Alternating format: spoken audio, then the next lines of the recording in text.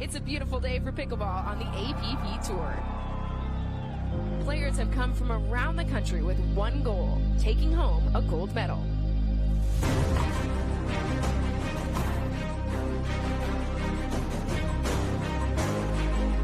The stage is set for another incredible APP Tour final.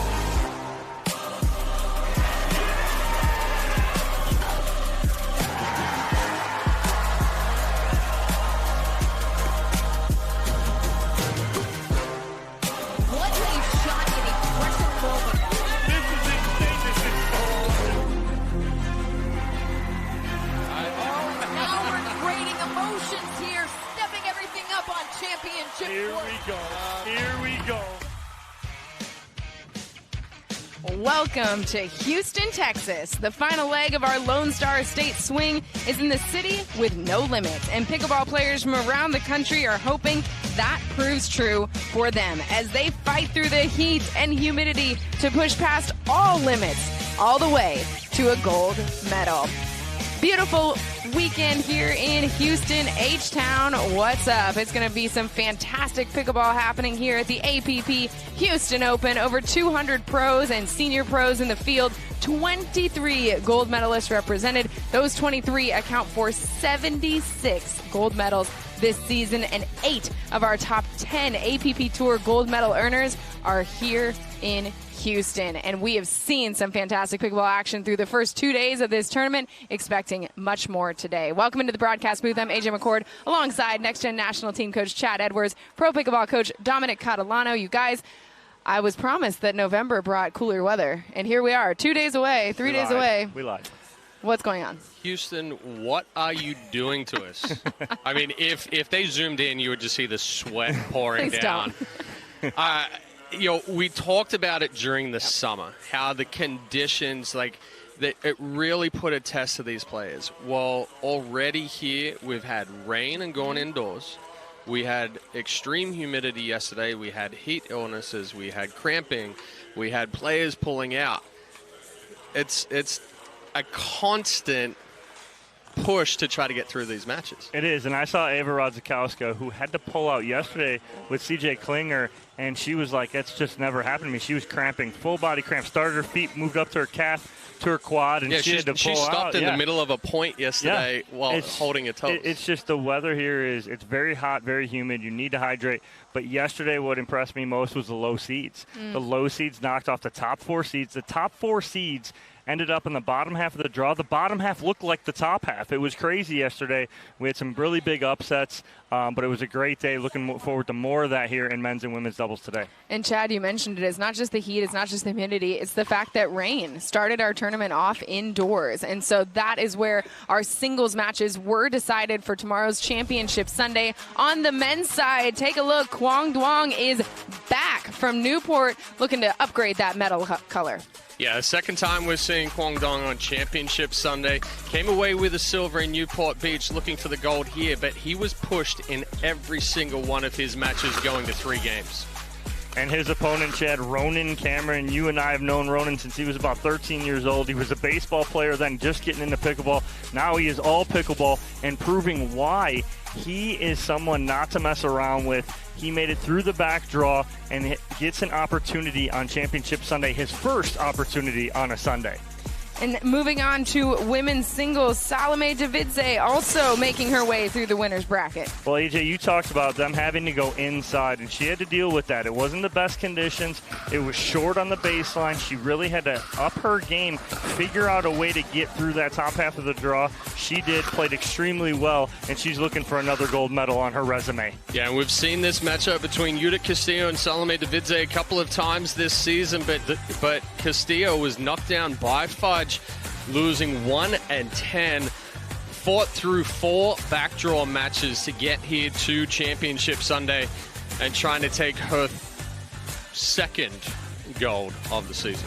And in mixed doubles, this is what you were talking about, Dom, with some new faces making their way to Championship Sunday. We know these two, but playing together for the first time tomorrow are Johnson Cola and Tammy Emmerich. Well, you said it. We do know these two, but they're not really accustomed to playing on Championship Sunday. They both have played on a Championship Sunday, but playing together here really put it together and really put the rest of the draw on notice, working their way through the top half, and they were very impressive all day long.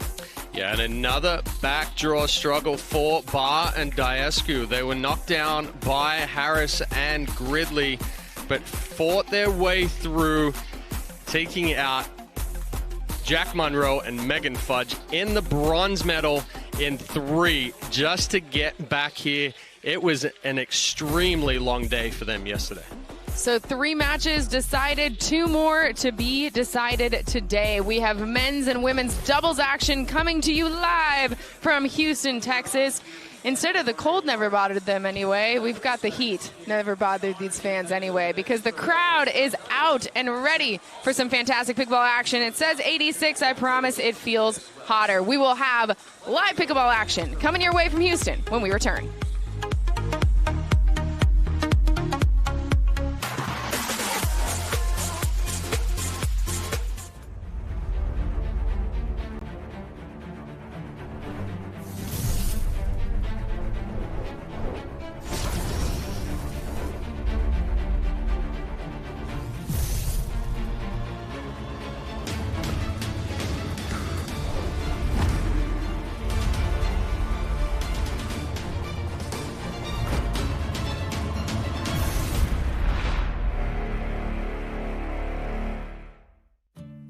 Years from tonight, Grant Gill will become a legend when he totally kills it at his improv class's graduation performance. Knees will be slapped, suds will be sprayed. People won't know what hurts more, their cheeks or their sides.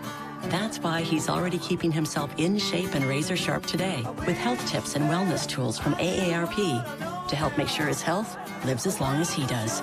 Because the younger you are, the more you need AARP.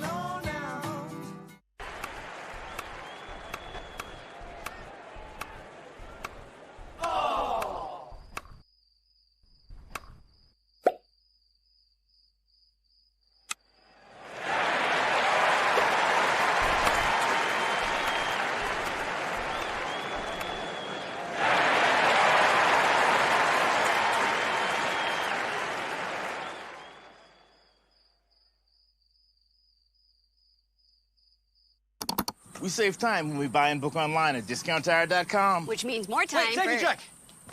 Kyle, it's pickleball. Every time. 002. Get 30% shorter average wait time when you buy and book online at discounttire.com. The APP is presented by AARP, Franklin, Leo Reve, and Pickleball United.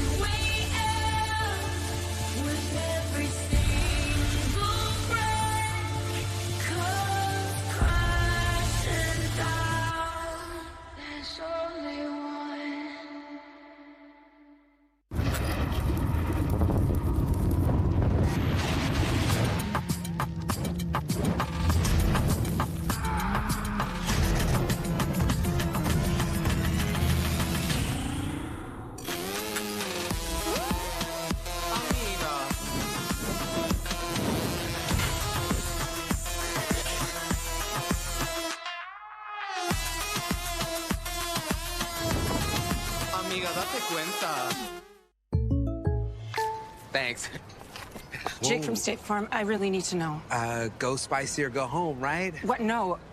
What if I'm not sure I have the right coverage for my car? Oh, your agent can help me make sure it's just what you need. What if I accidentally hit a food truck and it gets covered in empanadas? You can file a claim on the app. At State Farm, we're there for your what-ifs. Thanks. Oh. That is too spicy. That's for you. Like a good neighbor, State Farm is there. Call or click to get a quote today. The Pro XR pickleball paddle answers the age-old question of how to get paddle speed and control with the same paddle and one grip, and this is it.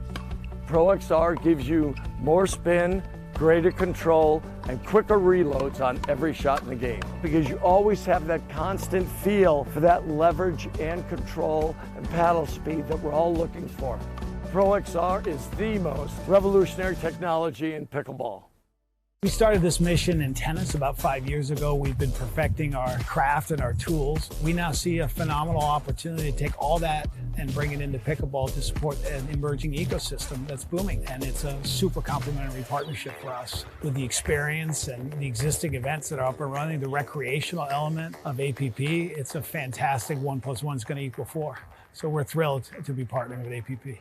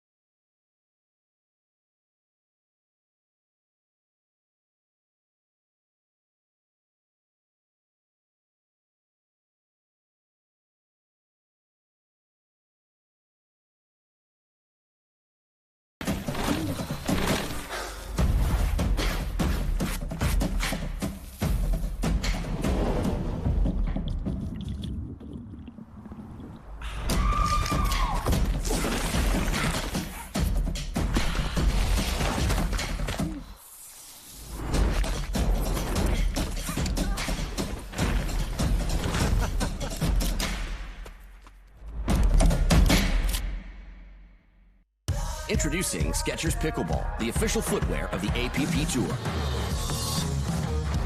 They're ultra lightweight and responsive for incredible speed. They have Goodyear rubber outsoles with a specialized pickleball design for increased side-to-side stability and agility. Plus, they feature shock-absorbing foam and Skechers' famous relaxed fit design for incredible comfort game after game. Conquer the court in comfort.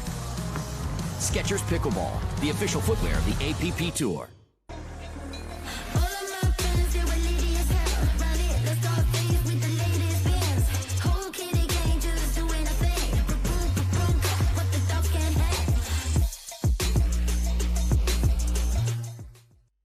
The APP is presented by Skechers, Powerplate, Yola,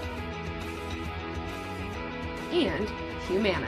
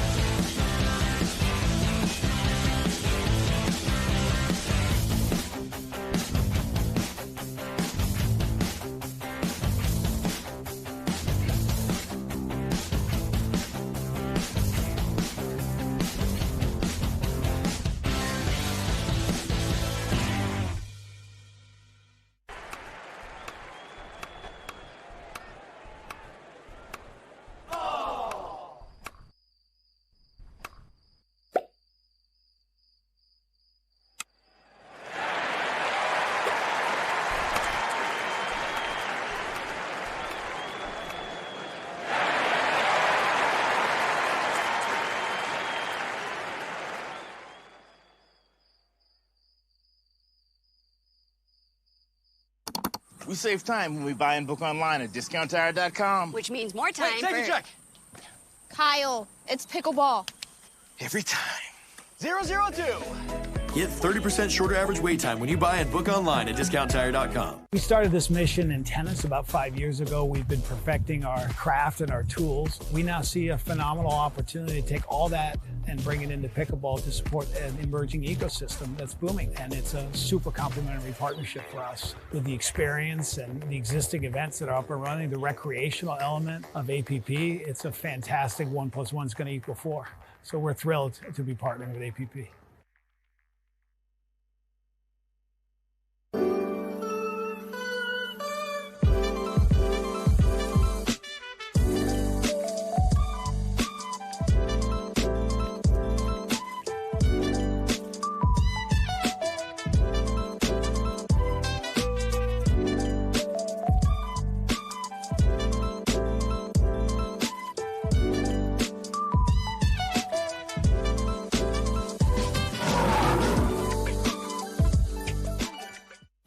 18 years from tonight, Grant Gill will become a legend when he totally kills it at his improv class's graduation performance.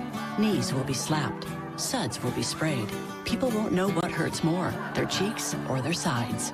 That's why he's already keeping himself in shape and razor sharp today with health tips and wellness tools from AARP to help make sure his health lives as long as he does. Because the younger you are, the more you need AARP.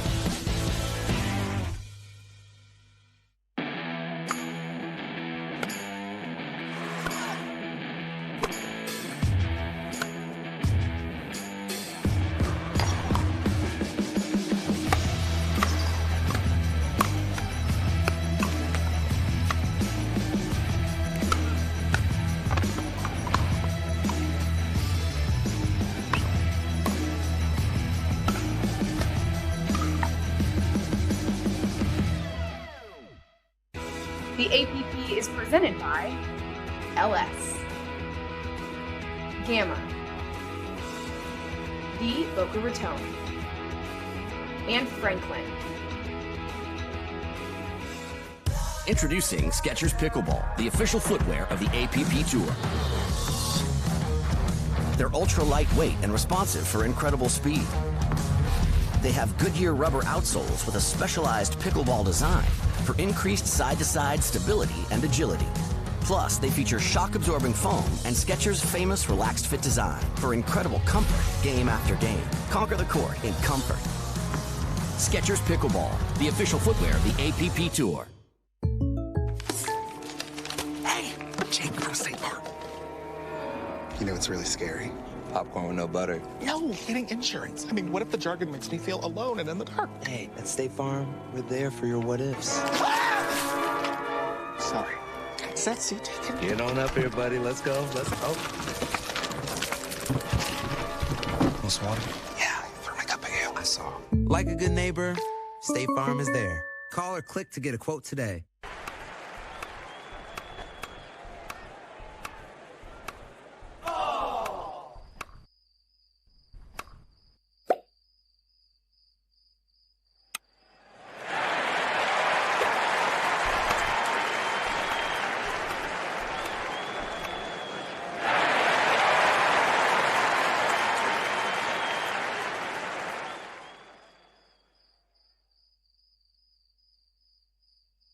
SunMed, premium hemp wellness for targeted relief and recovery, daily calm and relaxation, a better night's sleep, and brighter days. Discover modern wellness products for every part of your day and every step of your journey. The APP is presented by Pro XR, C&D Nets, Discount Tire, and Sports Illustrated.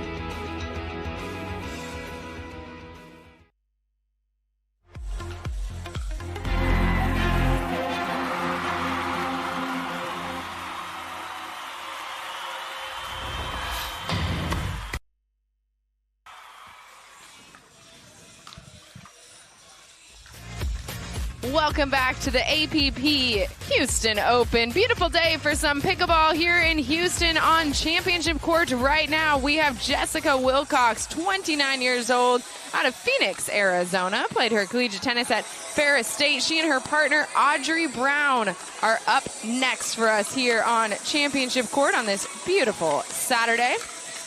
Audrey, 26 years old, also based out of Arizona, Scottsdale. She is a club tennis and pickleball pro as well out there in Arizona. They will be taking on Allison Harris and Emily Ackerman. You're taking a live look at Emily Ackerman. She's 23 years old. Her partner, Allison Harris, there next to her.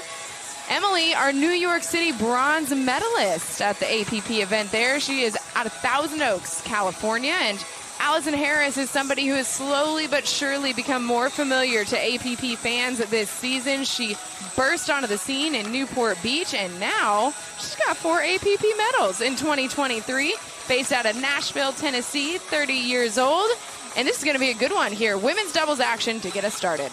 Again, we know and we've seen Emily Ackerman, Allison Harris. They've been here on championship court their fair share amount of times here in the 2023 APP Tour season.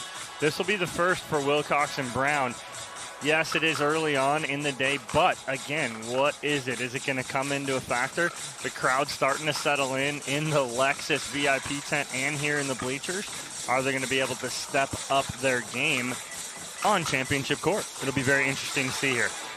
Yeah, Wilcox and Brown were pushed to 3 in that first round against Sedkova and Eugenio, winning that one 5-11, 11-2, 11-8. So it'll be interesting to see here as far as Ackerman and Harris have been sitting for almost 2 hours. Yes.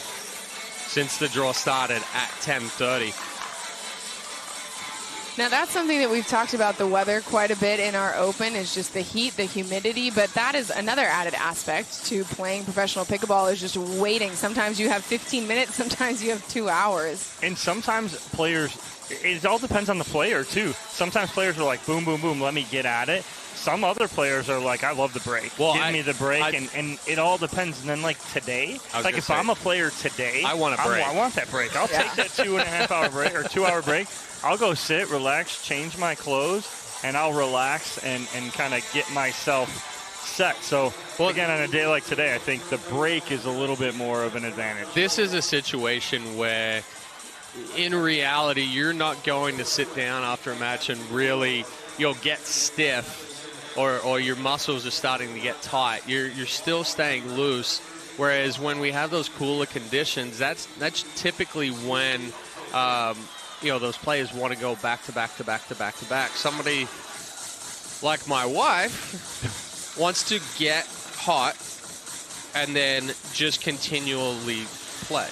Because in reality, as you get a little bit more experienced in life, you seize up a little faster than somebody that's in their 20s. Yes, and when you talk about the 2 hour break, right, and talk about the 2 hour break, and it's not really a break, it's a break from their warm-up because here's the thing, this is Ackerman and Harris's first match because they had a bye. So they've been here for 2 hours, warmed up, and then have really been sitting because why too? There's no open courts. It's a full day here in Houston, and so no courts open. They're kind of been sitting around, so now they had to go through a full warm-up again and see where they're at.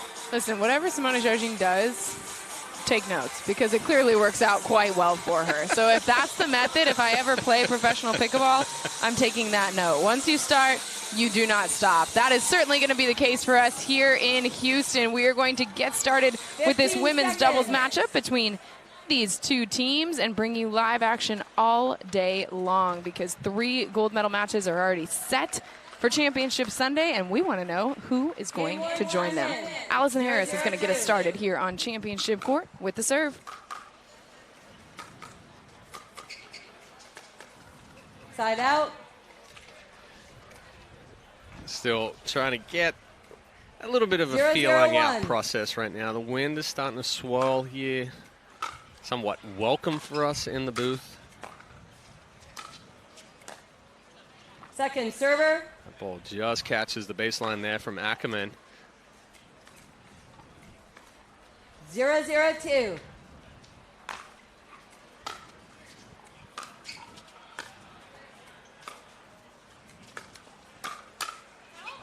That ball going point long off Ackerman's paddle. Oh, Wilcox and Brown are going to take their opportunities, both with a tennis background. They're going to come in and use that and use the aggressive play style. That time it was Ackerman speeding things up, some pressure put on Audrey Brown. 0-1-1.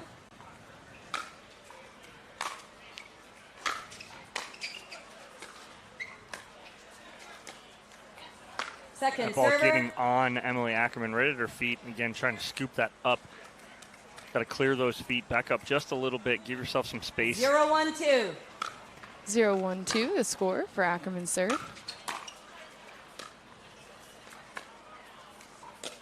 Oh, the ATP just misses off Ackerman's paddle, just a few inches outside. Sounded like she missed it. Caught edge guard on that one. The shape just wasn't there.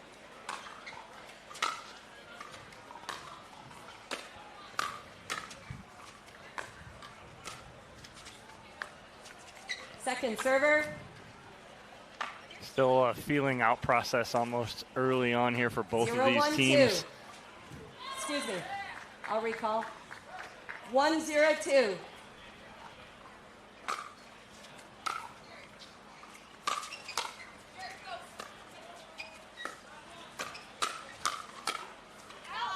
Point. I like the reach in there from Wilcox. Harris's forehand roll just sat up a little too high there. Tried to counter it, but Wilcox staying aggressive.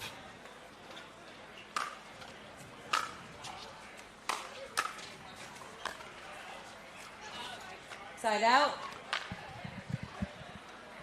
So as we see yet another side out here ahead of Harris's serve, Dom, walk us through a little bit more of what you're saying, that feeling out process. How is that playing out here for these two teams?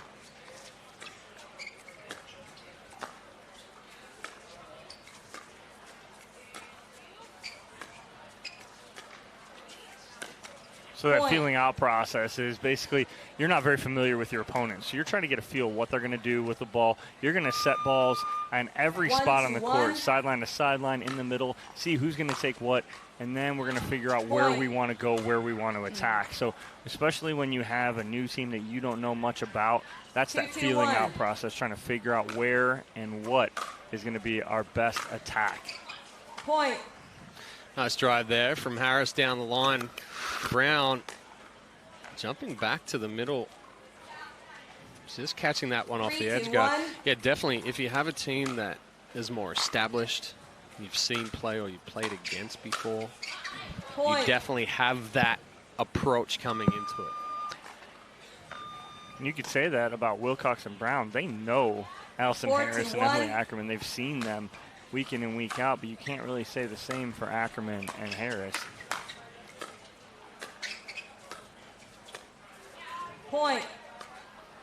Some great point construction happening here by Ackerman and Harris. Seen a lot of diversity already in terms of they've got some drives, some dings, some pressure dings. Stands out right now as we get ready for our very first, very necessary Tervis hydration break on the court here in Houston. Emily Ackerman and Allison Harris leading this first game 5-2 over Brown and Wilcox. Like we mentioned, it's about 84 degrees by proper temp here in Houston, but feels like quite a bit hotter. So I had ice in here at one point. It's already melted. Yeah, mine's under the table trying to stay cool. I'm holding it under there because it's so hot out. The ice was gone by 7:45. And it usually doesn't. No. That's how hot it is. It's crazy. But it's still cool. It is. It is still cold water. It's very cool. Refreshing. Yes, it does. So back on the court, we're going to get you back to live action here. Crowd staying cool as well. Lots of hats and sunnies. Sunnies. Hey, coming from down under right there. 5-2-1. Just trying to make you feel at home. Absolutely. Just throw some zinc on the nose as well. I offered you sunscreen. Yeah, but it was. It has zinc in it. It was skin tone. Point. So right now that feeling out process is kind of gone here for Ackerman and Harris. They know exactly what they want to do right now. They've figured it out the first couple points. They went down 1-0, and then ever since then they've kind of really taken over and figured out what they want to do. Harris just so lethal when she has that strong two-hand backhand. Well, Brown and Wilcox trying to switch things up now. Kind of uncoiling, putting Wilcox on the left. Brown's had a couple of unforced errors. Second server. Ackerman just running through that third shot drop there, catching the net cord. 7-2-2. Point. So Ackerman and Harris continue this run they have built up here in the 8-2-2. game one. On an 8-0 run after, like you mentioned, Dom. Brown and Wilcox went up early. But now it has been all Ackerman and Harris for the back half of this game one.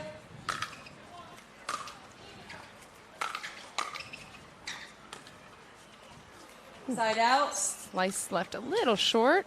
So side out here, Brown and Wilcox with a chance to dig into this lead. That's a situation there where with Ackerman coming through with that backhand drop, just cutting across the ball, needing to stay through that. Think of the thought process is keeping the ball on the paddle a little bit longer. That way it helps you stay through the ball, you get the extension.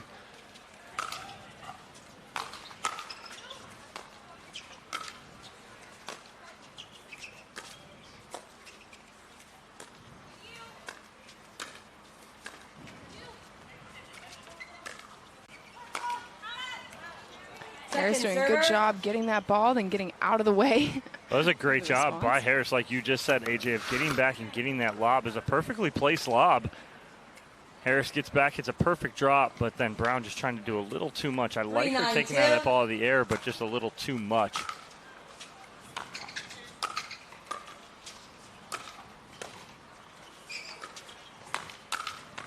Ackerman was sitting all over that forehand. I haven't seen Brown take a backhand down the line yet at Harris, so that's a situation Ackerman recognizes that the backhand's going to come cross court.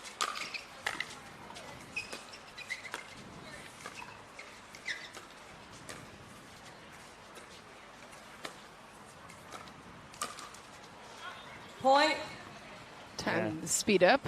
Too long. Tough ball right there to speed up from, too. Again, it's low, and again, she was just a little out of position. It caught between her legs. Just trying to speed up from a ball right in between her legs. It's tough, not in a good position. So it's a game point opportunity here for Ackerman and Harris. And they get it done. Game one goes to Emily Ackerman and Allison Harris. They win 11-3. So next up, game number two. They try to make this as short of a match as they can to get out of the heat. Can they take game two, or will Brown and Wilcox have figured something out? We will find out the answer on the other side of this break. You like to dink? Then Pickleball Magazine has what you're looking for. Our bi-monthly print publication will help you become a better player with instructional tips, drills, and articles from the top teaching pros in the sport. And you'll become a healthier, stronger player with psychological, nutritional, and wellness advice from experts in their fields. Finally, if it's product reviews or the latest news, we have that too. To learn more or to subscribe today, go to pickleballmagazine.com. From the Volpe family to yours. Fine cured meats we've been crafting since 1902. Our secrets are simple. Care comes from the time it takes to do things right. Character comes from the hard work and determination it takes to make it. Craft comes from the traditions passed down over 4 generations. Delicious doesn't need to be complicated. That's the Volpe way, where passion and love go into everything we do.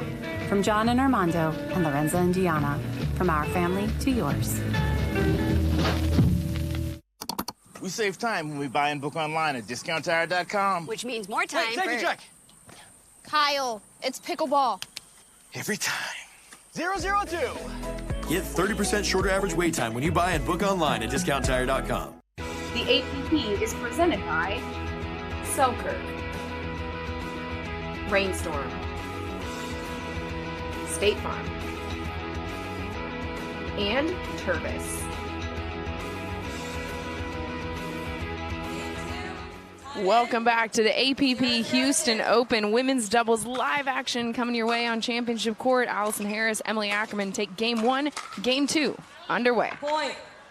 That's a better ball there from Brown. Doesn't go as big with the backhand. Ackerman catches that one just a little late. The ball flattens out on herself deep.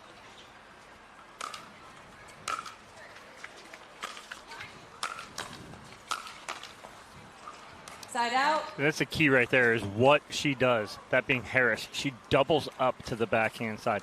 Instead of going backhand middle, she goes backhand and catches Brown.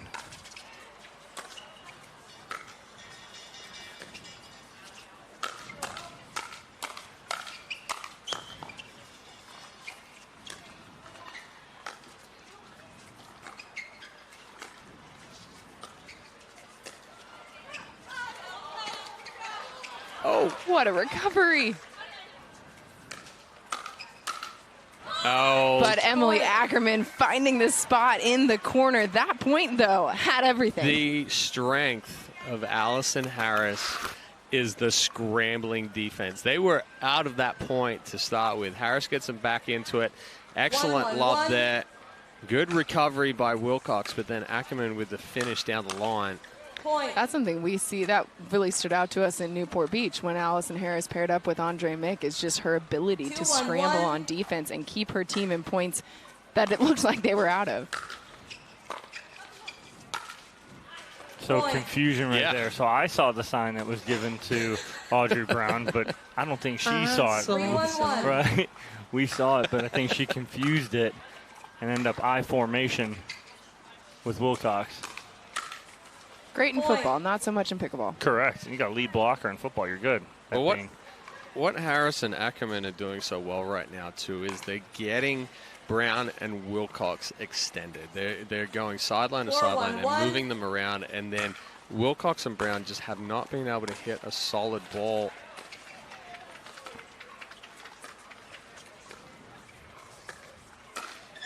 Second server. I like that reach in, though, there from Ackerman, because what's the key of what she's trying to do right there? She's trying to reach into the middle but pull it back to the sideline and kind of catch Wilcox off guard. Point. A nice drop there from Ackerman, coming up the back of that one hard. Good shape, good top spin, gets that one to drop down below the net.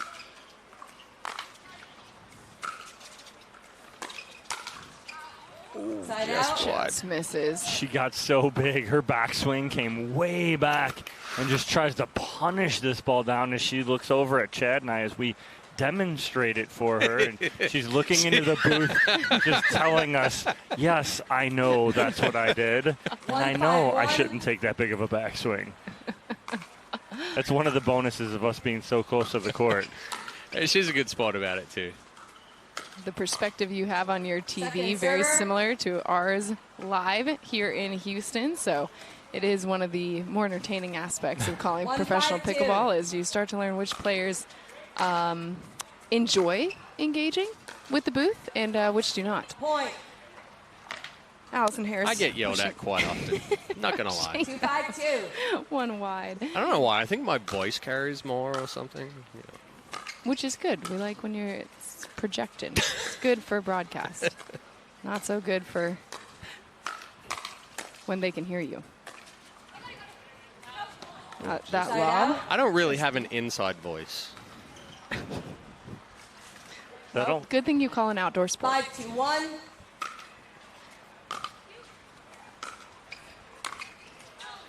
Again, Brown just trying to do a little too much. That's a ball there where you roll it down the line and you keep the pressure on. You're not going to hit a winner off of it, especially with a small target there.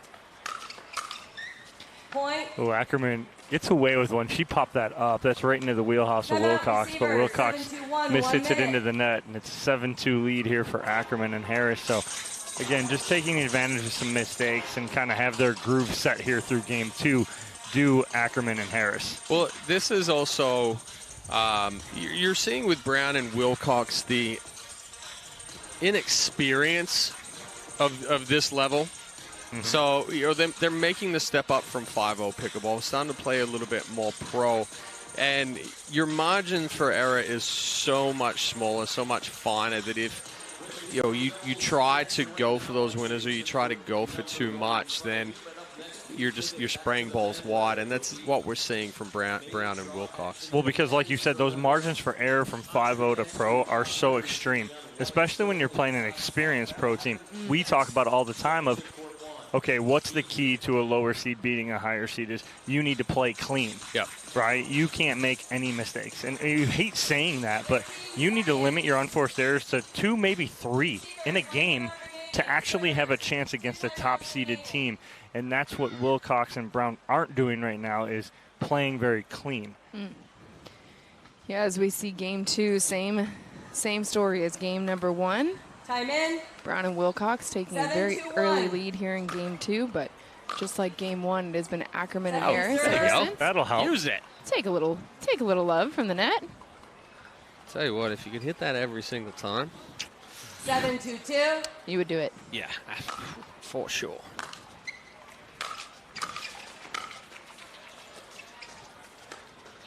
Side out.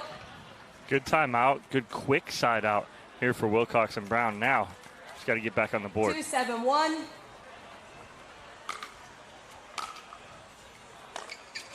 Second server. Like you always say, every comeback begins with a single point. That's right, but right there again, looked like Brown changed her mind. Looked like she wanted to drive that in the last second, decided to drop it. She was in between.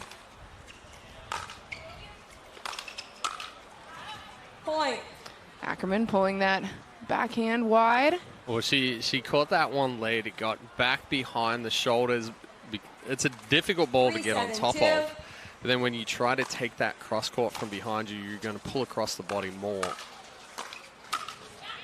Side out. Good ball distribution there by Ackerman on that point. Forehand down the line for the winner. Oh, yeah, she goes inside out forehand right there, and then what it does is it pulls Wilcox to the middle, and then she just goes opposite sideline. 7-3-1. 7-3-1 for Ackerman's serve.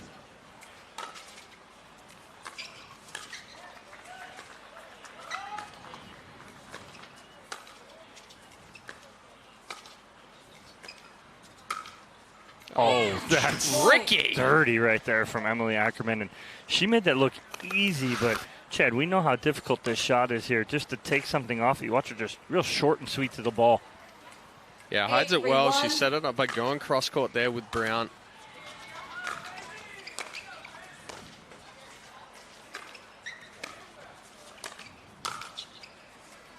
Getting a little help there is Allison Harris. So it makes it a 9-3 lead, for Ackerman and Harris here in game 2. Just 2 points away from moving on in our women's doubles action here at the APP Houston Open. 9-3-1. Second server. Again, Ackerman just pulling across the body there. You see her standing up tall. 9-3-2. Needs to make a contact a little bit further out in front. Point. And this sets up match point opportunity. Emily Ackerman and Allison Harris can punch their ticket to the next round with this serve.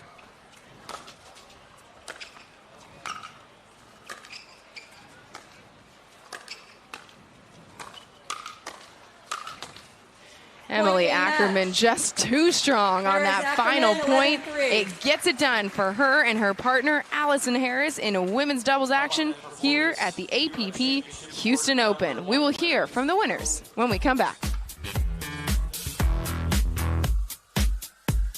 18 years from tonight, Grant Gill will become a legend when he totally kills it at his improv class's graduation performance.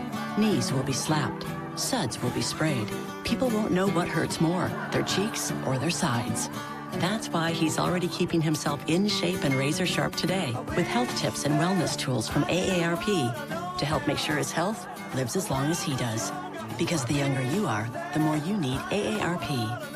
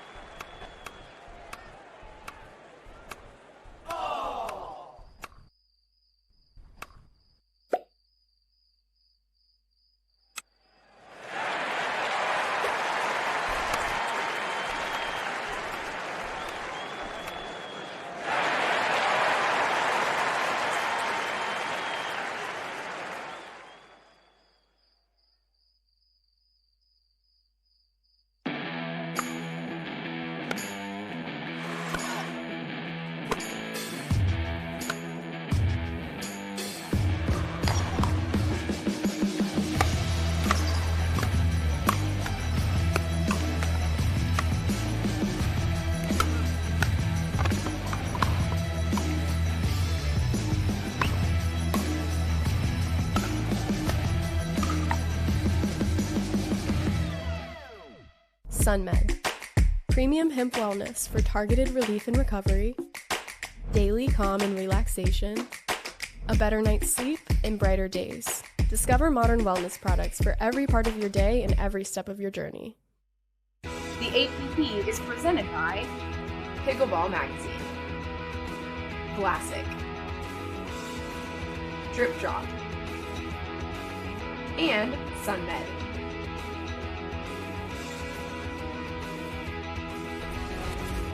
And we'll take another look at match point here for Emily Ackerman and Allison Harris.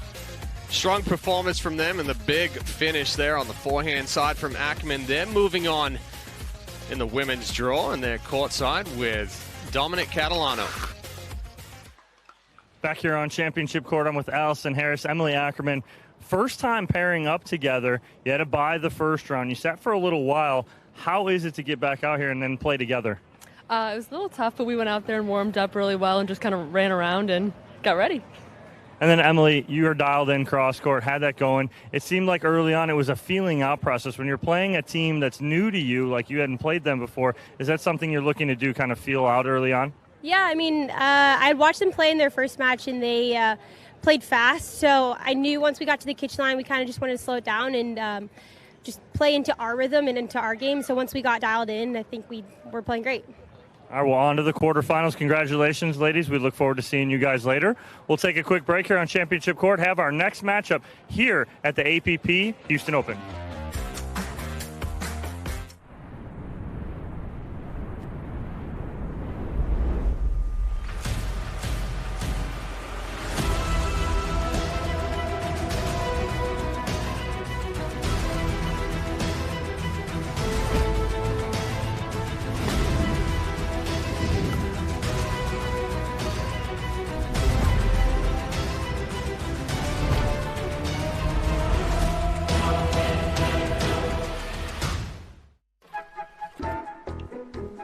Retirement.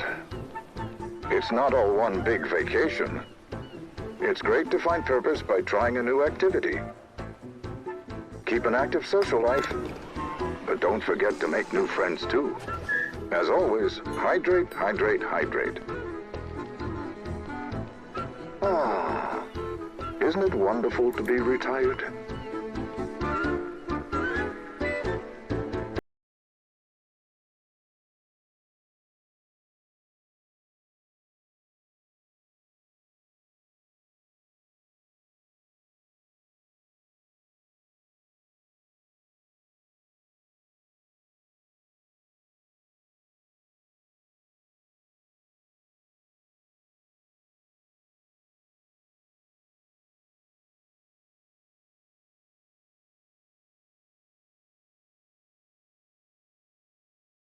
SunMed. Premium hemp wellness for targeted relief and recovery, daily calm and relaxation, a better night's sleep, and brighter days. Discover modern wellness products for every part of your day and every step of your journey. We started this mission in tennis about 5 years ago. We've been perfecting our craft and our tools. We now see a phenomenal opportunity to take all that and bring it into pickleball to support an emerging ecosystem that's booming. And it's a super complementary partnership for us. With the experience and the existing events that are up and running, the recreational element of APP, it's a fantastic 1 + 1 is going to equal 4. So we're thrilled to be partnering with APP. 18 years from tonight, Grant Gill will become a legend when he totally kills it at his improv class's graduation performance. Knees will be slapped. Suds will be sprayed. People won't know what hurts more, their cheeks or their sides. That's why he's already keeping himself in shape and razor sharp today with health tips and wellness tools from AARP to help make sure his health lives as long as he does. Because the younger you are, the more you need AARP.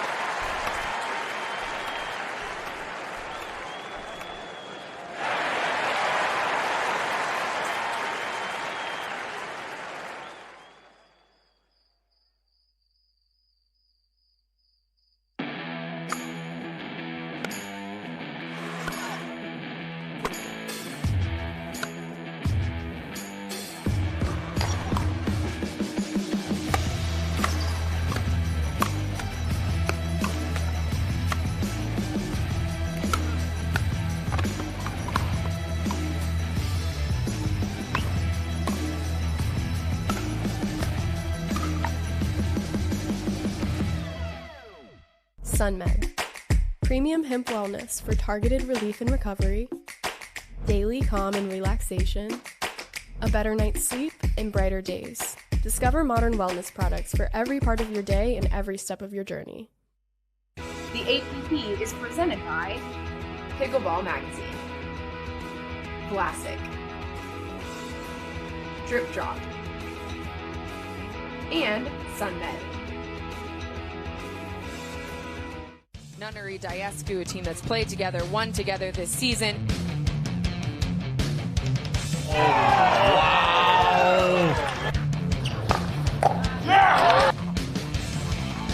The big man puts it away.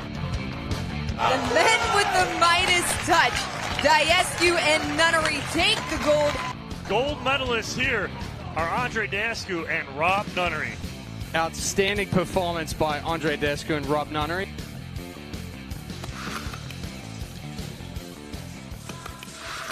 Every time these two get together, watch out. 6 gold medals as a men's doubles team this season. Talking about Rob Nunnery and Andre Diescu. Back again here at the APP Houston Open. You're taking a live look at Rob Nunnery getting warmed up here. Nunnery, 38 years old. His hometown, Ponte Vedra Beach in Florida. Played collegiate tennis at UNC Asheville, and he and Andre Diescu have certainly figured something out this season. Diescu, a well-known doubles partner, especially here on the APP Tour. He's 35 years old, now calls Palm Beach, Florida home, but he played his collegiate tennis at Oklahoma. Nunnery fired up and ready to go. Coming over here saying, let's go, squad. Certainly, Nunnery and Diescu are always ready, and this team is going to have to be if they want to beat them here in our men's doubles semifinals at the APP Houston Open. This is Wyatt Stone, just 18 years old, out of New Braunfels, Texas. Same home as Hunter and Yates Johnson. He has 4 APP Next Gen gold medals, Chad, so you know this one.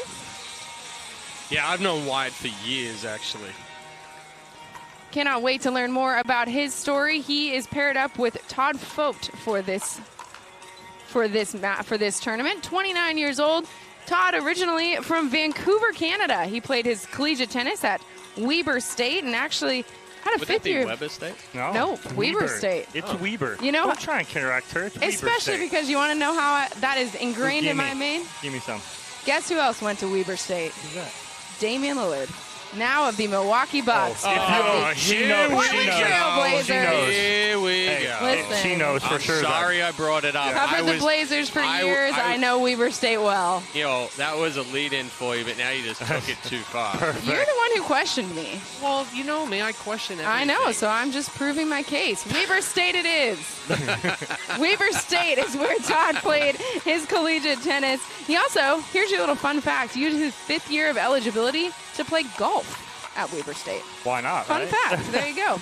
So that is going to be our stage set for you folks here at home getting ready for this men's doubles action. Wyatt Stone and Todd Fote taking on Andre Diescu and Rob Nunnery.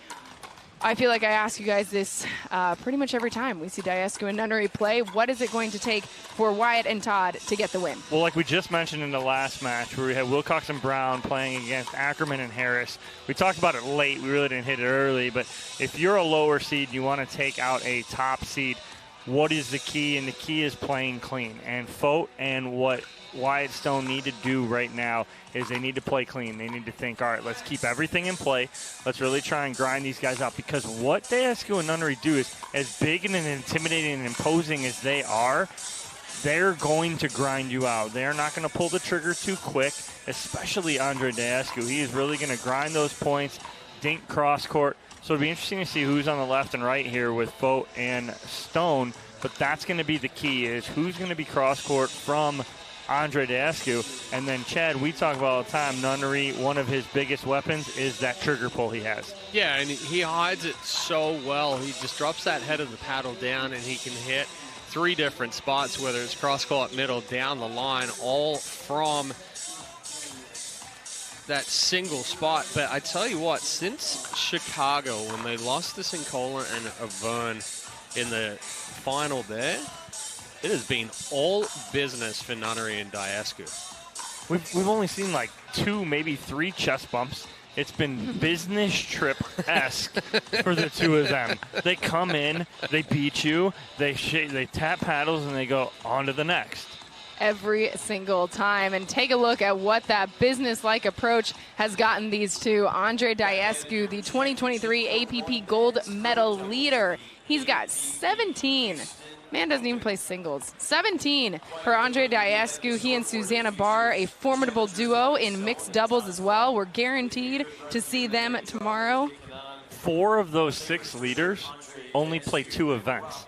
Hunter and Parrish are the only 2 that play all 3 events. Susanna, Simone, and Rob on that list, they only play mixed and women's and or men's. That's it. Like, that's amazing with the number of gold medals. And it's even more amazing with Diescu.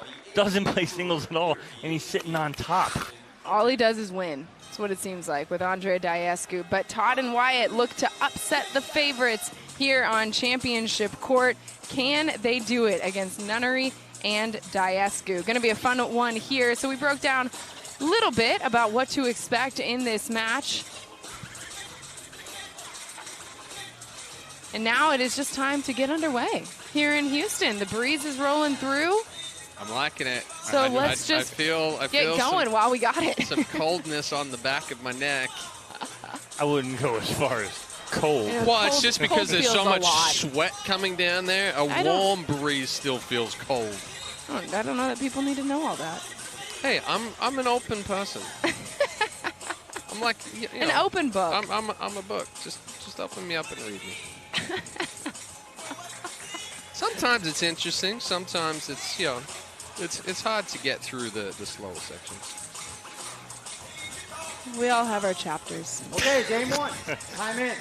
I don't know where to go from that. Let's play pickleball, shall we? Underway here on Championship Court, men's doubles semifinal action.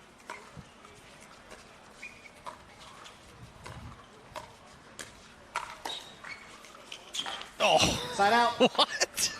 That's just a disgusting angle right there from Diescu, like it was nothing. It's just a flick of the wrist. I don't know if he meant to go that much angle there, but it worked out pretty well. Very casual.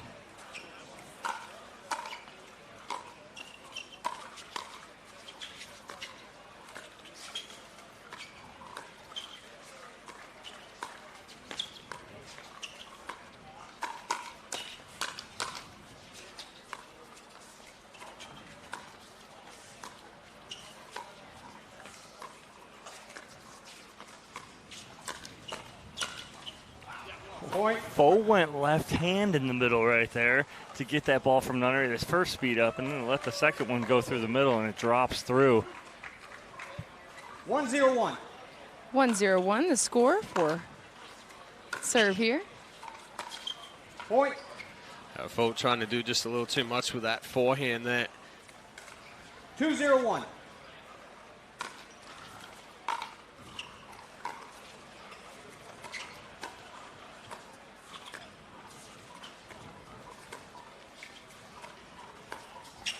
Second serve. Diescu leaving that slicing dink a little short. This pushes him on to their second serve. 2-0-2. Diescu with it.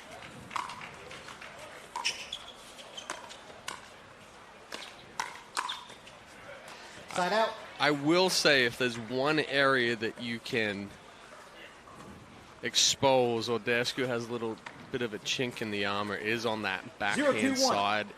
Predominantly with a consistent backhand dink. We've seen that break down a little bit.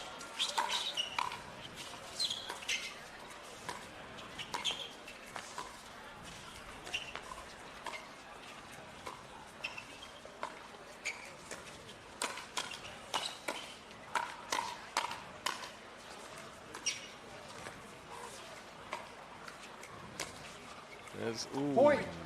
There it was right there what we talked about early, Chad, that flip right there, but just goes a little too hard with it.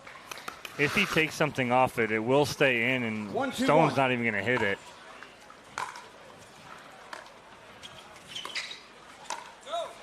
Second serve. That one also could use something taken off of it. Yeah, I saw Foe do that on the right with that kind of mix of backhand, went into the body of Diescu. That one just Hits it a little too hard.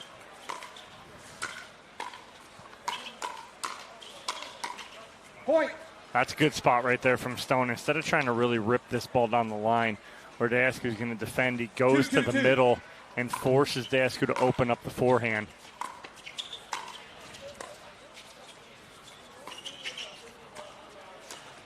Point. Dink left short there by Rob Nunnery. So Fote and Stone, after going down 0-2 to start this first game, have their first lead up 3-2. Point. That's a good move there from Stone. Knows that Fote's going to drive into the body of Nunnery. 4-2-2. Crashes, gets that ball a little elevated. Dayascu is trying to get out of the way, but still caught the paddle.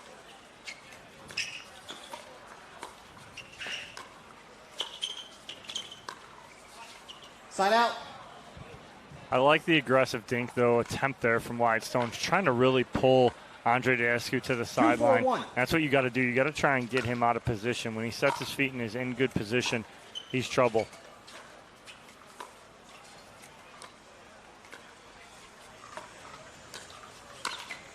Second serve. Nice speed up there, right into the body of Nunnery. Hard place to defend. 2-4-2. 2-4-2, the score for Dayascu's serve.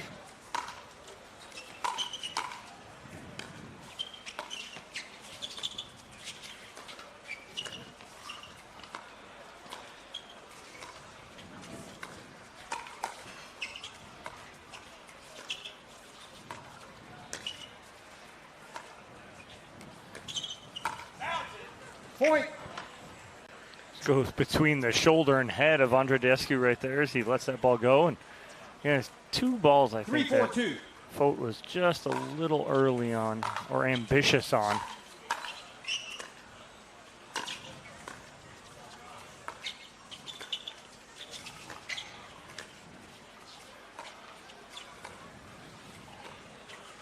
Point.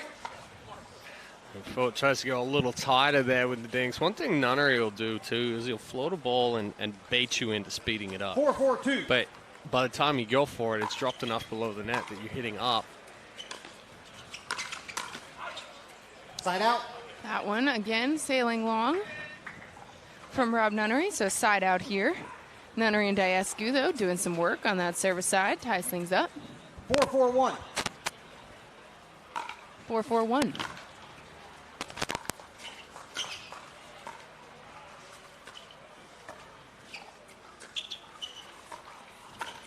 Oh. Dayascu with the Ernie, I believe. How do you avoid the post right there? Well, not only the post, but these feet. 4-4-2. Because they're raised, if you step on that.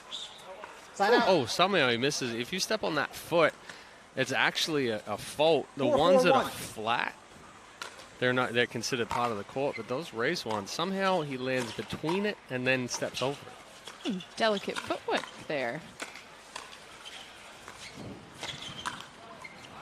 Second serve. There's that left hand in the middle again there from Todd Fote as he just steps in, takes that lefty forehand.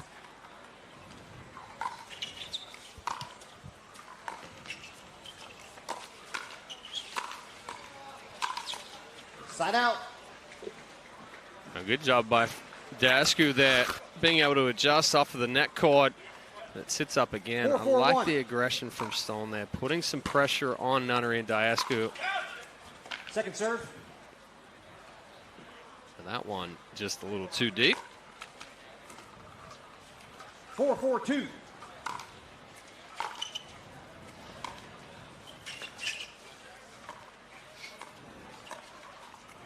Side out.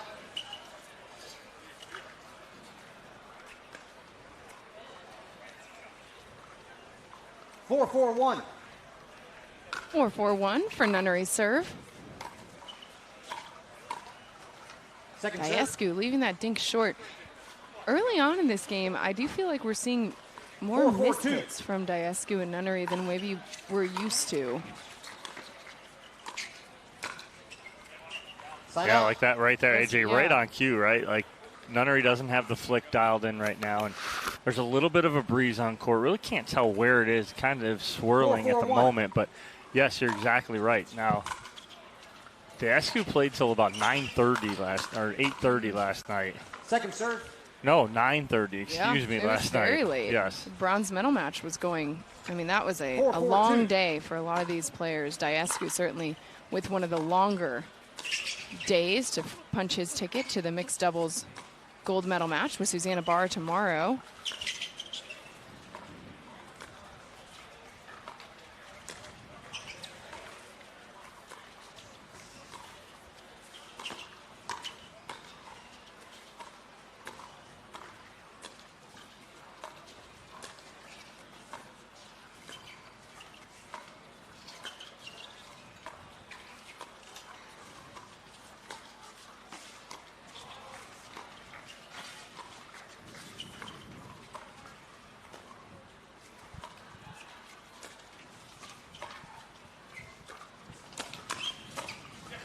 Ooh, nice setup there from Whitestone. I like the speed up right there.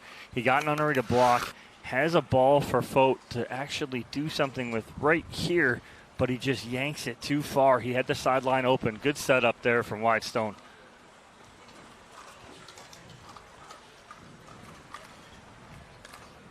So it goes back to the side of Daescu and Nunnery. 4-4-1.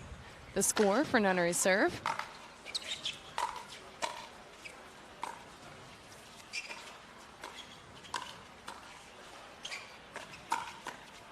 Point. Sheesh. Just when you think you have him out of position or off balance, Daescu gets back on balance here. Watch right there. He's off balance for a second, but then really comes back in and punches that backhand through. Daescu's length is one of the things we always talk about as one of his strengths. His dad played for the Romanian national basketball team, but the footwork, too, I think, is something that we're seeing a lot of. The double net cord there. Good adjustment from Whitestone on the first one, and then gives it back to Nunnery. 5-4-2. 5-4-2 for Daescu's serve.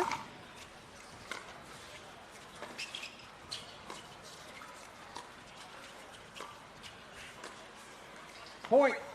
Stone decides to go to the two-handed backhand on that last one and kind of gets over the top of it a little too much.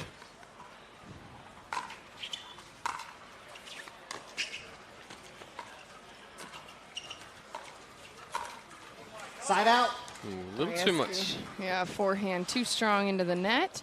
Well, it's too much body movement there. Actually, he's out there reaching for it, but you see the body slide left, so then he ends up pulling across the body, and that's why it catches the net cord.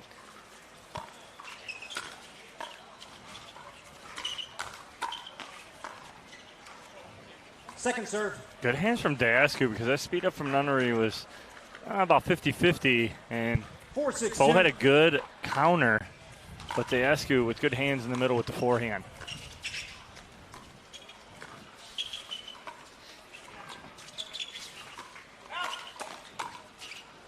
Side out. And that's exactly what Daescu does right there, right? He slides to the sideline to get that first counter, but then what does he do? He doesn't stay there. So watch the footwork there, and then bounces right back to the middle. Well, that's also understanding the angle and where that ball is going to come back. If he's going back crossbody on Fote to the backhand, it's going to come back in a straight line, whereas that the forehand. So it's that 1-2 combination where we see a lot of players with the counter or the speed up. They watch to see what that ball's going to do or where it's going to come back and then try to get there, and usually they're late.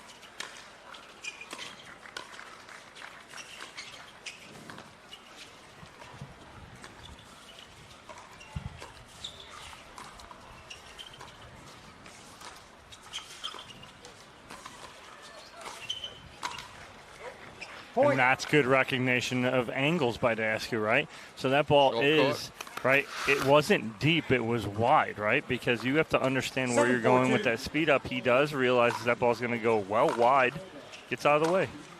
Side out. But it's, can we call Daescu and Nunnery Team Novocaine? Just give it time, it'll work, right? Because they were down 4-1, right? Down 4-1, and then they're just like 2 points here, 2 points here, 2 points here. And then all of a sudden it's just like, okay, we're down by 3, and it's like, what's going on? They're just going to numb you up before they start pulling out the teeth. Yes, exactly. And right now, they're going in and starting to pull teeth right now. All right? It's an analogy that works, Dom. I like it.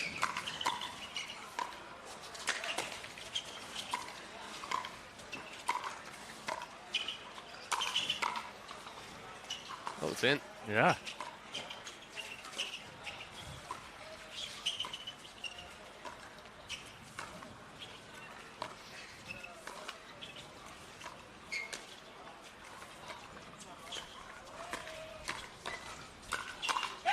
Oh. Daescu, it's a benefit of being too tall, and it's a disadvantage of being too tall. 5-7-2. Another look at this point. Ball dropped right inside that line. Nunnery's yelling bounce it as it goes right off Daescu's shoulder. Yeah. He wants him to get out of the way, but nothing the big man can do there. Well, we saw Daescu take one right to the middle of the forehead last night as well.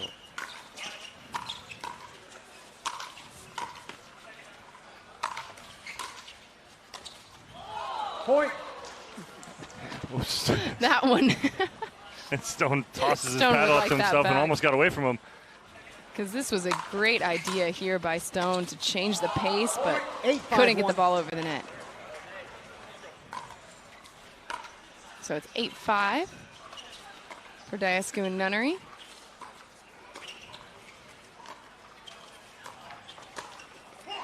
There's that mix of backhand flick again. Drops the paddle head straight down. And then he changes direction just by hitting a different side of the ball. Puts Daescu and Nunnery on their second serve. Oh, Side nice hands there from Fotis. All he does is just get on top of this and punch it straight down. Doesn't try and do too much. Great job. Taking a look at it here. Yeah, just a quick 5-8-1. punch. Little jab past Nunnery.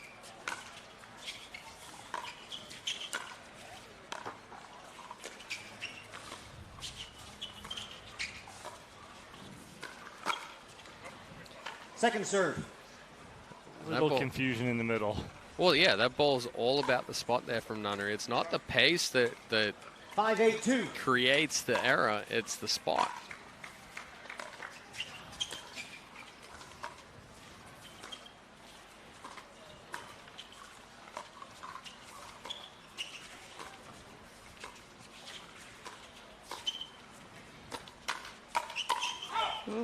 Point. Like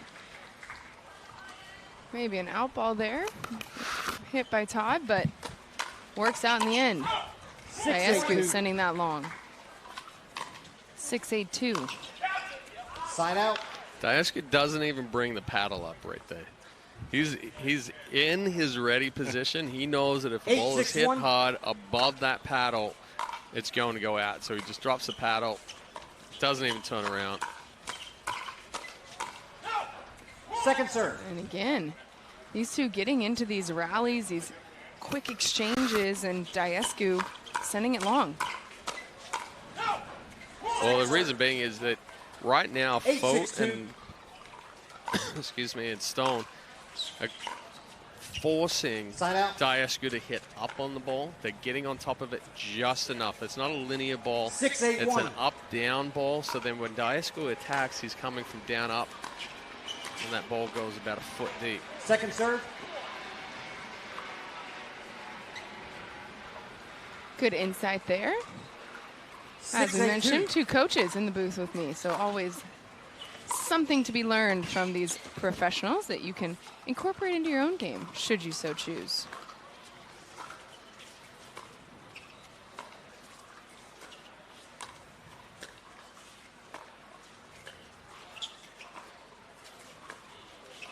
That's good pressure dink right there from Fodi. Gets Daescu pinching just enough to the middle, goes right behind him enough to get him on his heels. And now Fote and Stone back within one. 7-8-2. 7-8-2 for Stone's serve.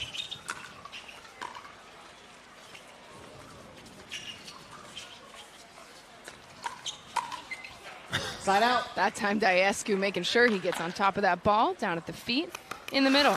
Yeah, that's a difficult attack from Nunnery. Well, right here, just a quick flick, elevated ball to Stone. The only thing he can do is just try to get a paddle on to protect his face. creates the pop-up. But even if he doesn't get a paddle on that, that ball's probably going to drop inside the baseline. 8-7-1 for Nunnery's serve. A little miscommunication.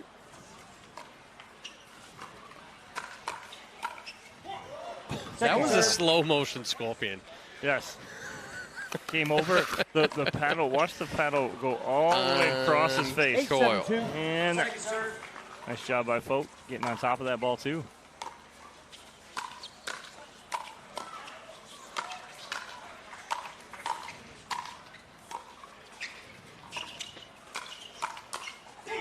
Folk doing a good job putting the pressure on in that point, forcing the side out. And Nunnery dropped the ball back in and then comes in full attack mode 7-8-1 and tries to flip this, but Folk was not surprised by it. This could be something like we were talking about with our last match, is that everybody knows Diescu and Nunnery in men's doubles. We have seen them play on Championship Sunday so many times this season. We've seen them play a lot here on Saturdays as they get deeper into the draw. And so if you are looking for tape on Diescu and Nunnery, it is out there. Yes, you're exactly right. And again, Nunnery and Diescu also, though, too, they are very familiar with Wyatt Stone and Todd Folk. They've seen them before, maybe not together, but again, that feeling out process here early on. But a nice little run here from Folk and Stone, and we're all square at 8 apiece now in this first game. Nunnery and Diescu have, for the most part, been in charge here on Championship Court, but Folk and Stone have just been relentless and unafraid, too. I think that's the thing that's been pretty impressive, is they haven't been afraid to attack either throughout this first game. 50 seconds. Receivers, 1 timeout remaining. Servers, 2 timeouts remaining. So like I mentioned, Rob Nunnery and Andre Diescu with a lot of tape out there. Let's break some of it down now. Right, and you have what they do so well is they work through the transition area. They never rush. Watch this here, as they're never rushing to get anywhere. But you see how they're tandem. Diescu trying to pinch a little here early, but as they work through that transition area,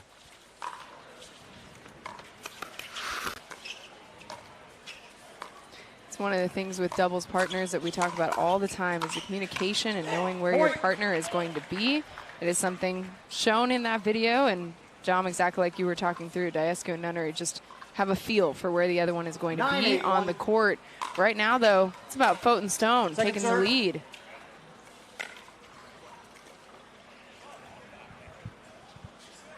Yeah, I can overturn it. Folk thought that that serve was in. Nunnery called it out and was pretty confident in it. 9-8-2. So it pushes them on to their second serve. Folk with it. 9-8-2. Oh, Stone, good aggression, good step forward there. Puts the pressure on. It just catches that third ball. 8-9-1. Off the edge guard. Folk looked like he had the forehand behind it.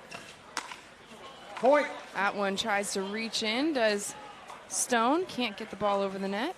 And this is where those unforced errors against higher seeds, they start to clean it up, and you start to make some unforced errors, and this is where it comes down to it. Tense times here on Championship Court. Diescu and Nunnery. 3 in a row. 3 unforced errors in a row from Folk and Wyatt Stone. 10-9-1. That's the difference. So now Diescu and Nunnery with a chance to win the game here.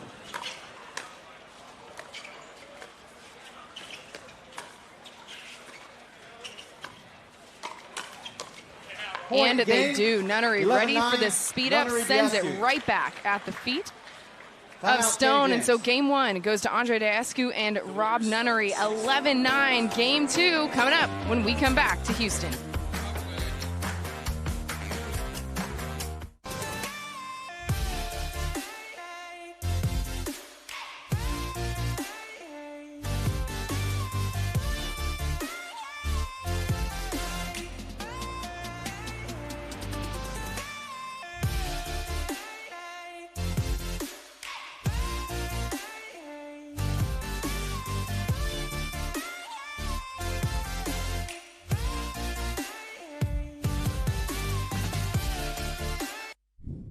Need to sell tickets for an event? From Sports Illustrated's official ticketing platform, introducing Box Office. Manage ticketing for sports, festivals, fundraisers, and more, paid or free. And we go beyond the barcode. Introducing Super Ticket. Super Tickets are secured by blockchain technology and transform into exclusive digital content, promotions, and rewards between the event and guests. Cheaper, better, simpler, more secure. Sports Illustrated Tickets. Partner with us for your next event.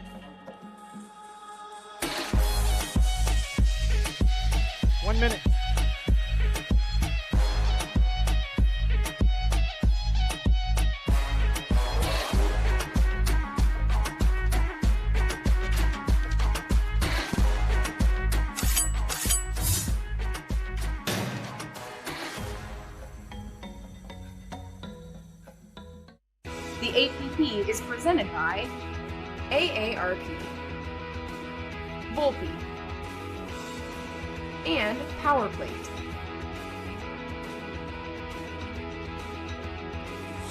Welcome back to the 2023 APP Houston Open. Andre Diescu and Rob Nunnery take a hard-fought Game 1 against Wyatt Stone and Todd Fote. Good hands all around between these two teams. A lot of great exchanges, a lot of great rallies in that first one, and Fote and Stone came to play. Yeah, Fote and Stone played really well. That was as close as it's going to get at 11-9. See what they do here in Game 2 as the wind starts to pick up big time here. Well, it could have been closer, but 11-9 is pretty close.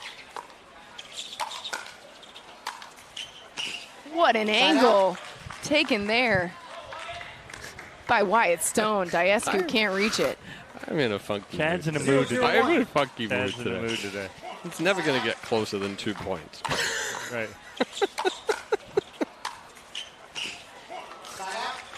Ay. Point. I think the heat's getting to me. 1-0. Fote and Stone take the lead here early in Game 2.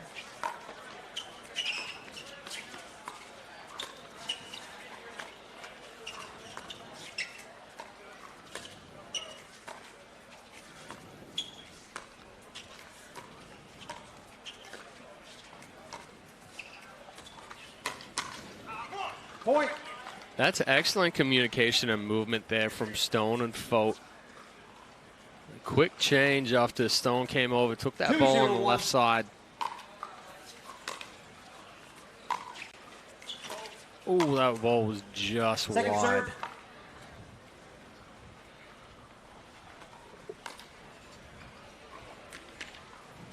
Two 0-2.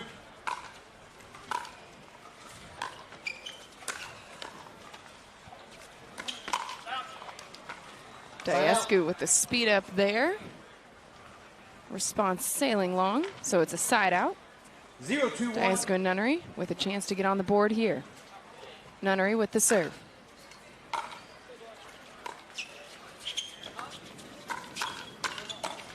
Point. Good step in there from Diescu in the middle and starting that, but the key is he goes outside of Wyatt Stone. Stone counters back, but Nunnery there to clean it up in the middle.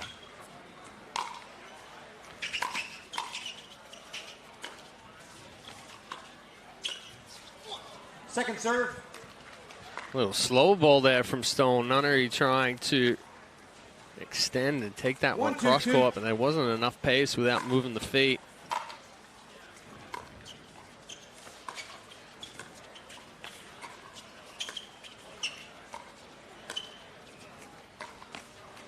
Point. Fote leaving that dink little short. Hits the Skechers sign and instead of going over it. So it ties us up 2-2. Also second serve. So 2-2-2. Point. That's good. That's a good spot there from Diascu, elevating the ball. Folk thought he was going to go down the line of the forehand side. Just gets him crossed up. Side out.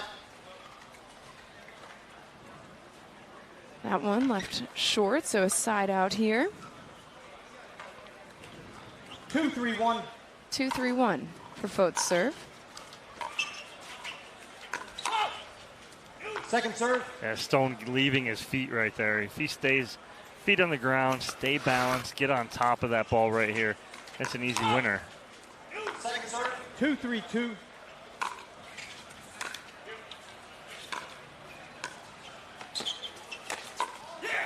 Point. Ooh, nice shape. Watch this one here as Folk comes across and lets it develop. 3-3-2. We see him go on the inside part of the ball. Or outside part of the ball, I should say.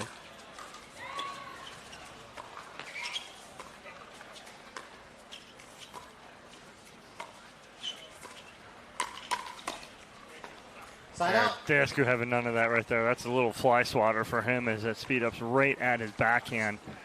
3-3-1. 3-3-1 for Diascu's serve.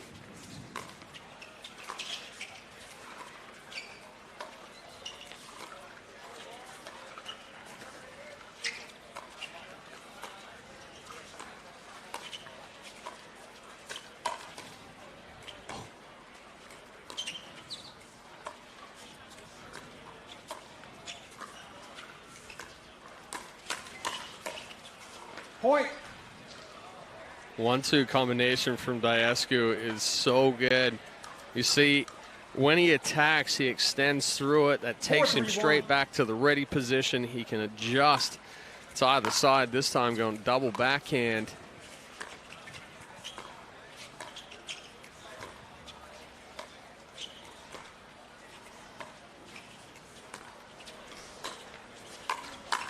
Oh, Andre Diascu, get up for that ball. Big backhanded overhead right there from Team Novocaine at it again after they spotted him a 2-0 lead. And it's just like, here we go. We'll give you a lead and play around a little bit. And we'll take that lead back and slowly. 5-3-2. 5-3-2 for Nunnery's serve.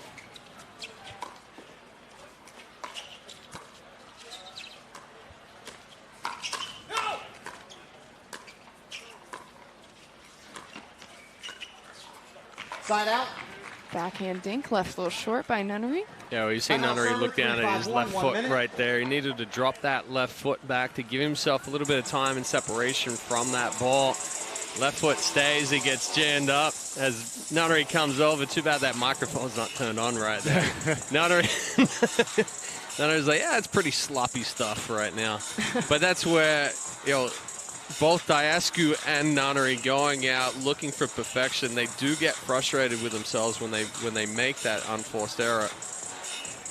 6 gold medals as a team. The most recent one was in Dallas for Andre Diascu and Rob Nunnery. Let's take a look back at the Vlasic Instant Classic that was in Dallas.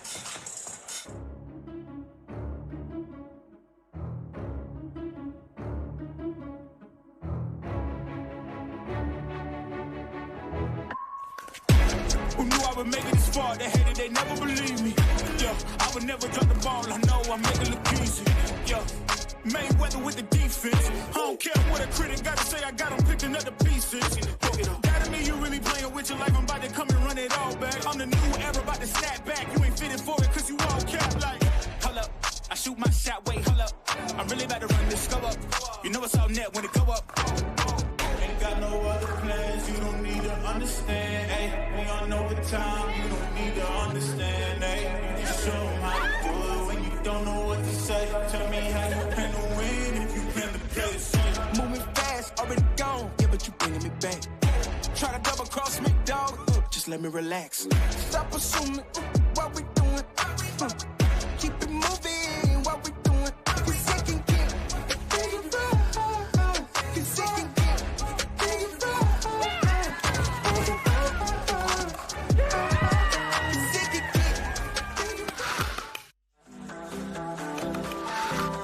here's a look at the Discount Tire upcoming schedule. As you can see, we're wrapping things up here in 2023. Next month in Chicago, the U.S. Indoor Championship's going to be November 29th to December 3rd, and then back like we never left, picking it back up in January. Cannot wait for 2024 and all that is ahead.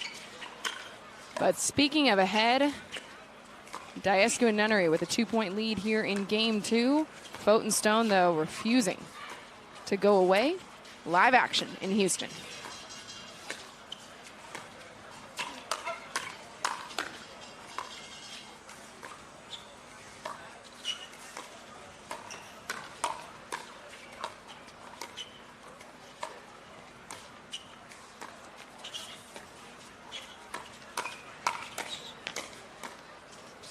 What? 3 balls where he's just... Point. Diescu gets 3 balls off the end of the paddle on the forehand and back inside. Somehow still keeps him in the point. 4-5-1.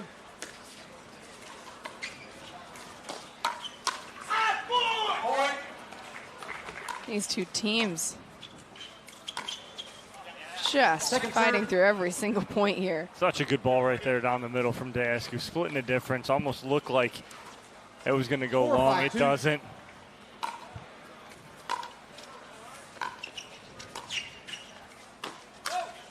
Point. Nunnery taking a look back at the sideline, wondering if he hit an out ball there. 5-5-2. 5-5-2.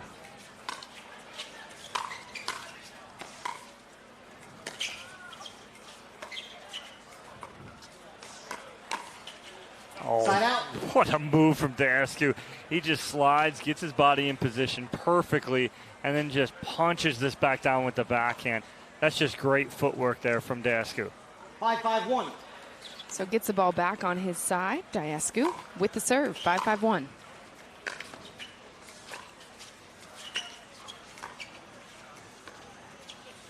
Second serve. And that dink left short by Rob Nunnery. So on to their second serve. Yeah, again, just the footwork there from Nunnery. The ball gets a little too close to the body. Weight's going back.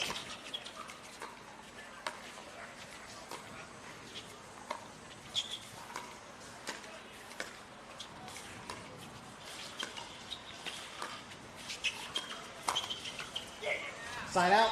Little help there off the net. Foe's going to take that all day right there. Give him a little love as they get the side out. So without Nunnery and Diescu adding to their scoreline either. So really important 5-5-1. exchange there. Fote and Stone with a chance to take the lead. Second serve. And that's one of those things, those mistakes you can't make. You can't miss a third. Against a 5-5-2. top seed, you have to make all your thirds, even if it's high. Make them play something. Side out. Yeah, it's a quick side out there for Fulton Stone. 5-5-1.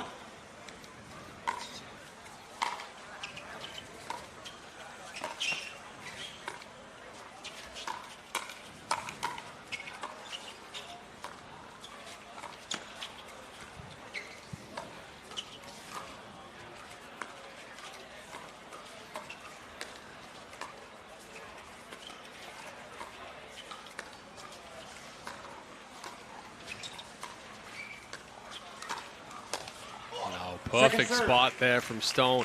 And again, it's the pace. It's not hard hit. It just rolled down. He couldn't have threw it there any better. Ooh, the Ernie from Andre Diescu, though, always going to be difficult to defend. Yeah, that's a good move right there from Diescu. He waits till the last second, too. Doesn't go too early. He almost goes after Stone hits this ball. But again, his length is such a big factor right there. Hey, I'm really excited right now. Point. Nunnery speeding that up right at the left shoulder. Wyatt Stone couldn't get his paddle up in time or out of the way. So Diescu and Nunnery 7-5-2. with the 7-5-2 lead. Side out. Another side out.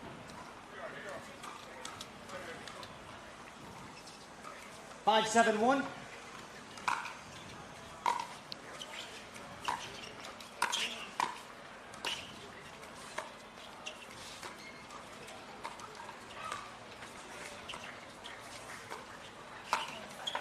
Nice ball right there from Foe, reaching in. He caught Daescu just enough on the move to the sideline to open up this hole in the middle. 6-7-1. 6-7-1 for Stone serve.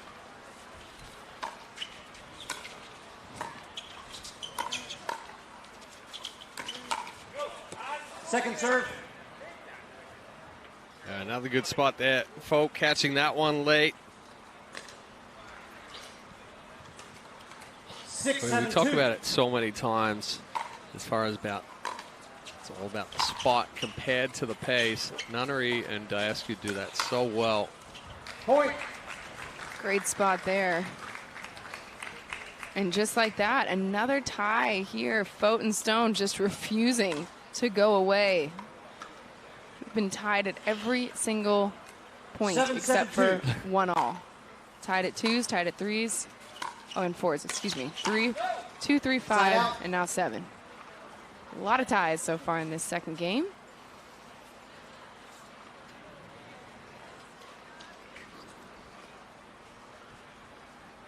Nunnery and Daescu took the tightly contested game 1. 7-7-1.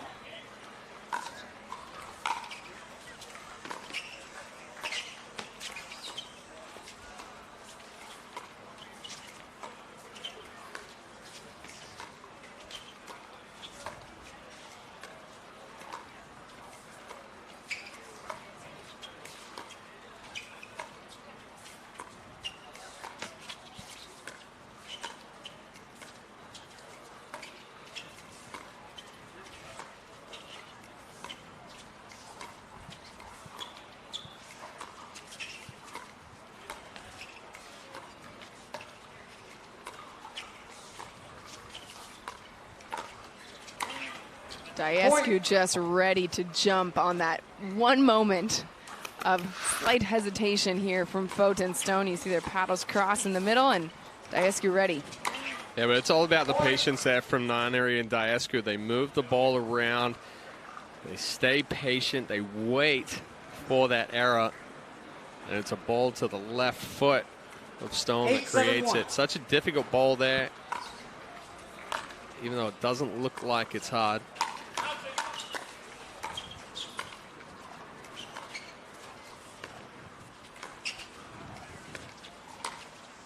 Point.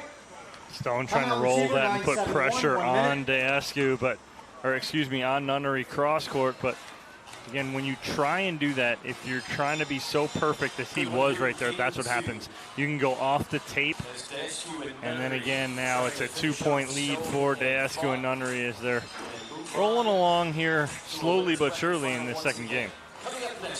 So we've seen a lot of great exchanges between these two teams. Let's take a look back at our Vlasic rally of the match. This is all Daescu here. Yeah, a little bit of everything in this one. Daescu catches 3 balls off the edge of the paddle, somehow keeps it down in the kitchen. But the speed up there from Fote, and again, the elevated balls makes it so difficult to get on top of. Yes, exactly, because of the pace. So it's elevated, and with pace, you're behind it, and then again, your paddle lags, and you can't get that paddle on top of the ball. Whereas if you're out in front, it's a slower ball. You can get on top, control that pace, get it at your opponent's feet. 9-7-1. 9-7-1, the score for Daescu serve. Second serve. That one flipped wide. So pushes them on to their second. It's going to be Rob Nunnery. 9-7-2. Taking it. Yeah. Second serve.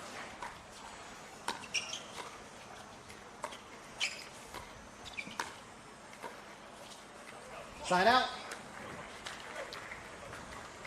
So good, well-called timeout there. Fote and Stone come out of it, forcing the side out before Daescu and Nunnery can extend their lead.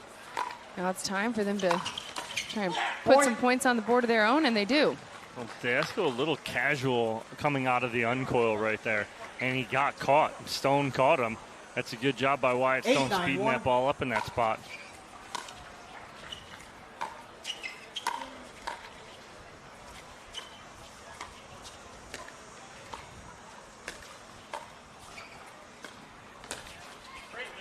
Second serve. Yeah, it's a tough ball for Stone to speed up. Not quite high enough. He's almost fully extended here and hitting up on the ball. Dayescu ducking down. This time getting out of the way. Took one in the shoulder. A bit of a matrix move.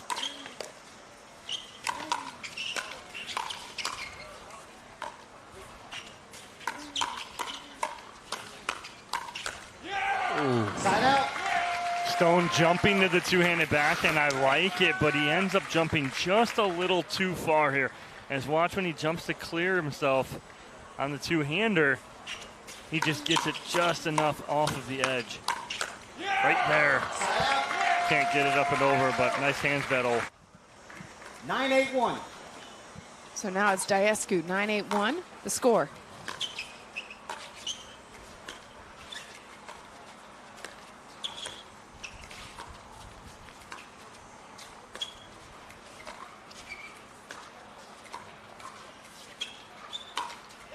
Point.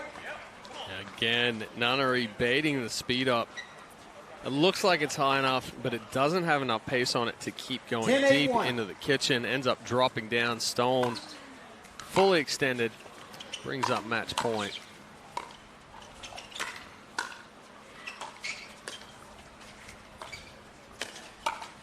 Point game match. And that is how it ends. Andre Dayescu and Rob Nunnery with some hard-fought games there. Todd Fote and Wyatt Stone giving them everything they can handle, but the defending gold medalists from Dallas take another step towards defending that title here in Houston. We'll hear from them when we come back.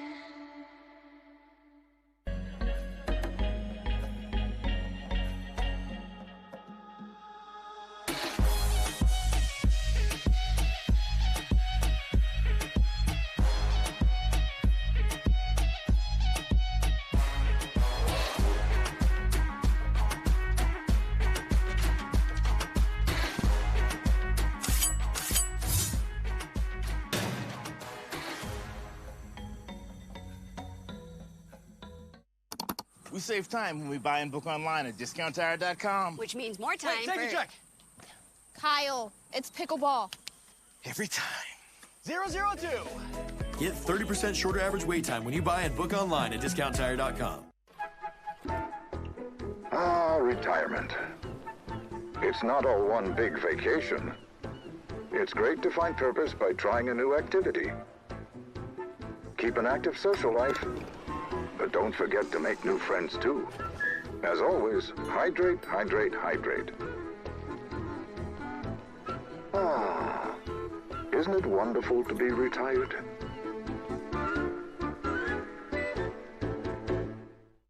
The APP is presented by Lexus, SunMed, and Chicken and Pickle.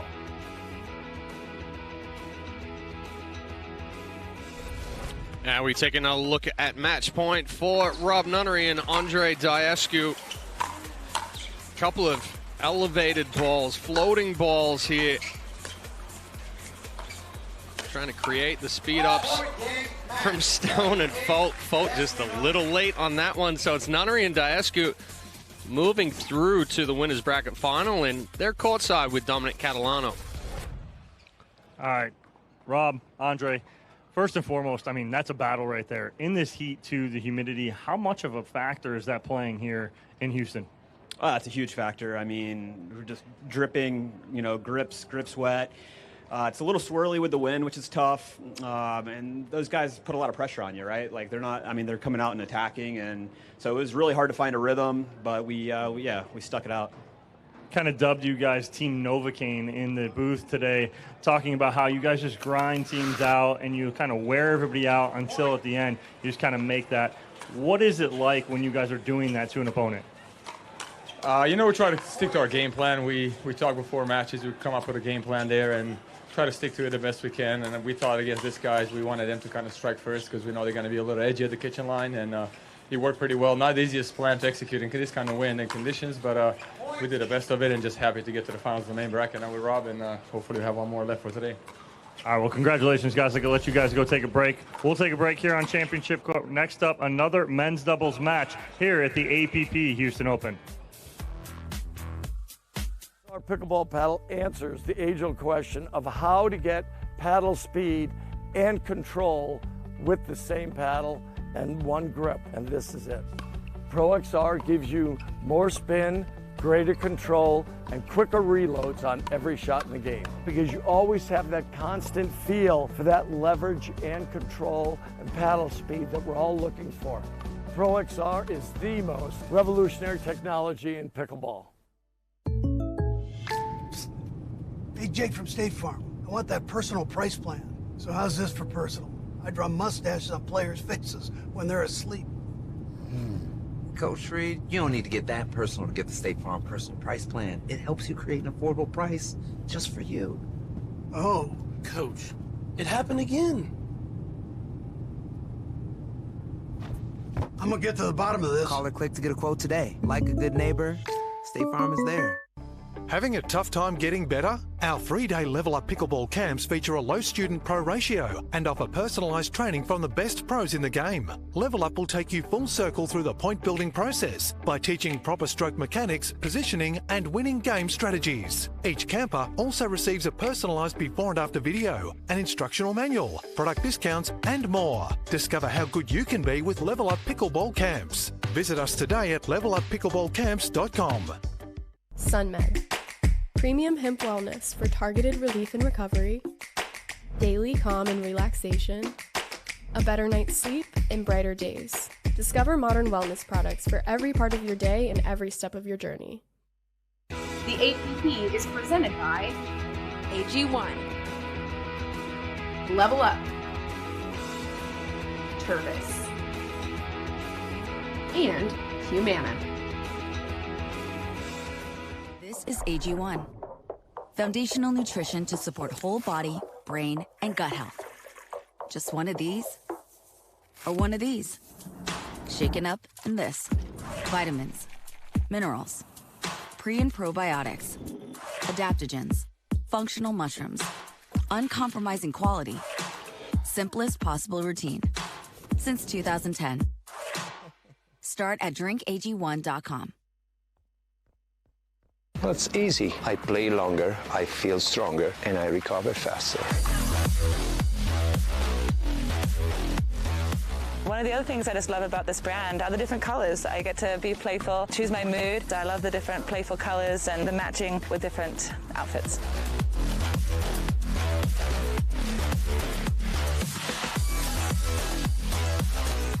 It's a must, it's effective, and it's stylish.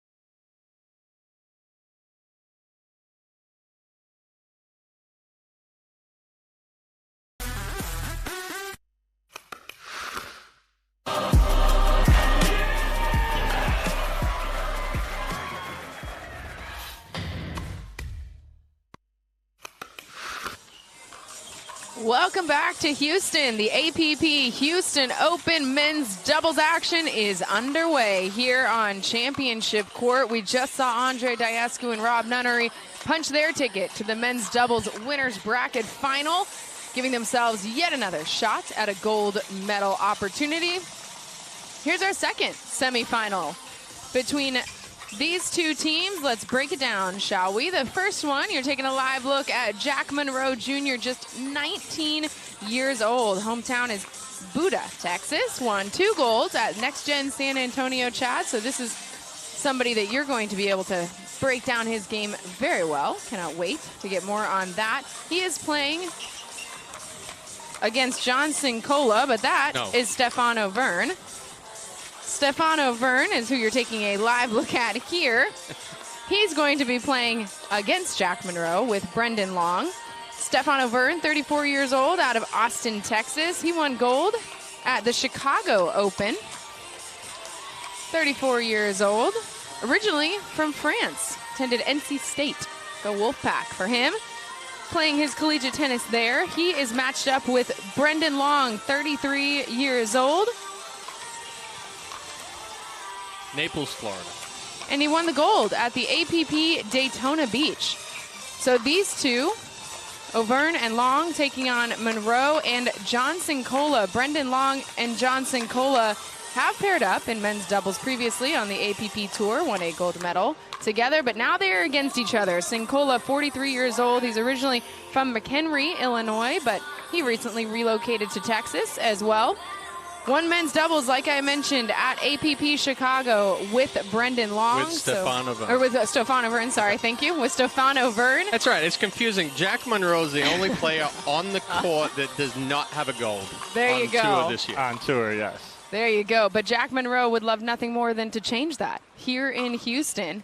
And certainly from what we've seen of this young talent, has an opportunity to do so, Chad. Give us a little bit more insight onto the young Monroe. Yeah, Jack, or used to be known as Junior Mint.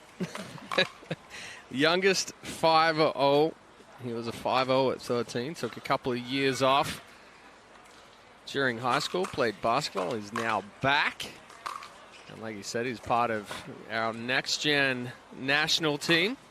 And he's playing extremely well right now. It took a little bit of time for him to get back into the groove of things, but he had opportunities yesterday in mixed doubles to make his way through to Championship Sunday. Unfortunately, fell just a little bit short. But one thing you'll notice with Jack is that he serves right-handed and then everything else is played left-handed. Unless it's an overhead, he'll throw back up over onto the right hand for that right-hand overhead. So definitely a little bit of unconventional style in Monroe's game. I'm excited to see how his game works out with John Sincola because, like we said, Sincola won gold with Stefano Verne, but he has also paired up with Brendan Long this season in Cincinnati. Yeah, he got a bronze in Cincinnati. Well, exactly. So they have, Sincola knows. Ended up with silver in Cincinnati. Sincola knows these two players incredibly well, in Brendan Long and Stefano Verne. Certainly going to be giving some insight to his young partner and cannot wait to see how this one plays out. The wind definitely picking up here a little bit in Houston, Texas. It's been kind of swirling on and off all day long. Well, I'm not sure if the wind's picked up or it's just that we feel the fan that we have next to us. Yes, which is nice too. But again, what I'm looking forward to the most in this matchup is a lot of the quick hands exchanges that you're going to get between these four guys. They're not going to shy away from. Well, Verne and Long are going to be the much more aggressive team. You predict? I'm going to predict. Especially after watching Monroe and Sincola this morning. Ooh, that ball was probably going to go into the VIP tent. Sincola sliding to the middle and trying to get his pedal down. 1-0-2. Side out.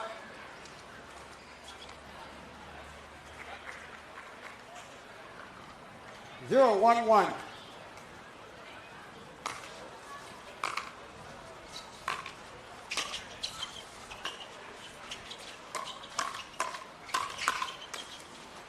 Great slide right there from Auvergne, getting to that backhand, opening himself up. Instead of getting jammed at the body, he opens up, gets to the two-handed backhand, finishes in the middle. 0-1-2. Well, one thing Auvergne has really spent some time working on is that backhand.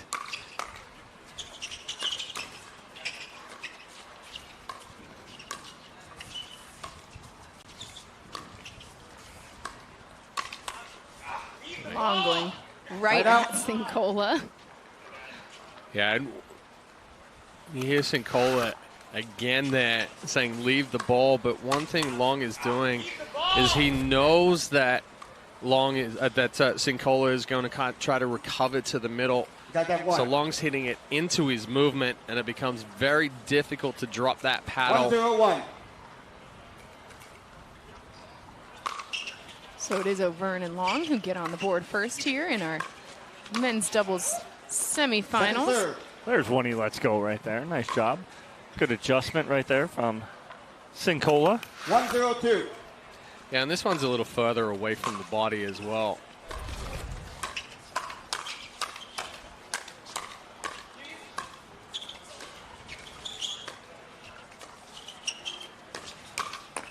A little speed up there from Monroe, but Long ready for it. There's that hands exchange we talked about in the middle of the court, in the middle of that point between all four of these gentlemen.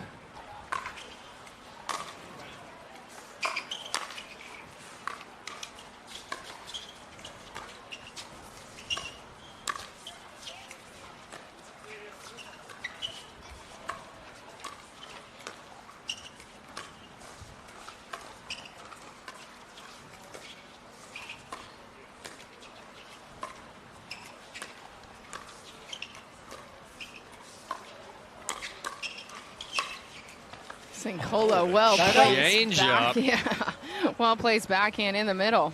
Pull the string on it, John. Excellent speed up there from Monroe to create that pop-up.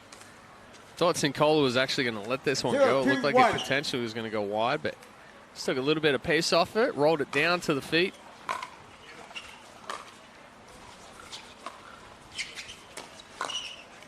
Good spot. He's found that spot, the point of contention, as we like to call it, in the middle for doubles in particular. Is well, especially when you have a righty-lefty combination. You've got two forehands there in the middle. At times, there's a little bit of miscommunication because both forehands are wanting to go for that ball.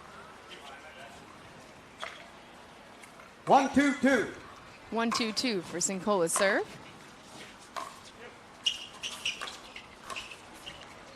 Side out. Leaves that dink a little short. So when you have a partner like that, walk me through the strategy of uncoiling versus stacking versus just all the options you can to maybe prevent having the forehands always in the middle. After this little exchange here.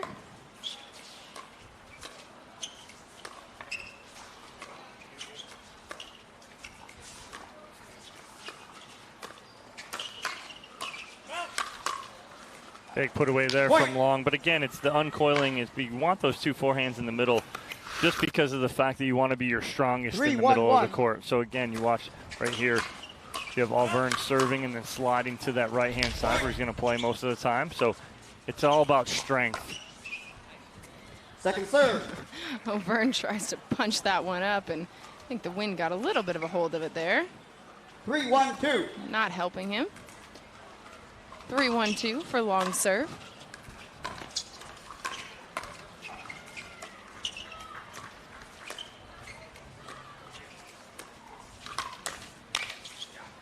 Point. And again, you have these guys putting these balls away, yes, and they're doing it with authority. But the biggest thing is watch their footwork. It's the footwork that sets up the put away. That's exactly what these guys are doing right here, and that's exactly what Long does. 4-1-2.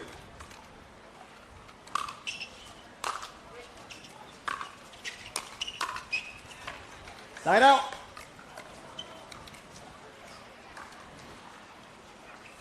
So a side out here, Sincola and Monroe with a chance to work their way back. Oh, good nice step move. over. Jack Monroe stepping over, finds a spot, goes cross court, and nothing Long can do about it. But he almost catches it on the paddle and flips it across. We saw that last night. Ball was behind Monroe, and he kind of, it's almost like a highlight move. Second serve. 2-4-2. 2-4-2 for Monroe's serve.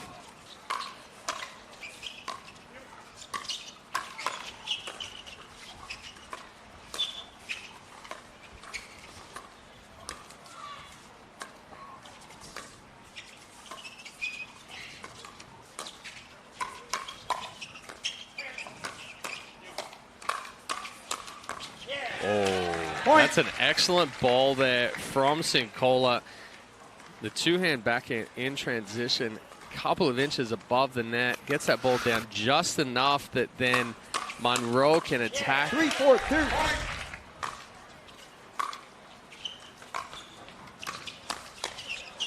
Point. And just like that, tie things up here on championship court. Game 1 of our 4-4-2. men's doubles winners bracket semifinals. Side out. Then a side out force though, so back to O'Verne and Long, who can grab back the lead. It's going to be Stefan O'Verne with the serve. That was synchronized shoe tying right there from Long and O'Verne. 4-4-1.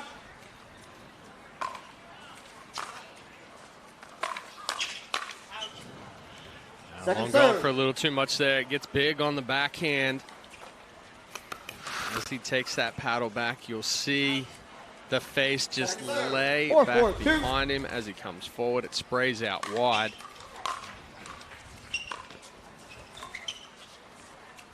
Point. A little redemption there with the drop to the feet of Sincola. Creates the ball into the net. 5-4-2 for Long serve.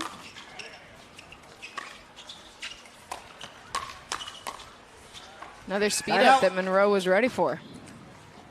Yeah, you're not going to fool Monroe on that one. Long steps up, tries to be aggressive. 4-5-1. But again, that ball is a little bit lower. He hits from down up on it. Monroe gets on top. His hands are too good. You can't test him, especially from midcourt. If you're going to test him, you can go 14 feet. 4-5-2. Kitchen line to kitchen line, but you can't test him from midcourt.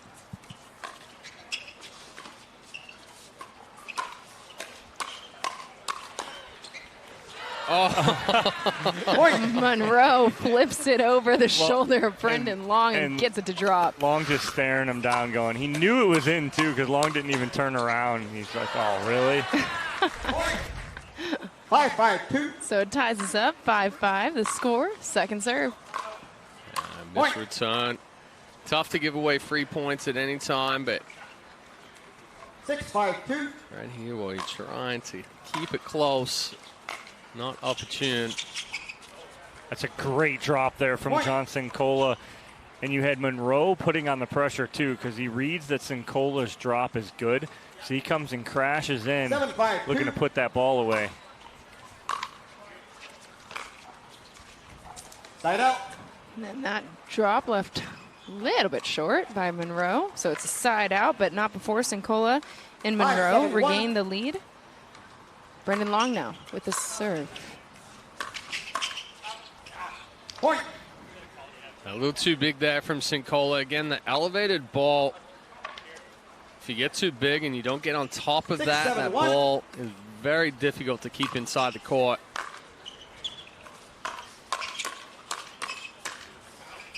Monroe tries to flip it down the sideline, but just a little bit wide. So it ties us up. Here we are, 7-all yet again. 7-1. Another tie. Brendan Long trying to take the lead for himself and his partner, Stefan O'Verne.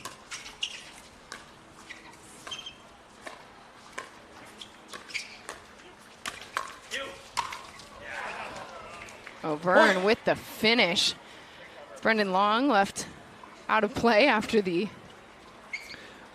and O'Verne finishes. Yeah, not too many balls come back from O'Verne when he gets it elevated like this, but a good move from Long. Jumps the corner of the kitchen, gets the ball down to the feet of Sincola.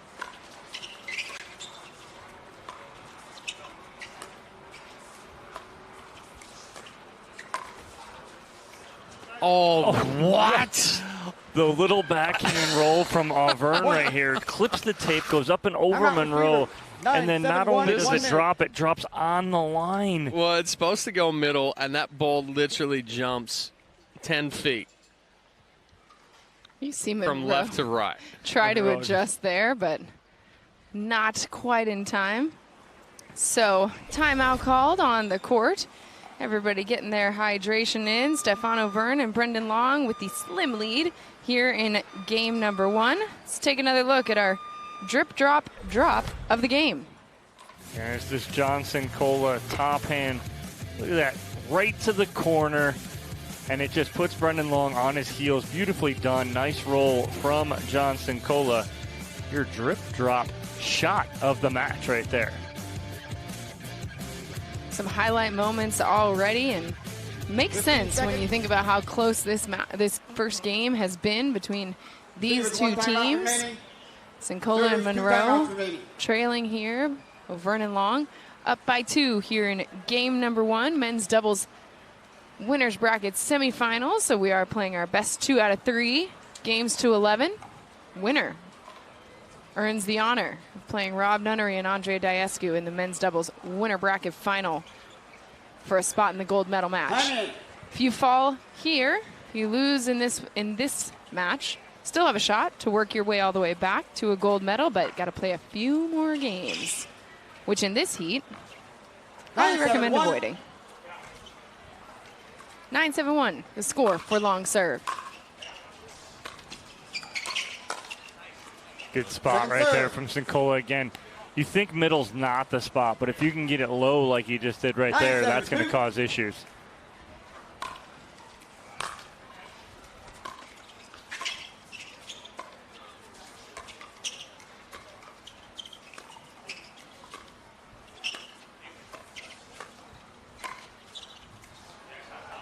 Auvergne flips that one. Sincola has to watch it drop in behind him. Another look here. 10-7-2. Heavy top spin there from Avant. Game point opportunity here for Auvergne and Long. Sincola looked like he wanted to let that one go in the middle, but said, I'm not going to do that again. Still, Auvergne and Long get the win here in game number 1. When we come back, game number 2 of our men's doubles semifinals from Houston.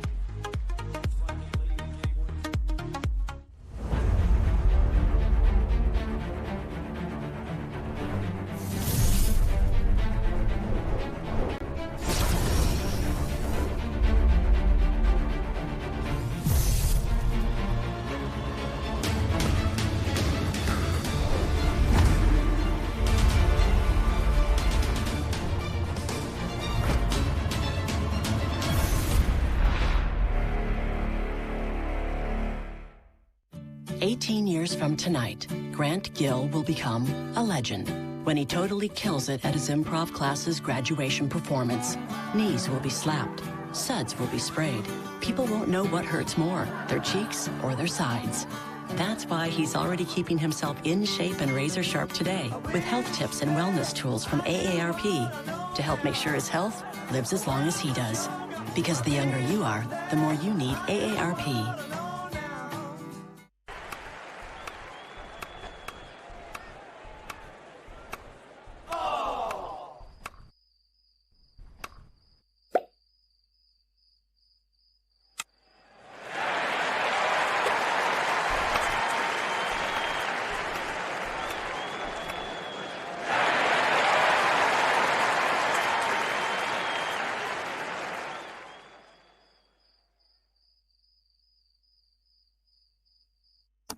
We save time when we buy and book online at discounttire.com. Which means more time Wait, take a check. Kyle, it's pickleball. Every time. 002. Get 30% shorter average wait time when you buy and book online at discounttire.com. The APP is presented by AARP, Franklin, Lea Rivet, and Pickleball United.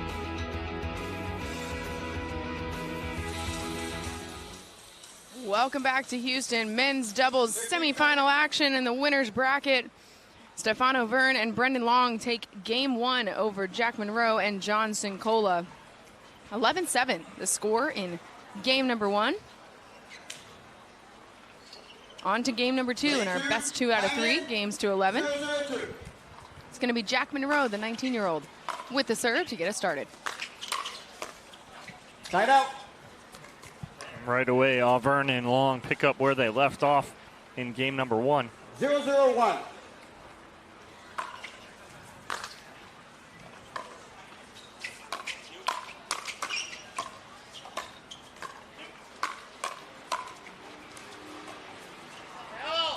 Point. Quick side out and points here in game number 2 for Auburn. 1-0-1. 1-0-1 for Stefano Verne's serve. Monroe with the reach and well placed at the feet of Stefano Verne. Monroe taking it into his own hands right there as he steps right in front of John Sincola and takes that with his left-handed forehand. 1-0-2. 1-0-2 for Long serve. Side out. That's another good ball there from Sincola.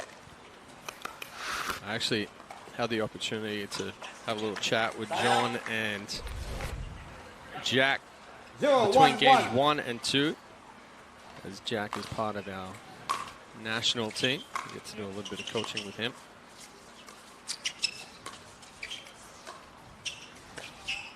One of the things I said to him was move that ball around, try to get the ball down to the feet of Long and Verne. If you elevate it or leave that ball up at all, that's where they're going to be in that pressure situation. They're really going to put it to you. Just like that, Monroe taking your advice. Well, he finds the ball up right here, and all he's got to do is guide this right back down through the middle, and that's exactly what Monroe does. Finds the hole, sneaks it in a foot before the baseline. So lead taken here by Monroe and Sincola. Serve. Monroe can't get that one back, so pushes them to their second serve. It's going to be John Sincola. 2-1-2. Former University of Illinois at Chicago D1 tennis player. Ooh, gets away with one there. Verne catches that one just a little bit late. But good tempo here from Sincola and Monroe. 3-1-2.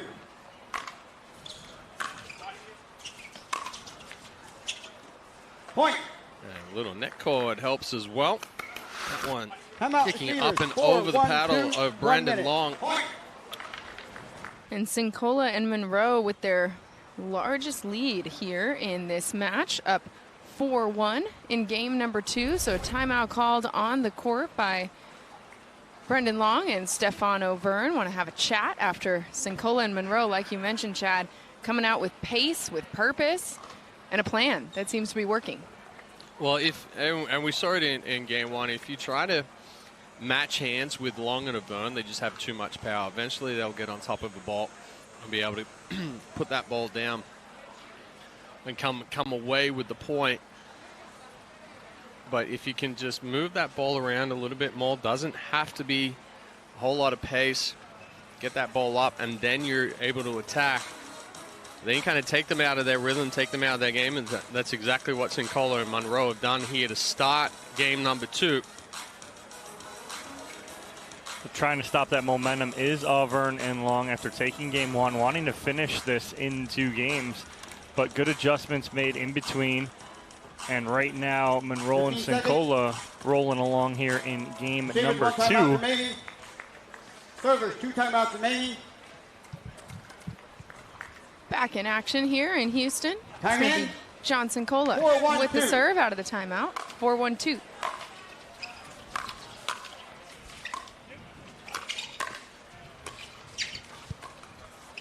That was a ridiculous dig for Sincola off his shoe tops just to stay in that point. He resets it perfectly, then can't get the next one. Good timeout from Auburn and Long, though, and earned that side out quickly. Second serve. I can't overturn it. Call stand. Ball called out, 1, so 4, 2. pushes them onto their second serve. Over and with it.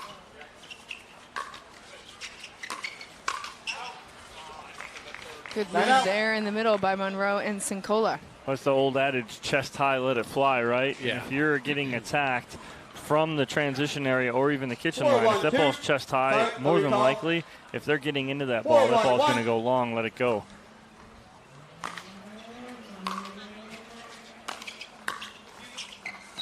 Oh, what an angle taken on that dink from Brendan Long.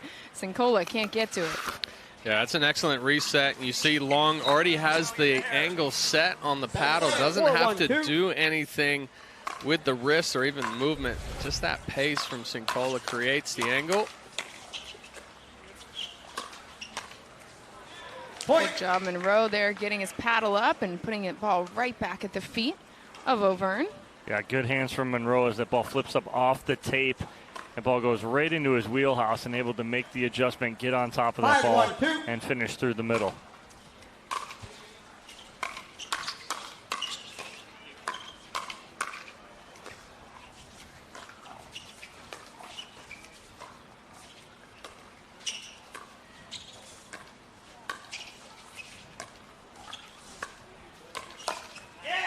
Point. That's a good spot right there from Sincola, going right at the right hip of Stefan Auvergne, and Auvergne can't clear in time. And it jams him up just enough to make a mistake. So Sincola and Monroe just systematically extending their lead here.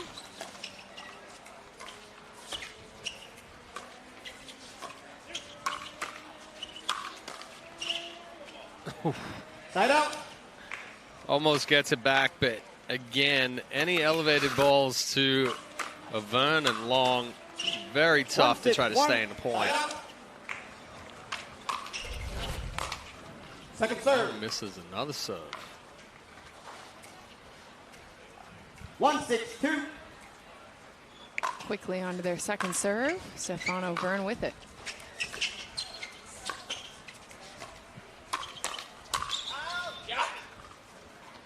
That ball lands in, sneaks inside the baseline. I want to call it out, but unfortunately stays in. Monroe calling it out, almost hoping it goes out. Ends a 6-0 run that Sincola and Monroe had put together.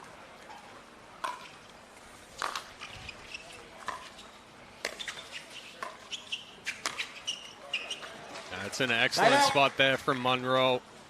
Long was sitting back here anticipating that ball being attacked right at his chest. Monroe goes to the right hip, goes cross body.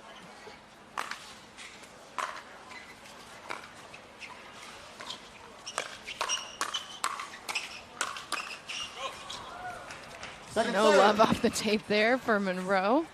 After a quick little exchange here. Puts them onto their second serve. John Sincola looking to extend the lead.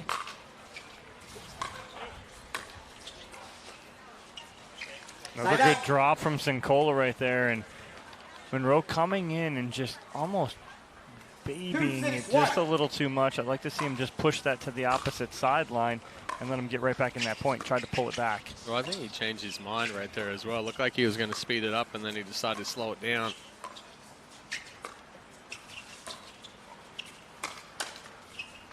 Second serve. That's a nice pull of the trigger right there from Monroe, and it kind of shocked Long right there.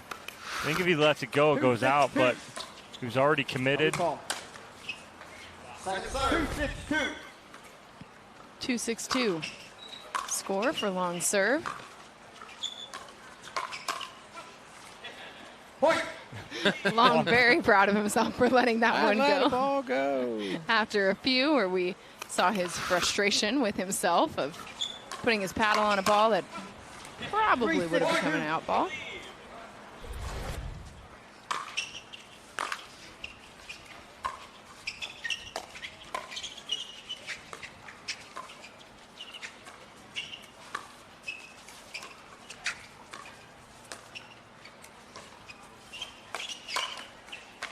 Side out. Yeah, you had Auvergne look back and look to the sideline thinking it possibly could have gone out. I'm not sure it would have, though. I think it's a good spot from Sincola. Yeah, I think that one probably still stays in. That right hip of Auvergne was kind of in line with the long part of the court there. And then a good step in and drive down the line behind Sincola there, behind Avern there from Sincola. A little inside in right here instead of going inside out. Where Auvergne was leading, he goes inside in down the line. Oh, fighting in the middle there between Sincola and Monroe. Puts them onto their second serve.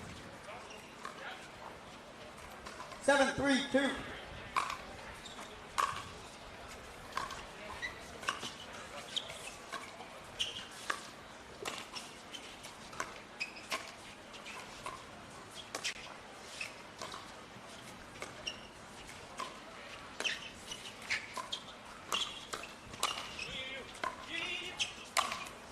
Sincola ready for that one. Winds up for the strong forehand finish. Well, tape set that all up. It was ball popped up to Monroe. He starts this, finds the feet of Brendan Long. It pops up right here, and Sincola just finds the open spot in the middle and finishes.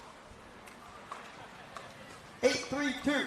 8-3-2 for Sincola's serve. That time, Brendan Long refusing to let the net help out in any way. Comes back strong after bounces off. Yeah, well, he gets a little love from the net of his own.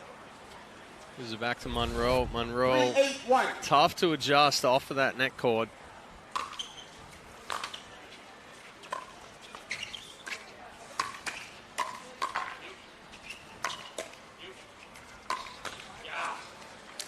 Monroe tries to reach in there, but looks like it caught the edge of his paddle maybe, or... Auvergne and Long just relentless with their attack right there too, and then finally finding an open spot just on the outstretched arm of Jack Monroe.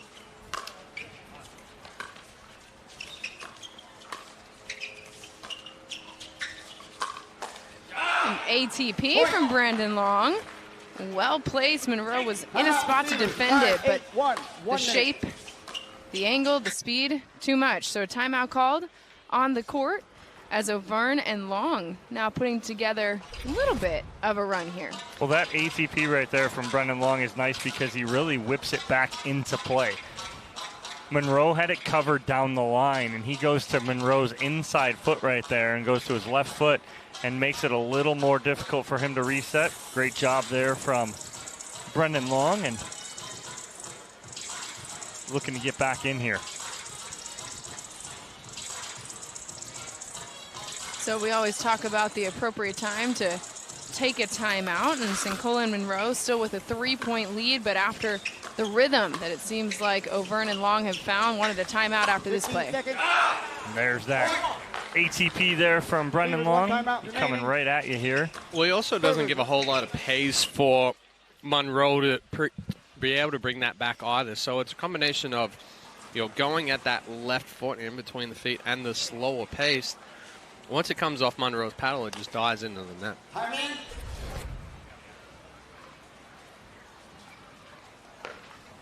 So Auvergne and Long stringing together a few points here. 2 already on this service side, and now it's up to Monroe and Sincola to react out of the timeout they called.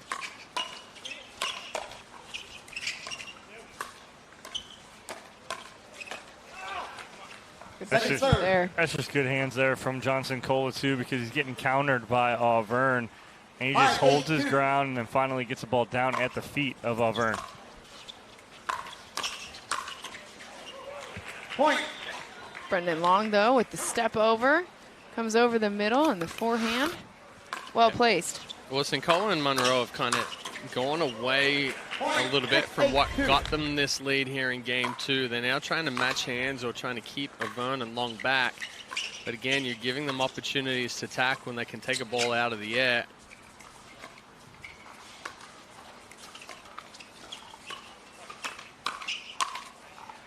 Sincola going right back to what you wanted him to do in the first place, at the feet of Stefan Auvergne, and forces the side out. Well, it's a good speed up from Monroe to start it, right? So Sincola gets all the credit, but Monroe starts it because he bodies up Brendan Long. It's like a setter in volleyball. Barely get any of the credit.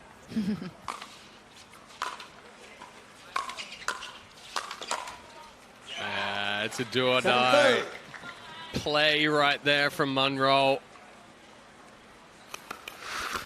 If you don't win on this poach. Little guy in the stands thought he had a souvenir as the ball rolled right up on his foot, and he was like, hey, I got it. That's mine. 8-6-2.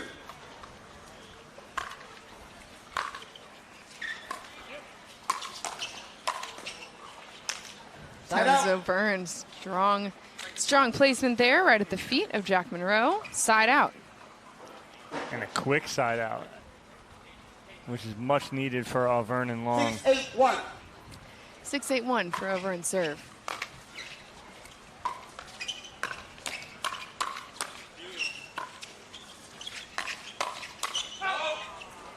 Point.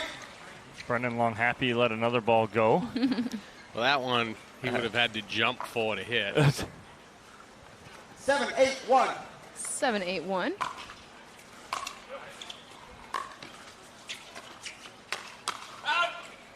Point. Yeah, but again, so previous point, Sincola tries to keep Auvergne back, gives him a ball that he can take out of the air. He steps up, attacks, gets the ball with some pace, and they push it deep. That one, Long takes it out of the air. Quick flick up into Monroe, and he pushes one deep. Point. And now 3 points in a row where they've given Auvergne and Long the opportunity to reach in, speed the ball up, or counterattack. 9-8-1. And Auvergne and Long just too good with the hands. Second serve. Well, that's needed there for Sincola and Monroe. Catching a break right there. 9-8-2.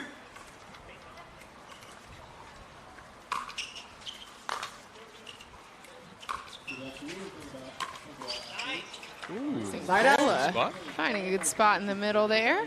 Well, he read Auvergne was sitting backhand down the line. As you watch, Auvergne sets up. He had no intention of playing forehand in the middle. 8-9-1. 8-9-1 the score for Monroe's serve.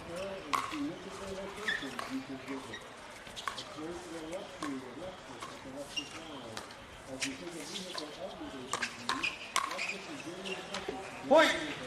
And again, I feel like we've seen that shot from Sincola several times where he's able to take the ball out of the air, find the feet of Stefan Auvergne, and ties us up here in game 2. 9-9-1.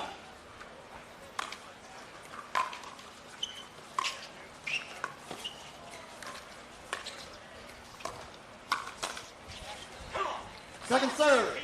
Great spot right there in the reach in from Brendan Long.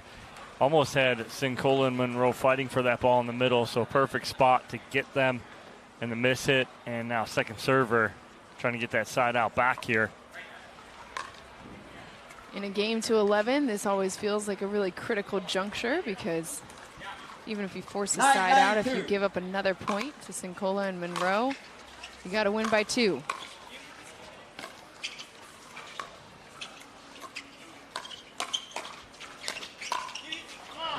Those such tough spots there. Sincola jamming up Auvergne, going right into that left hip. Now it's a game point opportunity for Sincola and Monroe. Side out. A little bit of hesitation there from Sincola, threw off Monroe as well.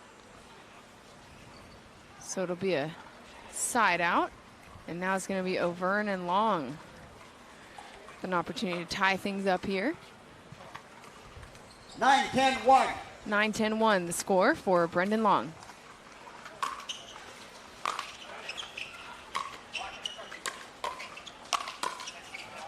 Second serve. See, and that's the issue I have with Auvergne is just blatantly charging the kitchen line without watching Brendan Long's ball. You have to recognize that Long's ball is high, and you have to stop in the transition area. You can't just go up aimlessly.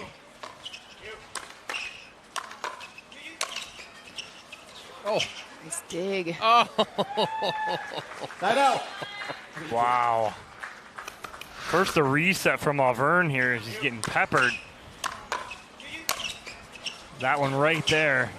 And the cross-court winner from John Sincola. Right inside the line. So another side out without any points on the board for Auvergne and Long. Second game point opportunity here for Jack Monroe and Johnson Cola.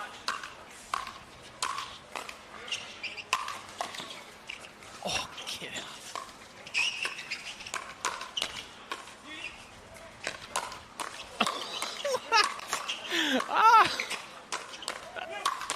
Oh, goodness. What a point. That was the most unorthodox set of resets that I think we've ever seen. They're like 2 reset scorpions. Handcuff, T-Rex, chicken wing, scorpion, windshield wiper, frack. Just throw everything. Single one out there. Get out your pickleball encyclopedia and just put those moves next to those names. A timeout called.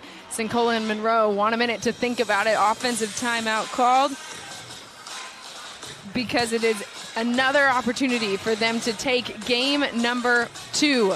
Let's take another look at that fantastic exchange between these two teams. This is our Lexus Experience Amazing play of the day.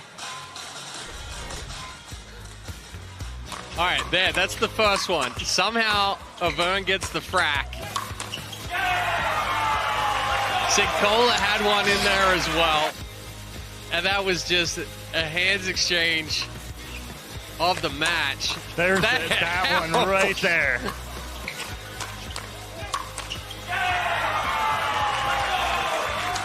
I mean, Monroe just dropping the paddle, calling the timeout.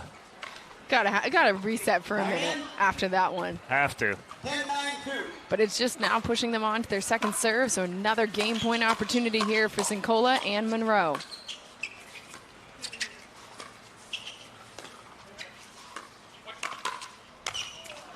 And they get it done. The Ernie from Sincola. Monroe there to cover in the middle. Let's play another game, shall we? Jack Monroe and John Sincola take game 2. So on to the third game to decide who's going to face Rob Nunnery and Andre Diescu in our men's doubles winners bracket final. Game 3 when we come back.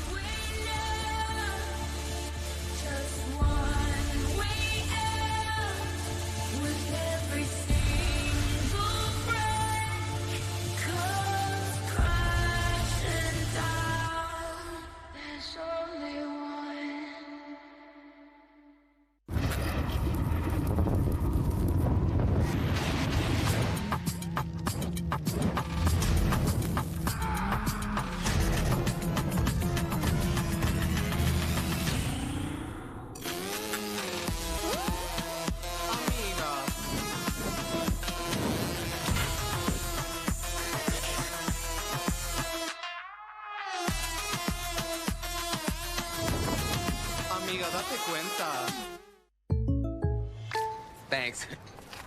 Jake from State Farm, I really need to know. Go spicy or go home, right? What? No. What if I'm not sure I have the right coverage for my car? Oh, your agent can help me make sure it's just what you need. What if I accidentally hit a food truck and it gets covered in empanadas? You can file a claim on the app. At State Farm, we're there for your what-ifs.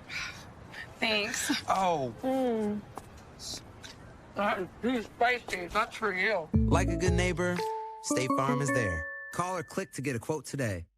The Pro XR pickleball paddle answers the age-old question of how to get paddle speed and control with the same paddle and one grip, and this is it. Pro XR gives you more spin, greater control, and quicker reloads on every shot in the game because you always have that constant feel for that leverage and control and paddle speed that we're all looking for. Pro XR is the most revolutionary technology in pickleball.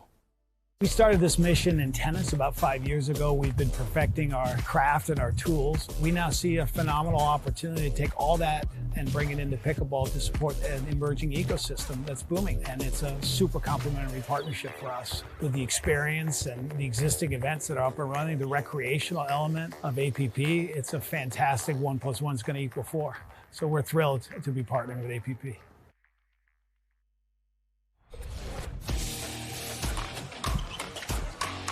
Let's take a look at the Lexus Experience Amazing play of the day. This exchange, my goodness.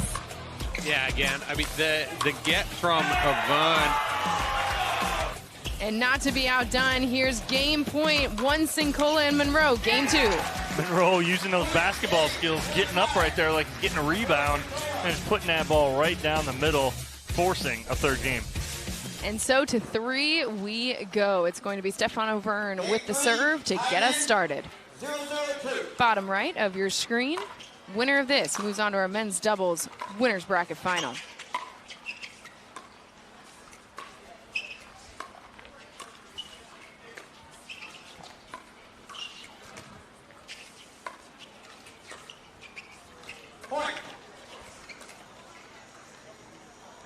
Quick point to start things off for Stefan Auvergne and Brendan Long. Oh, it's a little bit slower pace here. Starting off game 3. Looks like these guys have to reset everything they've done for the last 2 games and the approaches. Well, as soon as you say that, it's just hands exchange up at the kitchen line, and then the big overhead from Monroe. Finds the inside of the baseline, forcing the side out.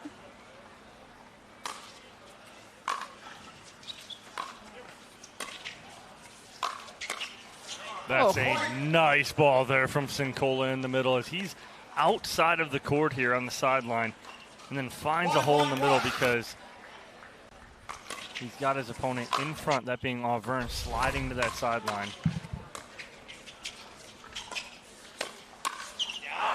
Good placement there by Brendan Long. Gets the ball on the sideline side of Monroe underneath his paddle. Puts him under their second serve. You know, that's a tough speed up there from Sincola to go cross court with it. Gives Long a lot of reaction time.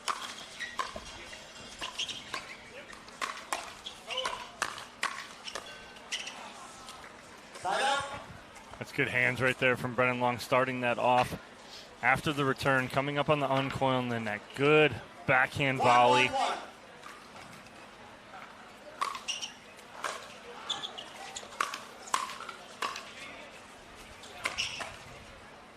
Ball just wide. I'm surprised Auvergne sitting backhand there off of that drive from Long. Creates the pop-up, and he just sits on the backhand. I think he missed a big opportunity there to be able to shake and bake and attack with the forehand. Stefan Auvergne's serve, sailing long. So it's going to be a side out. John Sincola with the serve. Second serve. Monroe cuts that one off. Pulls across the body, misses it in the top of the net. 2.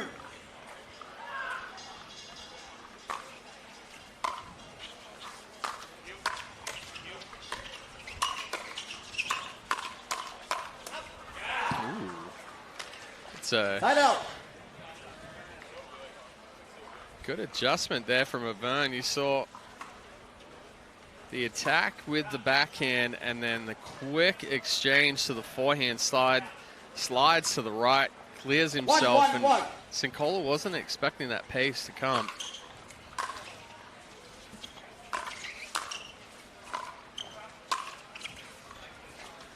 That's good little inside-out forehand there from John Sincola. The ball sits up enough for him, and Long lets it go. 1-1-2. Thinking this possibly could go out, but lands right within the baseline.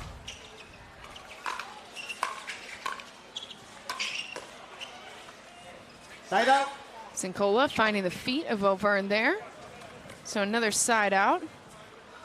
Our 4th since we last saw any points scored.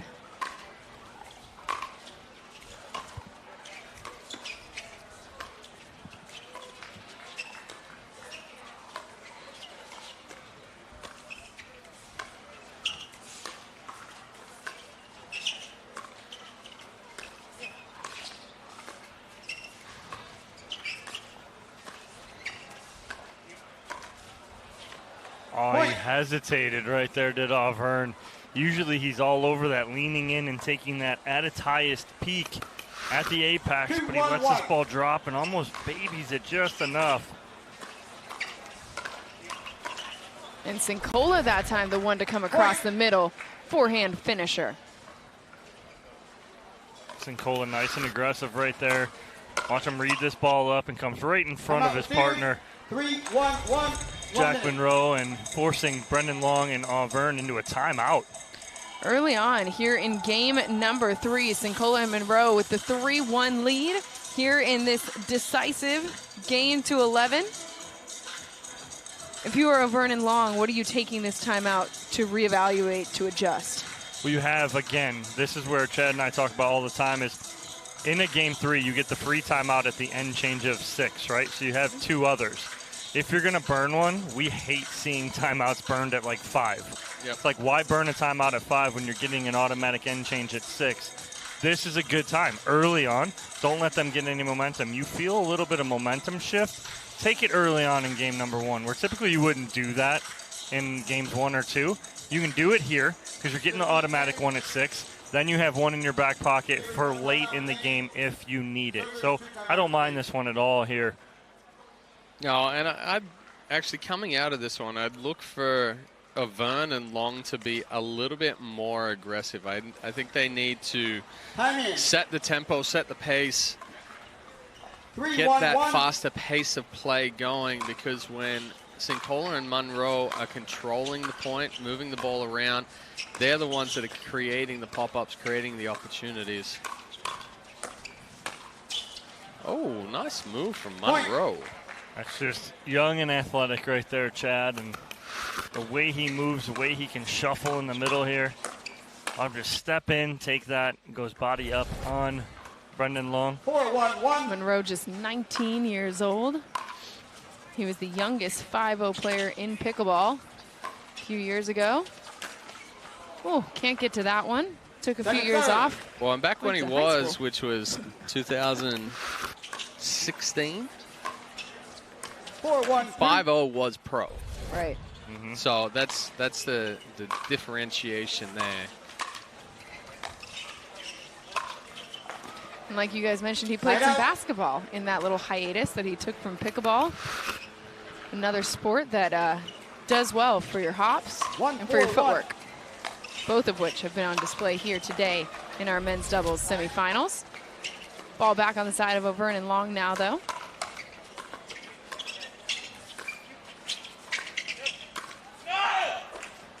Second serve. Yeah, it's a tough ball for Long to miss that. Flattens out on him a little bit. Doesn't quite get underneath that ball. Needs to brush up, starting from the bottom to the top. Just catches the top and rolls it into the net. Good slide right there. Brendan Long getting on top of that forehand right there, as we mentioned footwork, as Long shows his off right here as he slides, gets on top of this ball. He'll put it down at the right foot of Jack Monroe. 2-4-2. 2-4-2, the score for Stefan Auvergne.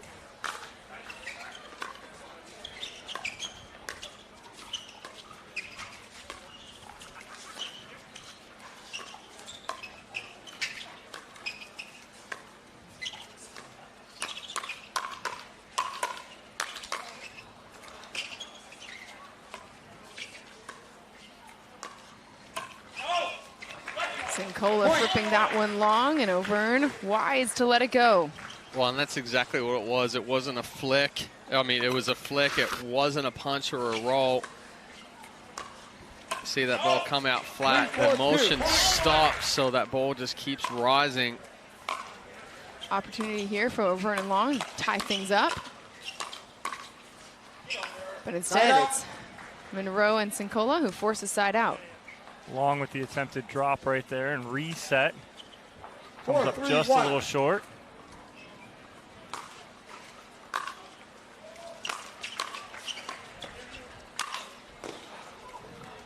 Second serve. Long with a little bit of authority, maybe a stare down there. Monroe, he's been the victim of that play a time or two. Monroe needs to go in a Proposal Dave format right there and just drop to a knee and try to get a paddle on it. Body up.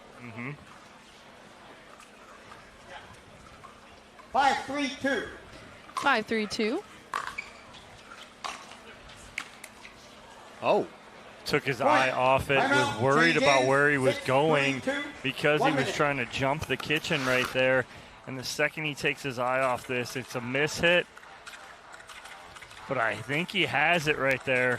But again, misread where he was at, looked down at the last second, the miss hit, and it is a 3-point lead for Monroe and Sincola.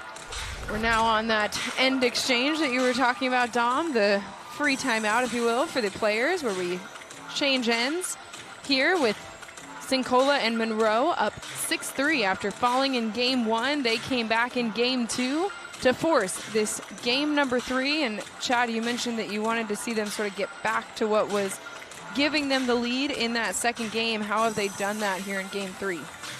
Well, where Sincola and Monroe have kind of generated this lead or created the opportunities is that they're moving the ball around. They're not putting them into consistent patterns. So Avern and Long have to keep adjusting.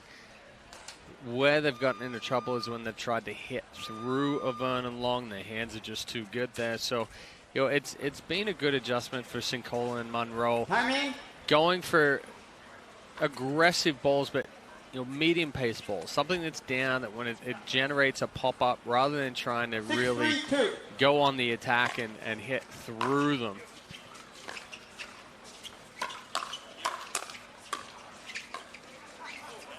Side out. So on the end change here, it's an immediate side out of Vernon Long 3-6-1 with an opportunity to start cutting into this lead.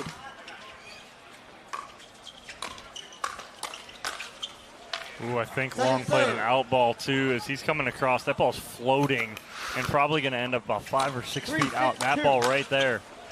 Not out deep, but out wide. Yes.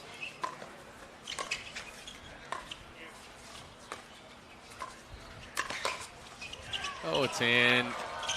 Oh, goes for the scoop. Now, that would not have been legal, though, because the ball actually pauses on his paddle. Carries it on his paddle. Yes. Illegal. Tried to get around it, but couldn't quite get there. So it's 6-4-2, or excuse me, 4-6-2, the score. Sincola getting a little too big on that backhand right there. It's there for him to kind of go cross court with that last ball, but gets a little big. Side out. A long rush is the stroke there on that drop.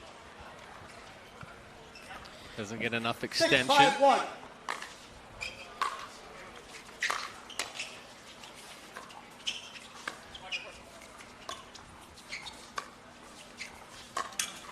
Ooh. Johnson Cola goes for the around the post, and instead it's into the post. When you try and pull that back so much and hit it with a little more pace than you really need to, and he tries to whip that back, that's what happens. You pull it back too much. Side out. That ball sailing long, so a side out here, and it's going to be Vernon Long with another opportunity to tie things up here in game number 3. 5-6-1, the score for Brennan Long's serve.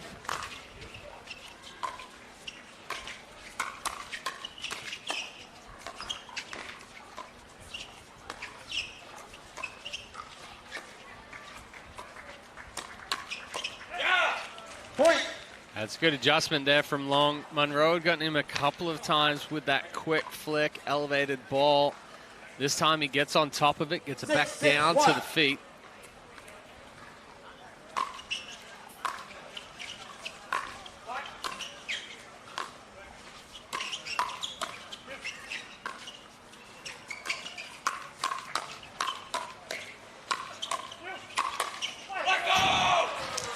Brendan Long reaching over and finishing that point with some authority. 6 gives them a lead here in game number 3. Yeah, but it's those two balls there from Avern. I don't know how he fights those balls off that are so tight to that left hip. Timeout called on the court. Now it's Sincola and Monroe who want a minute to think about it as they trail for, I believe, the first time in this, since it was 0-1. First time they've trailed in this game so far. So Monroe and Sincola called a timeout here. What's the conversation, Coach? right now, I'm trying to read the body language, read the lips, what Monroe's saying to Sincola, but hopefully it's part of, hey, let's get back to it here. Let's not try to hit through Long and Auburn. We don't need to test their hands. We need to stretch them out. Receivers, 1 timeout remaining. Servers, 1 timeout remaining. And then for Long and Auburn, again, I think they need to be the aggressors here. They need to take that opportunity to attack a ball before Sincola and Monroe can get that ball down to their feet. 7-6-1. So coming out of the timeout here, score is 7-6-1 for Brendan Long's serve.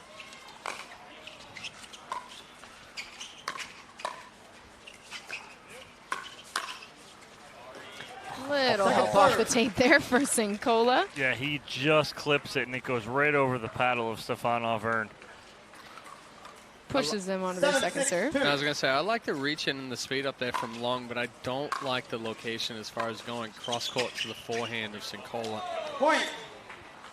A dink left short by Sincola, so it's a 8-6 lead now on their second serve. 8-6-2.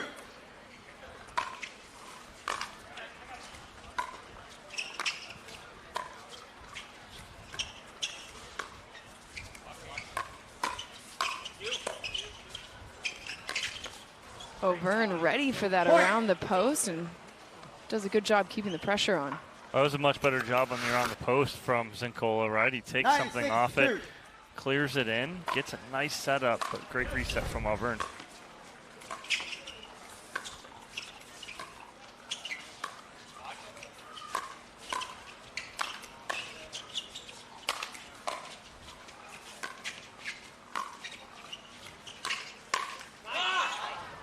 That's the ball that Long wanted. But as he comes forward there, you'll see, we take another look at Sincola with the around the post. Monroe with a lefty and righty overhead. Yeah, now this one here, Long's paddle goes back behind the hip, and he catches that one late, and it's the reason why it goes into the net. When you're coming forward there, you keep the elbow out in front. Long has enough power just to go short and quick out in front. Second serve. So quickly pushed onto their second serve 6-9-2. are Sincola and Monroe.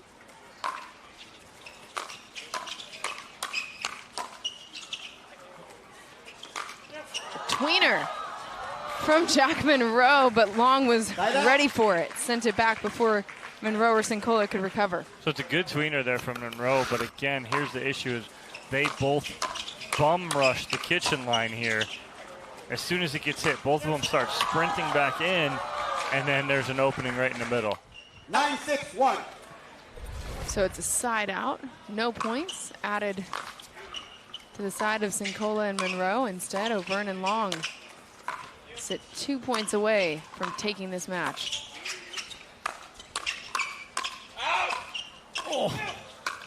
Oh, he hits it out. Auvergne was standing on the baseline, and he hit that. Yes. Yes. Second serve. Standing on the baseline, hits a ball waist high, right there. Mark that point, AJ. 9-6-2. Mark that point right there, because that is and would have given them 10-6-1. Massive opportunity missed there. Have a chance to recover here on their second serve. And instead, yeah, that was a huge spot. I know they were laughing about it when it happened or after it happened, but that is a huge spot. 6-9-1. So now it's Monroe and Sincola with a chance to cut into this lead.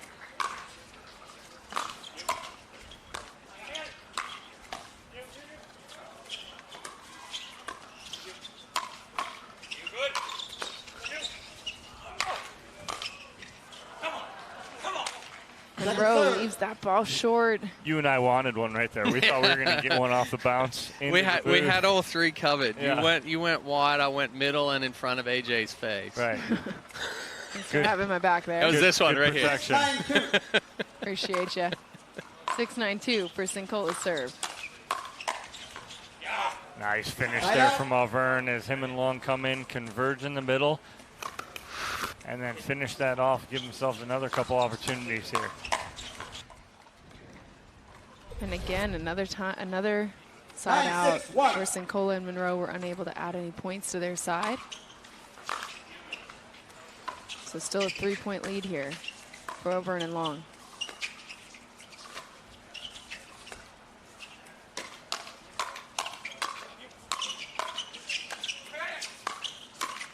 Oh. Point. There was Timeout receiver. there was the ball from Sincola. That one right there. He didn't know whether to go with the backhand overhead. He didn't move his feet to be able to hit the forehand overhead, so it was kind of that frack. And there was just no pace on it, and then got caught on the next ball. You know, it's so tough, especially when you get caught flat-footed there. A ball gets popped up, and if you're not ready to move, then you're not generating any power from the legs or from the load of the body, and you're just trying to do it all wrist. And so it sets up the moment that we thought they might have missed a few service sides ago, but Stefan Auvergne and Brendan Long now sit with match point on their paddles. Sincola and Monroe taking this timeout to try and strategize with their final timeout of the match, but have a lot of work to do now that Auvergne and Long are just 1 point away from punching their ticket to our men's doubles winners bracket final against Rob Nunnery and Andre Diascu. It's going to be Brendan Long with an opportunity to win the match right here.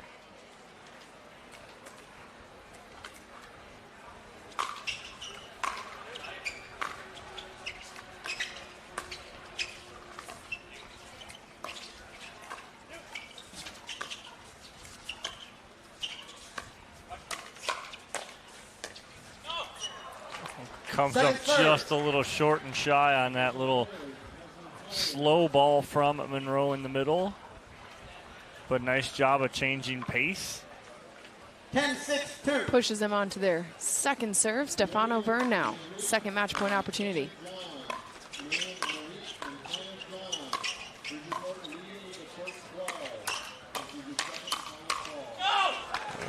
Long missing two forehands into the net. And so 2 match points defended by Monroe and Sincola, but now they have to do something that they've struggled to do the last few times the ball's been on their side, and that is put some points on the board, but they get one there. Sincola's in full blitz mode right there. It's blitz. I'm coming at you right now, and see what you can do with it. It's one thing you know it's coming. It's can you defend it? Mm-hmm.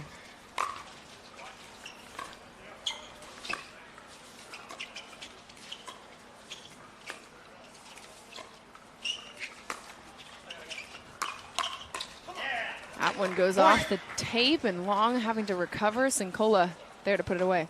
Yeah, and I don't like that speed up there from Long, because by the time he got to it after the adjustment off of the tape, the ball was already a little bit deep, so he was going to be hitting up on it.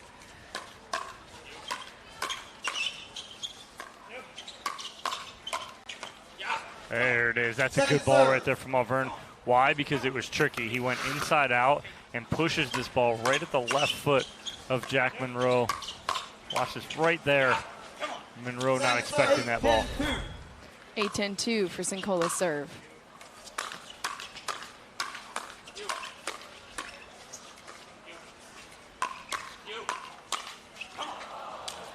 Side out. So Monroe with the forehand, I believe, into the net. It's another side out here, so third match point opportunity for Sincola, or for Auvergne and Long. 10-8-1 for Stefan Auvergne.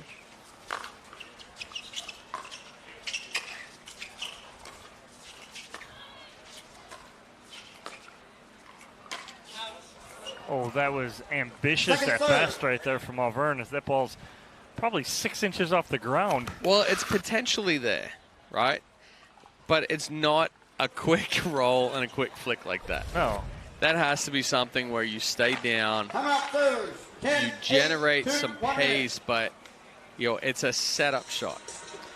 That one was kind of just, I'm going to rip this one. I hope it hits something before it goes out. Hopefully it hits someone. Yeah. Because well, that's why I said something. It could hit anything, but again, right there too, the shot there is that could be pulled, but you got to pull it soft. Yeah. And hopefully they just kind of look at it and let it go. And so timeout called on the court by Brendan Long and Stefano Verne. They've had 3 chances to put this match away. This is their 4th match point opportunity. Want some time to think about it, figure out how to get it done. If you are Long and O'Verne, how are you attacking this next serve? Well, I mean, I think you go big serve for sure. You're trying to generate that shorter return that you can step up, put some pressure on with the drive, but I think they need to be aggressive, but it has to be that controlled aggression where they can't take too high of a risk. They need to be able to, they can attack, but if that ball is lower, it's medium pace. If it's up a little bit, then they go with that linear attack. But the last few points, they've been just a little overly aggressive. Can they put it away here? Brendan Long with the serve.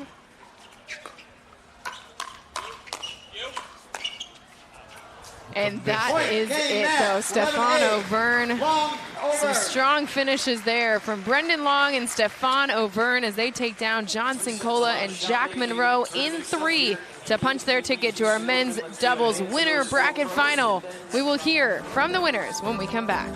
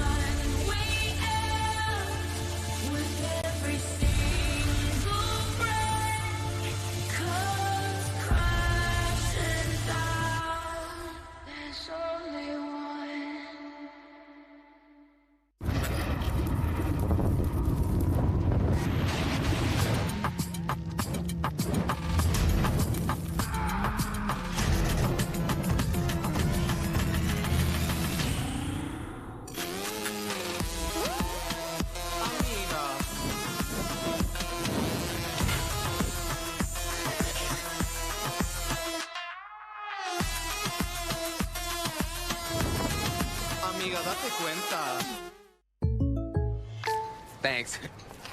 Jake from State Farm, I really need to know. Go spicy or go home, right? What? No.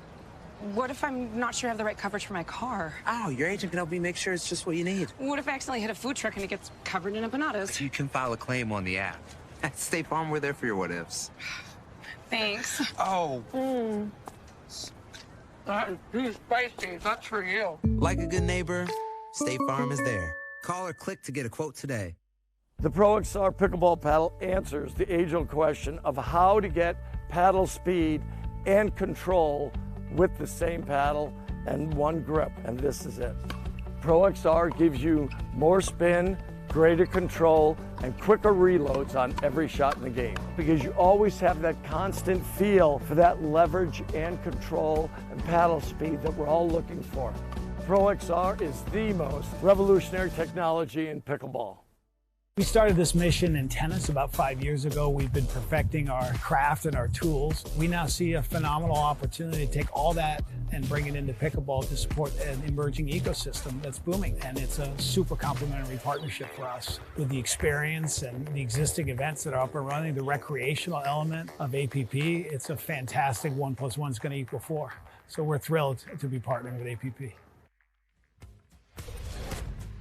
We'll take another look at match point for Stefano Verne and Brendan Long. Just too strong and too much aggression. A good speed up there on the backhand side for Verne. And then a little bit of a miss hit, but it goes cross court and across the body of Jack Monroe. But it's Long and Verne moving through to the winners bracket final. We'll take on Rob Nunnery and Andre Diascu. And Dominic Catalano is courtside. All right, Brendan, I'll start with you first. First and foremost, great job 3-game match right there.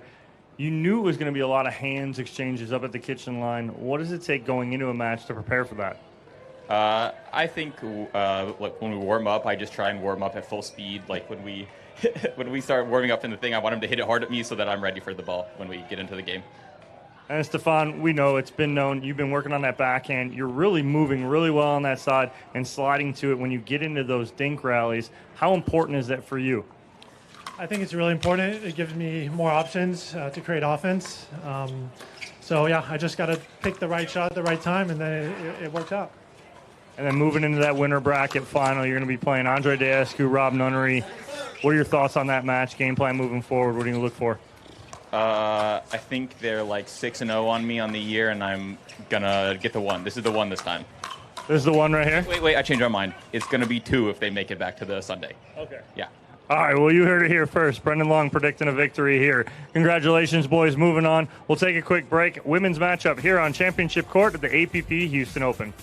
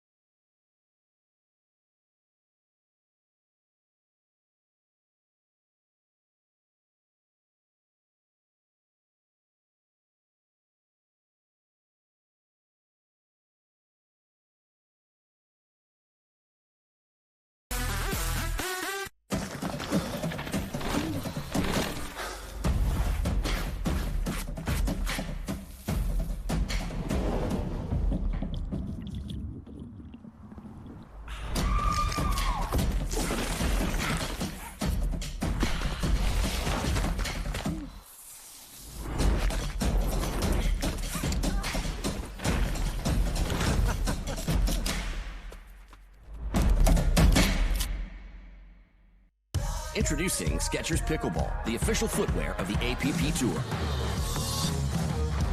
They're ultra lightweight and responsive for incredible speed.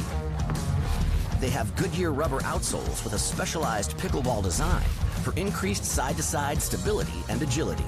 Plus, they feature shock-absorbing foam and Skechers' famous relaxed fit design for incredible comfort game after game. Conquer the court in comfort. Skechers Pickleball, the official footwear of the APP Tour.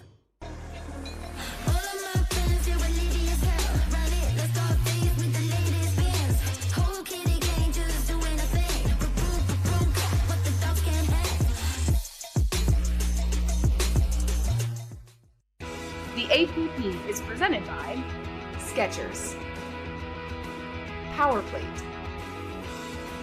Yola, and Humana.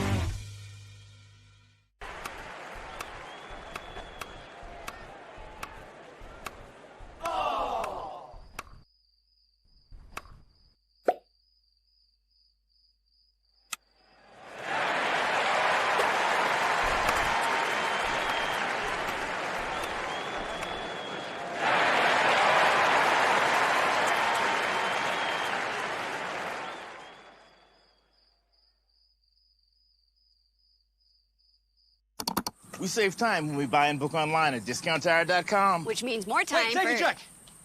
Kyle, it's pickleball. Every time. 002.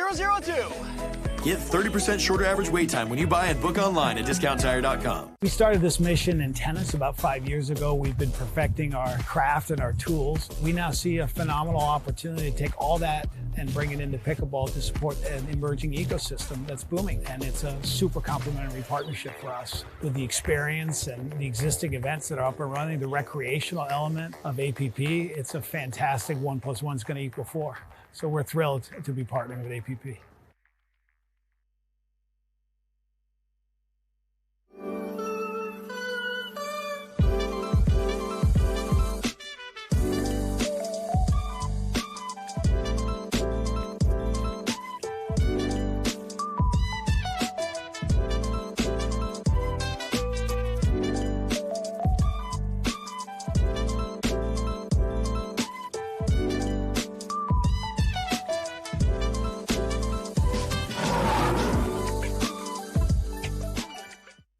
18 years from tonight, Grant Gill will become a legend when he totally kills it at his improv class's graduation performance.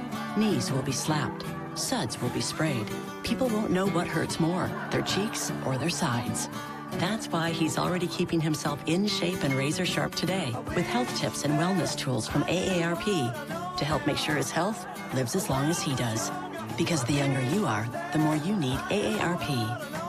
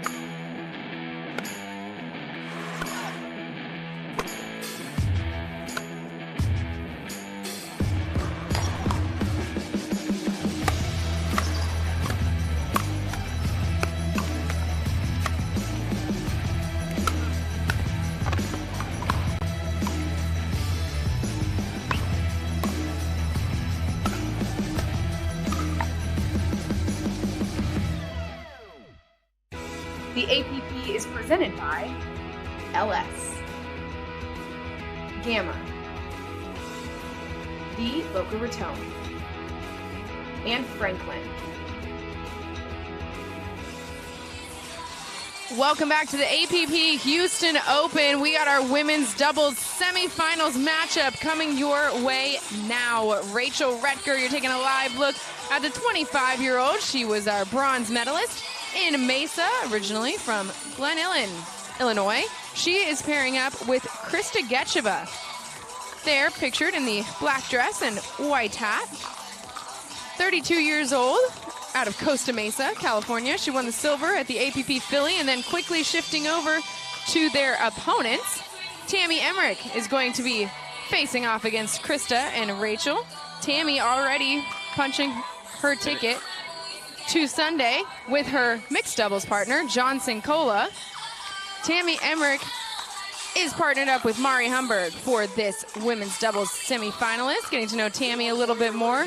Dom, I love the stories and neighbors for you down here in Bradenton, Florida. She won bronze at the APP Chicago, 31 years old, and like I mentioned, trying to make it to her second match on Championship Sunday. She and Johnson Cola locked in their spot in mixed doubles, and now it's time for her and Mari Humberg to try and get to the spot where they can lock in their place in the women's doubles gold medal match tomorrow. Mari is who you're taking a look at now, 27 years old, hometown of Louisville, Kentucky. She played collegiate tennis at Louisville with the Cardinals, originally from Sao Paulo, Brazil, and recruited by Simone Jardim to play tennis at Michigan State. Michigan State was too cold, so she went to Louisville, Kentucky instead. She went to Louisville, Kentucky. I don't know if we can blame her for Michigan State being too cold, but you heard me. So it's going to be a great women's I can't say any name right, so don't even think about it. Right. Semifinals matchup here. Interesting one here is that Krista Getcheva and Rachel Retker with quite the upset to punch their ticket to this semifinal, taking down Susanna Barr and Megan Fudge in 3 games, winning the third game 11-1. So it's going to be Tammy Emmerich now getting us started in our women's doubles semifinal.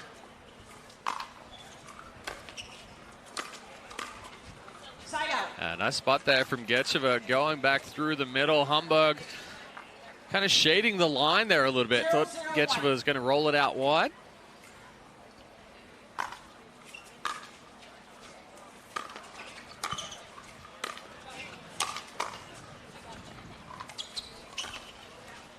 Oh, that ball dropping in behind Mari Humberg, initially thinking that's going to go out, but as it goes up and over, she's like, I got to get back to get this. Retker will take it. That ball just catches the line. You see Humberg look down and skid a little bit through there. 2-0-1. 2-0-1, the score for Retker's serve. Oh, that ball is only just out. Looked like it was going to go much further than it did, but quick dip down there for Getcheva. 2-0-2. On to their second serve, Krista Getcheva, 2-0-2.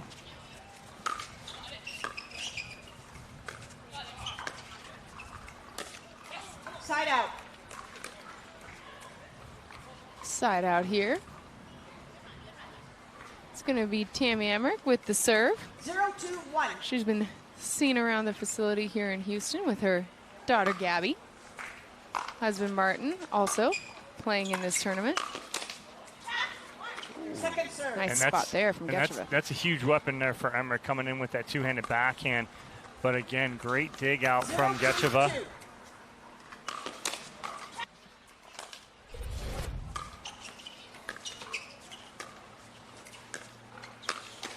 There it is right there on attack. You have to be aware of that two-handed backhand. She loves to pull it back across the body. So Getcheva's got to be aware to her backhand side that that's coming. Looking for the ball over there. Sailed out of the field of play. See if we can find that. So tightly contested here in this first game of our women's doubles semifinals.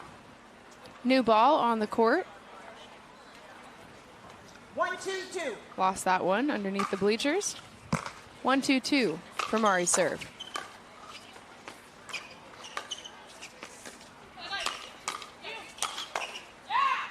You see Emmerich calling off Humberg, and it's Humberg's forehand. That's how much trust that Humberg has in Emmerich's two-handed backhand right there as well. Ties us up here in game one, 2-2-2.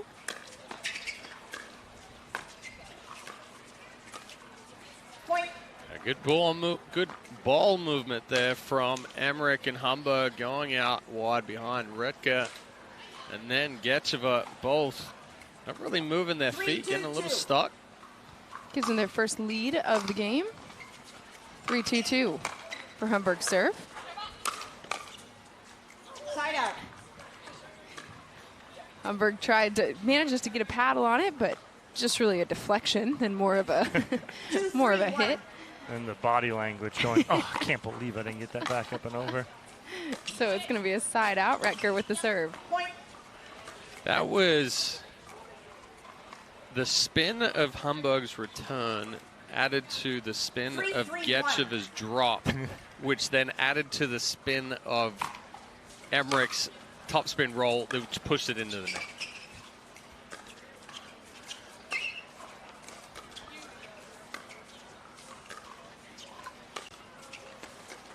Repeat that one 3 times. Yeah.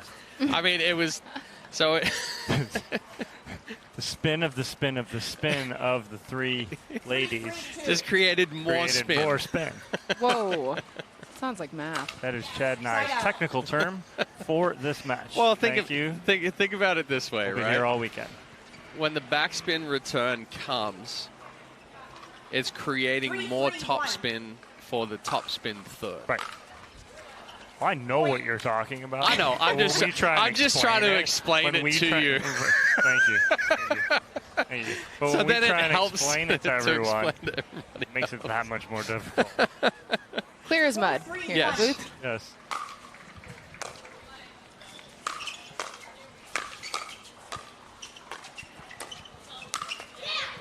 Krista Getcheva finding the feet of Tammy Emmerich. Well, good adjustment right there from Getcheva, anticipating the ball cross her body. She blocked the first one.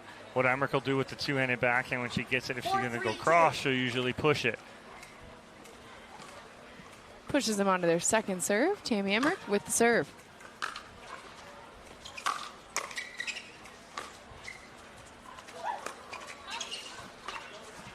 Side out.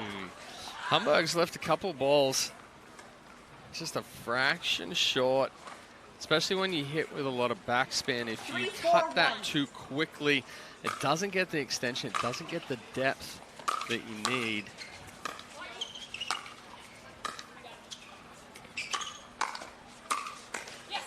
Great spot there from Humberg. She went to the middle first, and she pulls Recker to the middle, and then she goes back behind her to the forehand side.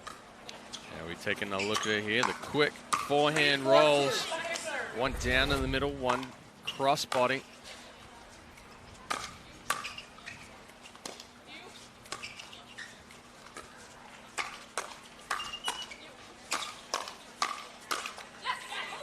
Side out.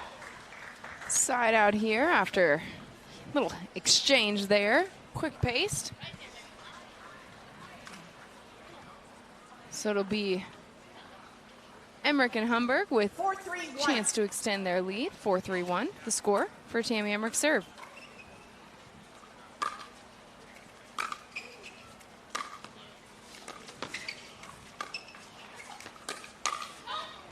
Second serve.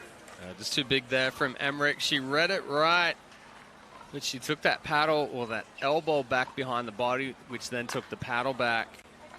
Almost just needs to sit there like she's leaning against the wall, allow the power of the speed up 4-3-2 to create the power for her.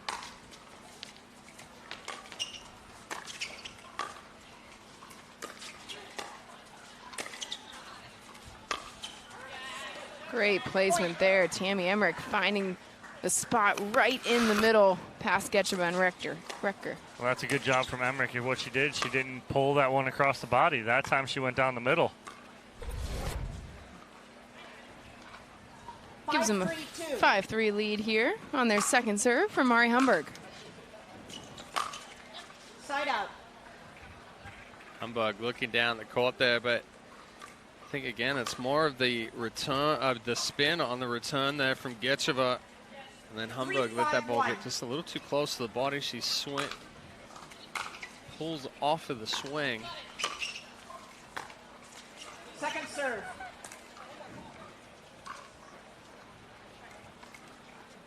Three, 5-2. 3-5-2 for Recker serve. Side out. Big vanish there from Humberg again. That ball popped up.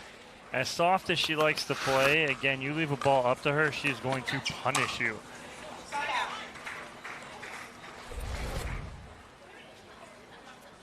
Five, 3-1.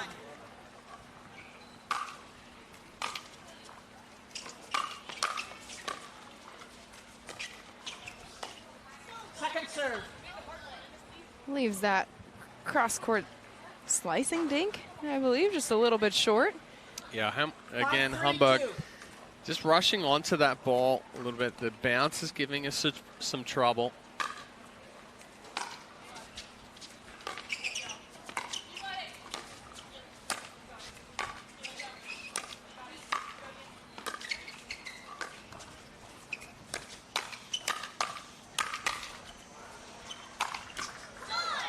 Big overhead there from Recker, and that's perfectly done right at the feet of Mari Humberg. Humberg checking the ball out right now. It's the speed up there from Getcheva to Emmerich. And the 3 shots in a row there that generates that pop-up. Creates that pop-up for Retka to then finish. So the ball losing a bit of its shape there after Retker's overhead. So we're going to get a new ball, but turns out I do believe it was the original ball. They found it out from underneath the bleachers. So Krista Getcheva with the serve. Second serve. Again, just cutting that one a little short. 3-5-2. When you find that you're leaving balls short, just focus on keeping the ball on the paddle a little bit longer.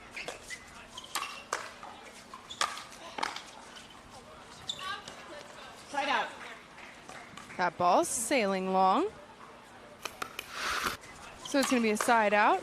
Back on the side of Emmerich and Humberg.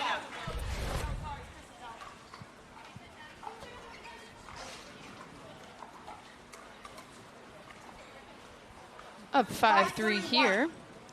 But it has been quite a few service sides since we've seen any points scored. Oh, the heavy spin. That ball cut back into the body of Humberg. Forehand cut there from Getcheva.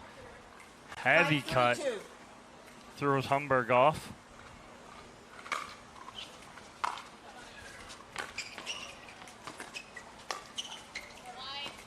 Side out. Yeah, again, the footwork from Hamburg just a little inconsistent. Can't quite find the rhythm right now.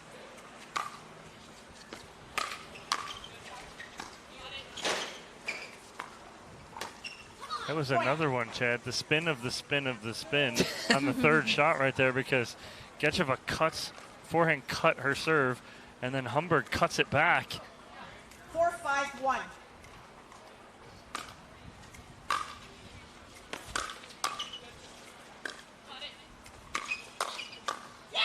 Point. A nice combination there from Getcheva and Retka. Ties us up at 5-all. 5-5-1. 5-5-1. Getcheva and Retker still on their first serve here in this first game. Point. Yeah, right now, Timeout receivers. Emmerich and Hamburg aren't doing enough with their returns or their fourth shots to really put any pressure on Getcheva and Retka. They've allowed them back into this one. And Getcheva and Retka have stepped up and really applied the pressure. A couple of nice finishes from Retka the last couple of points. I've just seen too many middle balls right now. Yeah. I've seen both Hamburg and Emmerich go to the middle just a little too much. I'd like to see Emmerich, when she gets that two-handed backhand, pull it back across the body of Getcheva. That's where she had some success. She found one in the middle, and Getcheva didn't recognize it, but now she's gone to the middle a couple too many times. I'd like to see her go back across the body of Getcheva with that speed up. So Getcheva and Retker with the lead, forcing Emmerich and Hamburg to take a timeout here. Trying to slow this momentum down. 1 timeout remaining. Servers 2 timeouts remaining. Little 3-0 run that Getcheva and Retker have put together. 6-5-1 Time in. 6-5-1. for Getcheva's serve.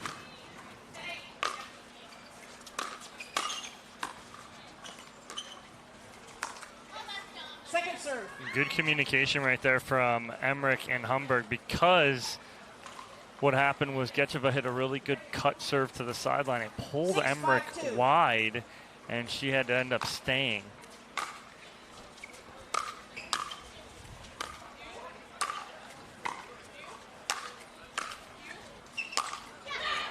Oh, Hamburg trying to do just a little too much right there. Wants that one back. Look at this overhead again. 7-5-2. 7-5-2. The score for Retker's serve. Side out. Yes.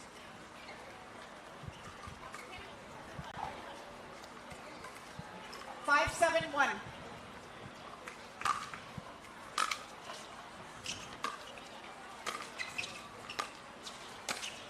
Point. Oh, I like the reach in from Getcheva, but she tries to go too cute to the sideline. She's just got to roll that back down the center service line. That's her spot right there. 6-7-1. 6-7-1, the score for Hamburg.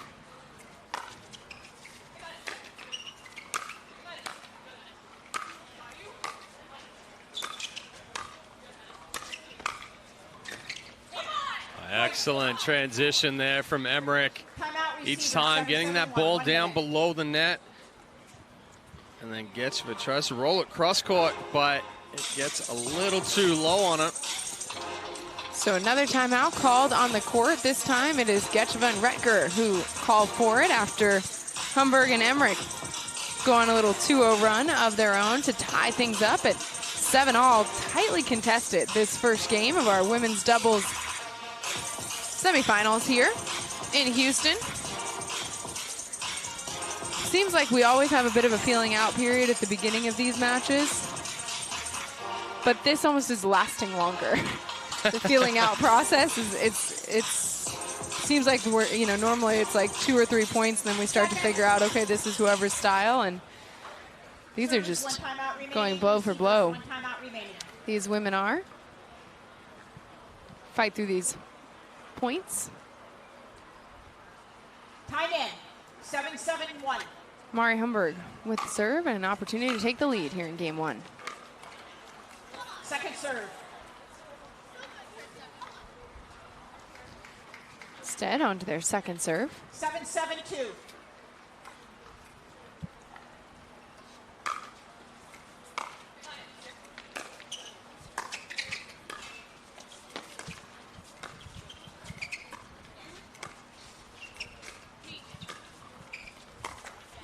Point. Getcheva with the forehand into the net. Yeah, I mean, that ball is there for Retka. She kind of rushed it just a little bit. You see here as it flattens out. And it's a high part of the net, too. It's so hard to do that right there. 8-7-1, the score for Tammy Emmerich.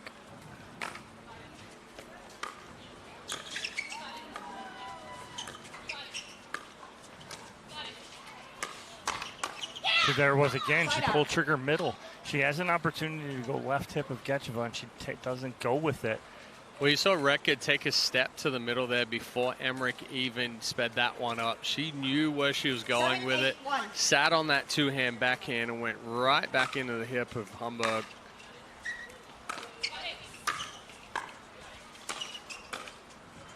And there it is. I think that's the, let's say weakness, but that's the spot that Emmerich and Hamburg need to go, is to the sidelines right now. 7-8-2 for Rachel Retker's serve. Side out. It's such a tough return to try to drive off of there when it's got that heavy backspin and it's staying so low. Like we said, when that ball is coming, that return is coming with backspin. When you try to go topspin with it from that low ball, it adds more of the topspin to it, and it's more likely to dive into the net.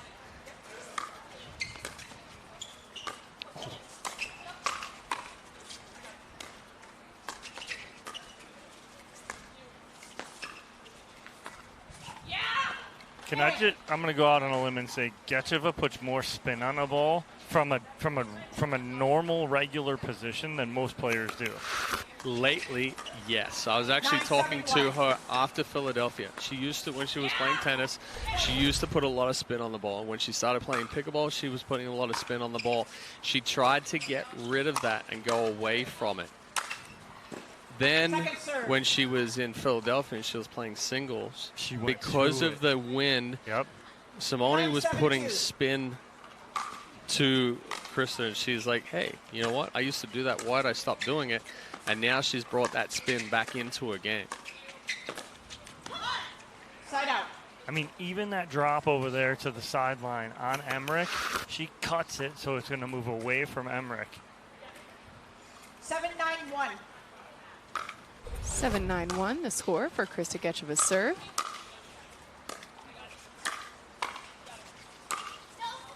Point. Just a little too big there from Hamburg. Trying to keep Getcheva and Retka deep. 8-9-1. But with that ball, just adding the topspin, getting a ball to kick up is enough.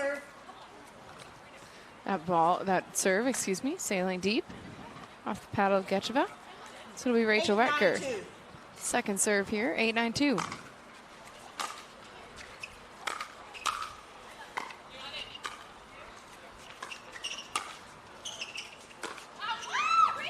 Side out. Rachel giving us her own commentary on that one. Well, you know when you call go yourself out full name, like by full your middle name, you know you did something wrong. Yes. 9-8-1. 9-8-1 after the side out here for Hamburg serve. Oh, that ball's Point. Some confusion about whether that ball was out or not. I did not see it. No. not too sure there. We'll take a look at the replay. I think that ball's in from that angle on the replay.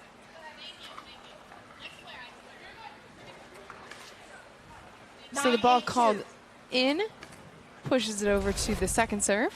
Tammy Emmerich with it.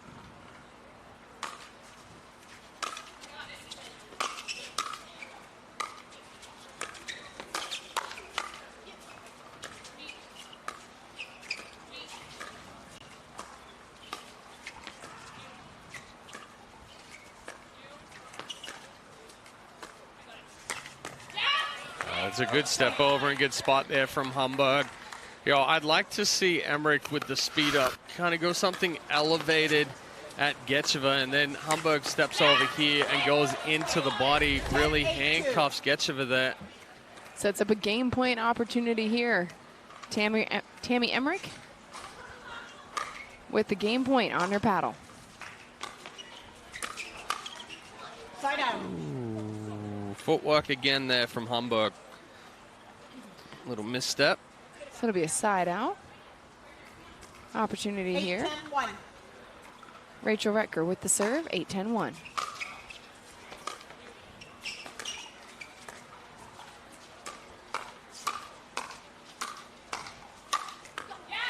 Second serve. Mari Hamburg staying in that point finally with, I believe it was an overhead to finish it. Yeah, good aggression there from Hamburg. Nice forehand rolls going across the body of Retker, creates the ball that finally gets up high enough that she can finish with the overhead. Side out. So a scoreless service side for Retker and Getcheva sets up another game point opportunity here for Tammy Emmerich and Mari Hamburg. 10-8-1.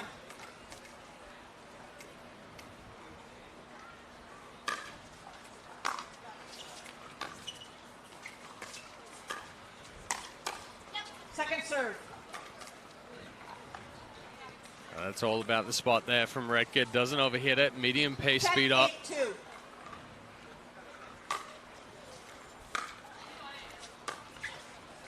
Side out. That was cut. Who can cut more? So Retker and Getcheva holding strong defensively.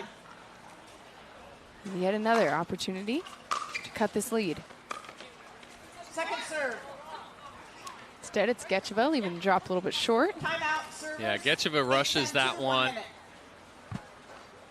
Moves through the ball, never gets that solid base. You need those legs to have that base to be able to push and extend from. The feet still moving. Becomes very difficult to do. Timeout here from Retker and Getcheva. Trying to get back in this. Been a good battle here. Very impressed, though, with the play of Getcheva and Retker here. Again, you can come off a real high, taking out the 1 seed, and then come in and get flat.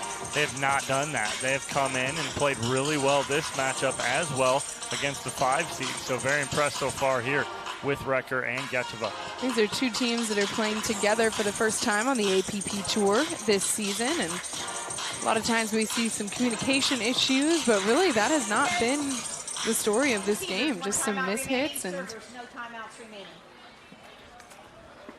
it's been a very closely contested game 1 here.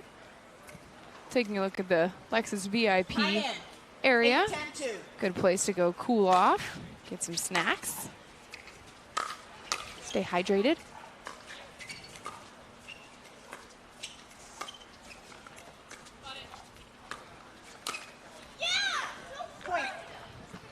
Getcheva there finding a good spot. Well, Emmerich floated this dink to the two-handed backhand of Getcheva. Yeah, I'm not sure why she didn't speed that one up.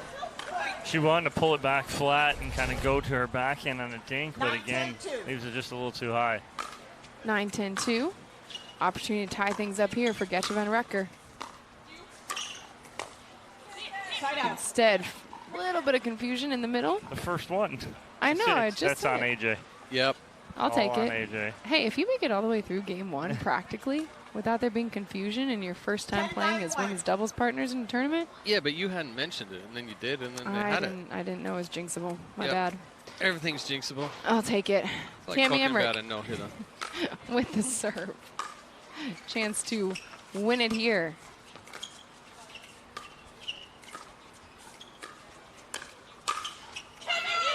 Good spot there from Emmerich to finish it off.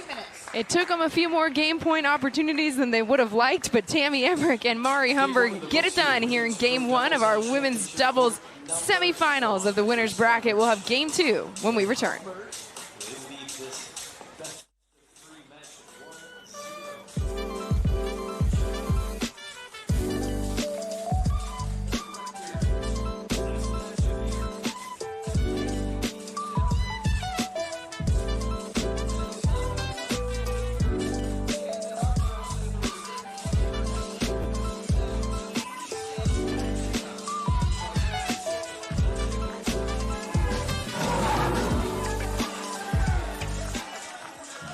18 years from tonight, Grant Gill will become a legend when he totally kills it at his improv class's graduation performance. Knees will be slapped. Suds will be sprayed.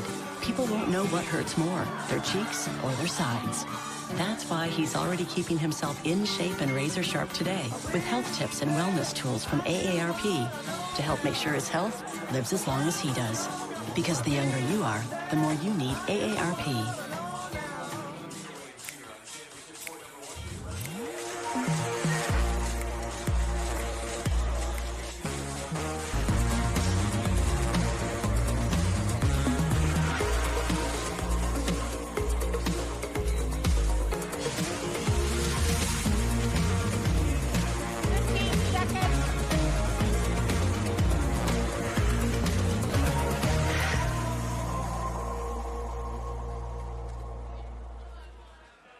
From the Volpe family to yours. Fine cured meats we've been crafting since 1902. Our secrets are simple. Care comes from the time it takes to do things right. Character comes from the hard work and determination it takes to make it. Craft comes from the traditions passed down over 4 generations. Delicious doesn't need to be complicated. That's the Volpe way, where passion and love go into everything we do. From John and Armando and Lorenza and Diana. From our family to yours.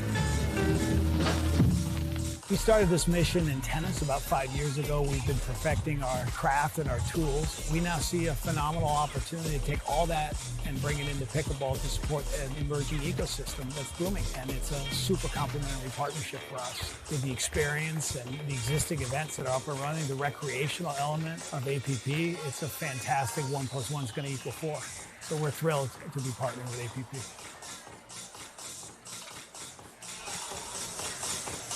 Welcome back to the APP Houston Open. Taking a look at Houston Memorial Park in Houston, Texas, our venue for this event. And it is a really cool spot, I must say. Outside of all the pickleball facilities, a lot of runners and walkers, volleyball courts. Cool place. Tammy Emmerich and Mari Humberg take game 1. Start game 2 here against Rachel Retker and Krista Getcheva with the side out. Well, you kind of need to get out and walk around and run around and everything else after you've sat in 45 minutes worth of traffic to go 3 miles. I love the food in Houston, though. I'm going to tell you that much. Plenty of good restaurants around here. That was the highlight for my place. Pacific Coast Tacos. Shout out. Been there 3 times since I've been here. Wow. Love it. Great tacos.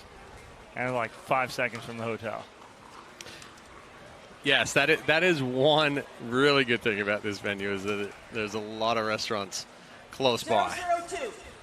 0-0-2 for Humberg serve.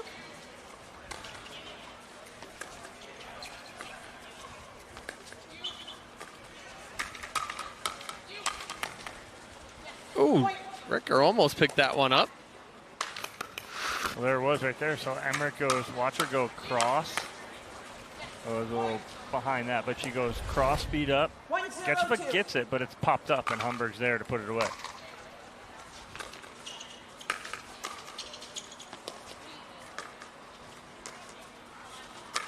Oh, whoa, look out. The around the post from Tammy Emmerich. Well, Getcheva went, and Chad tried to get the ball, but was still connected to his headphones. So Chad, we almost lost Chad.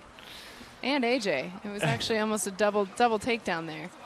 But the ball is back in the field of play. And Chad is half okay.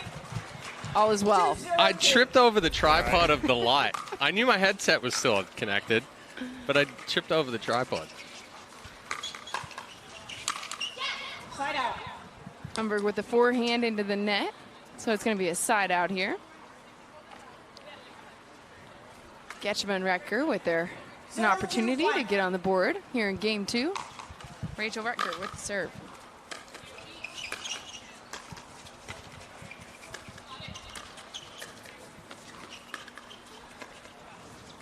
Second serve. Yeah, good job by Emmerich and Humberg moving the ball around nicely.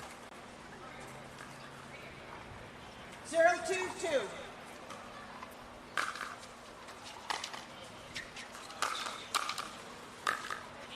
Side out. Good ball there from Emmerich. Takes that ball nice and early. Again, goes back behind Getcheva.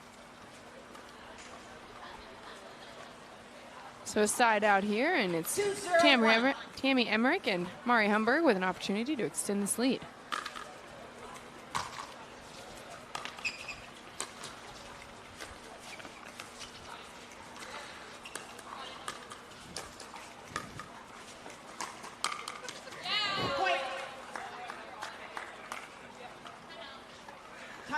Timeout called on the court by Rachel Recker and Krista Getcheva. We got something coming, don't we? I believe we have our SunMed recovery moment of the match that we were waiting to get queued up here. With the timeout called on the court, Emmerich and Humberg picking up right where they left off from game one. Here it is. This may be of the year.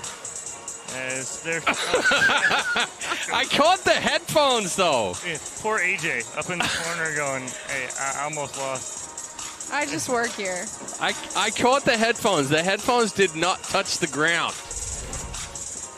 That is just I blame this thing right here. I was trying to go for the headset off and go, and I tripped and caught. It's what we work with. It was safe. It's it. Oh, well, everyone's fine. We're all fine. We're fine. Everything's good. Fine. Everything's good here in the booth. Don't worry about it. Yeah, everybody on the court's turning around looking at us right now. Tammy's kind of side-eyeing us. She's not happy with our... Oh, my God, what's going on right now? Oh. We're good.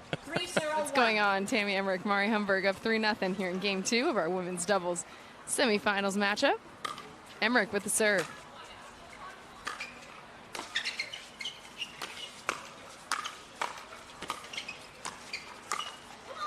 Second serve. That's an excellent job from Retka there. She was in a tough situation, tough spot in that transition area. Just blocked that ball back, got it down below the net a couple of times. Side out. Humberg leaving that one short, so it'll be a side out here. Getcheva and Recker doing the best they can out of that timeout, getting the ball back on their side without any points being scored.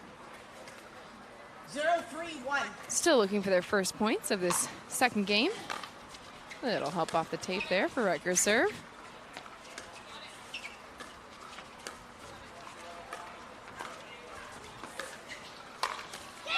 Point. Recker speeds it up right at the paddle of Humberg. Doesn't have time to react. Emmerich kind of in between of what she wanted to do right there. Ends up trying to flip it middle, but flips it a little too high. Recker sitting all over that two-handed backhand. 1-3-1. 1-3-1, the score for Recker's serve.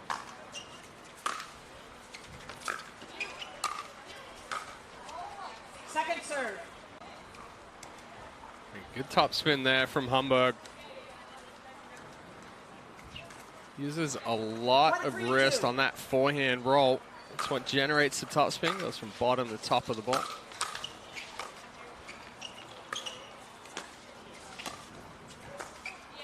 That's so good by Humberg, taking that ball out of the air.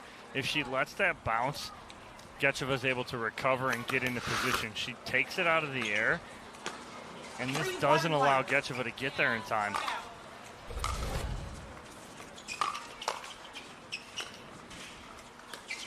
Point. I thought that was going to be a tough pickup there for Getcheva after how much backspin Humberg put on that one in the transition on her fifth. Second serve. Here, Emmerich talking to herself as she walks back, telling herself she's so lazy.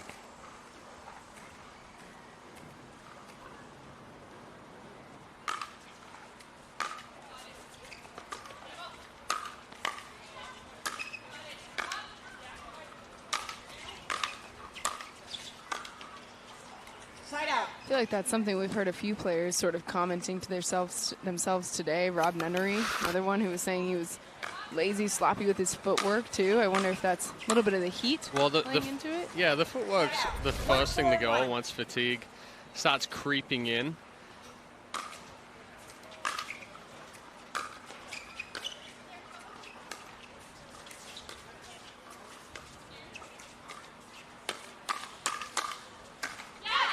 And like Andre Diescu, Tammy Emmerich, another one to play well into the evening yesterday.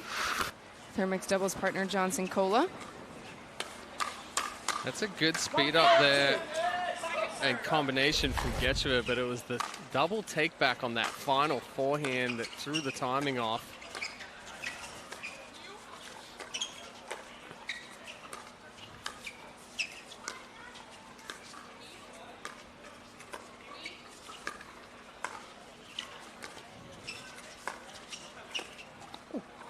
That's good movement there from Rachel Recker. She had Humberg on a string right there, controlling her every movement, pushed her back off the line, then goes to the middle and doesn't go to the middle enough that Emmerich can cover. She forces Humberg to come in and play that last ball. Point. Again, Emmerich getting caught with her feet, 1 foot back behind the other, not fully in the position.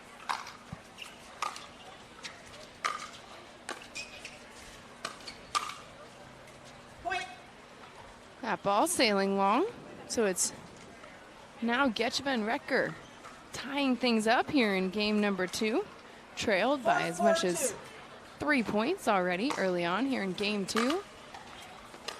Chance to take the lead now, though.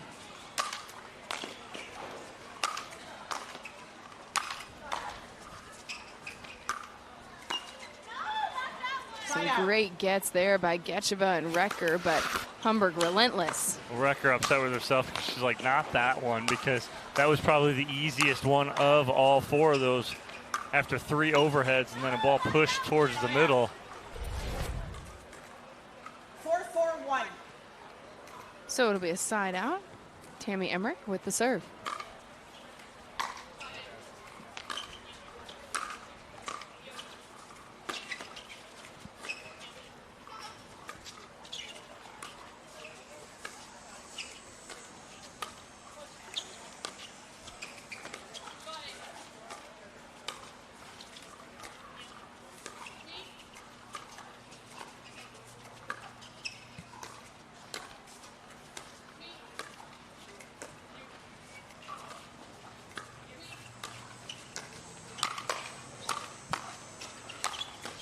The speed up there from Mari Humberg, and she finishes it off with authority with the overhead. Yeah, good patience and good ball movement there from Emmerich and Humberg. Finally gets that ball up just enough from Retka that Humberg can reach in, speed that up. And then the relentless forehands.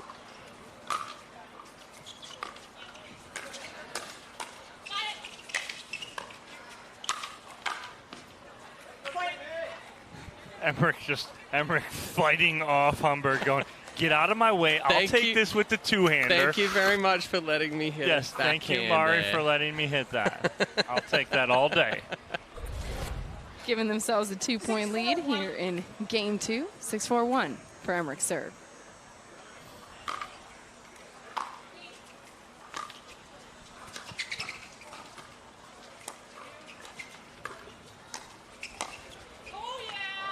Oh, nice little flick there from Humberg in the middle. But we're laughing about the ball before, but there's a reason why Emmerich wanted to take that, is because she started the first 2 balls before that, right? So she was engaged in that point with her 2 forehands, and then she got the pop-up, and she was literally like, I got this started, let me finish it, I'm already engaged. You see that a lot in players, is when you get that started, you want to finish that. And a lot of times, even though it is the backhand, it's not that bad of an idea. Because a lot of times you'll get that started, go 2, 3, 4 balls, then your partner steps in and makes a mistake. No mistakes made recently, though, for Mari Humberg and Tammy Emmerich. Take a 3-point lead here in game 2, 7-4. They took game 1, 11-9, so they can punch their ticket to the women's doubles winners bracket final if they can take this second game here on championship court. Receivers, no timeouts remaining. Servers, Krista Getcheva and Rachel Retker, though, we saw in game 1, certainly know how to fight back into points, into games, excuse me. So 7-4-1. have some work to do here, though, because Emmerich and Humberg still on their first serve and up by 3.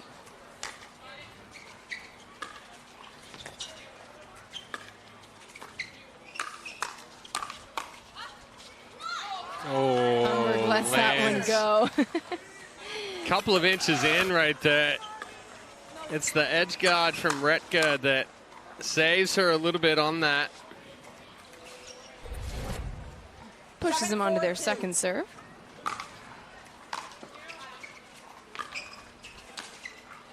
Getcheva reaching in to try and get that one, but also off the edge guard. It's not a bad move there from Getcheva. She's just got to take another full step. If she takes another full step, she's going to get a good paddle on that ball.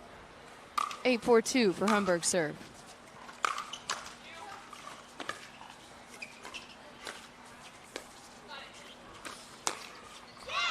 Side out. Getcheva finding a spot in the middle. So she gets extended right there, does Getcheva. She reads this one nicely. Emmerich had got her a few times, but she reads that one. 4-8-1. 4-8-1. After the side out, Rachel Retker with the serve.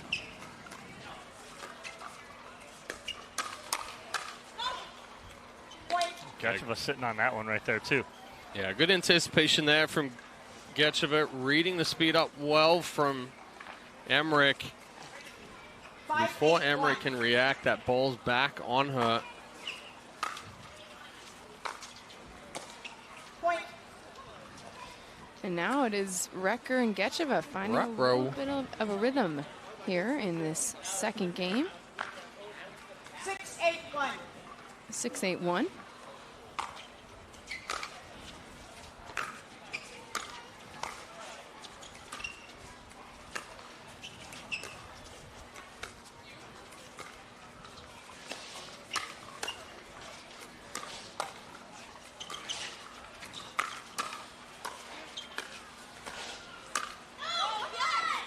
Rachel Retka with the court coverage there to keep him in that point. 1 minute.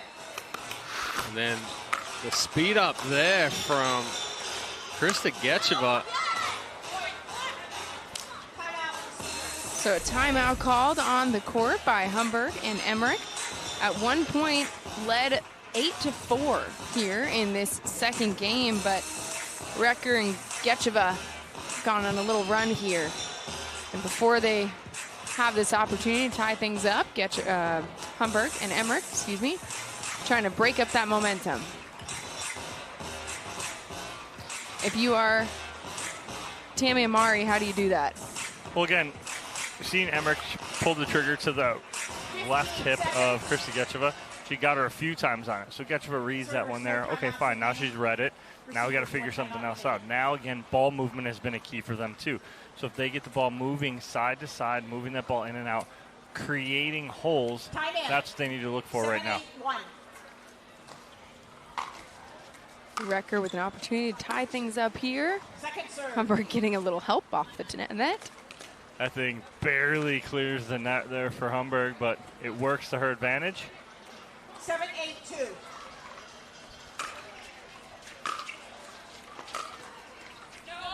Side out. Huge timeout there for Humberg and Emmerich. Get the side out without Retker and Getcheva adding any more points to their side. So now it's a chance to extend the lead for Tammy Emmerich.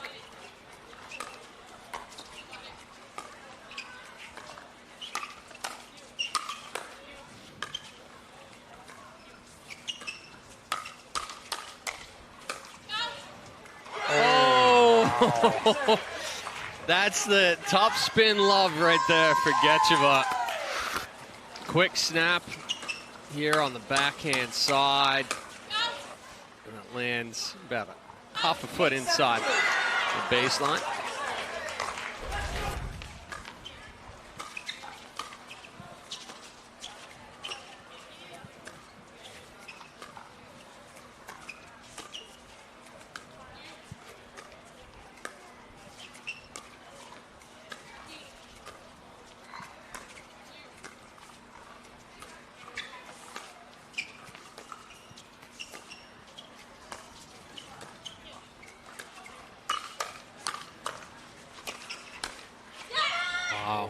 Getcheva's anticipation has been extremely good the last few points. I mean, in reality, the whole of this match, but Definitely the last couple of points, she's really been dialed in.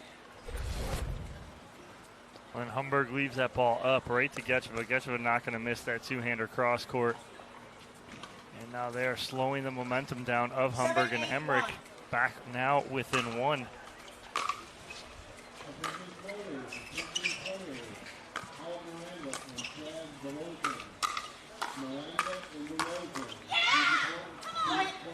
And just like that, tie game here in game number 2, Getcheva and Recker. Well, Getcheva and Recker right now have closed off every hole that was there before. There's no holes in their game. No holes in their game, and they have just continued to keep the pressure on, keep balls in play, not allow Emmerich and Humberg to get into a rhythm. 8-8-1. Score for Getcheva's serve here in game 2 of our women's doubles semifinals.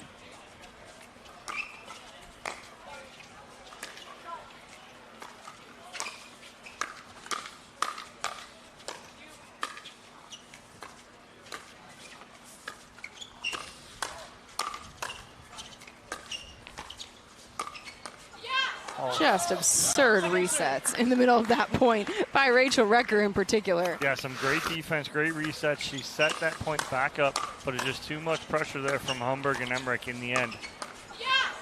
Pushes them onto their second serve. 8-8-2. 8-8-2 for Rachel Recker.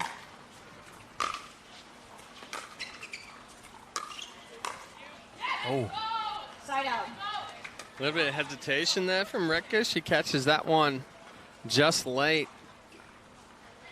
Back behind that left hip. So it'll be a side out here. Emmerich and Humberg with a chance to take back the lead here in game 2. They did win game 1. So if they can take this one, then they've punched their ticket to our women's doubles winners bracket final.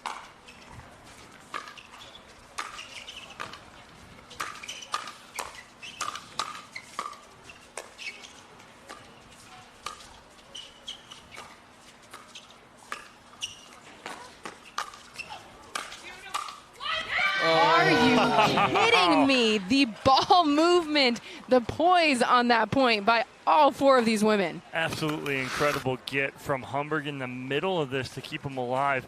And then Emmerich with the forehand winner down the line. Sheesh. Hard fought, but they get the lead back to Emmerich and Humberg. 9-8-1. Second serve. The spin through Emmerich off there. Ball never came up. She was anticipating it to come up a little bit higher. Feet were still moving.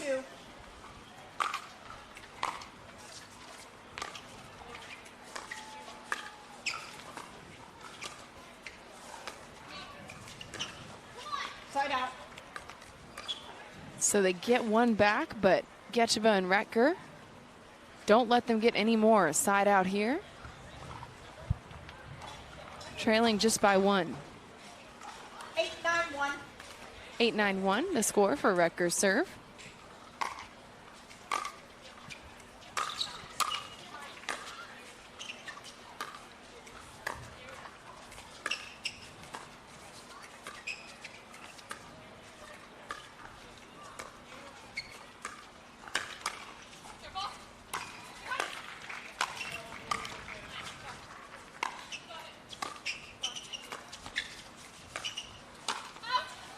Wow, what a good drop in the middle of that point from Humberg to get him back in after the overhead from Recker.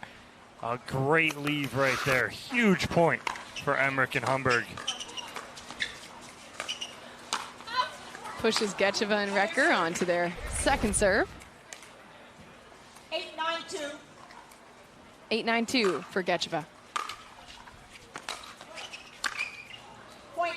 Well, Humberg stood up in the middle of that momentum, or the motion of that swing.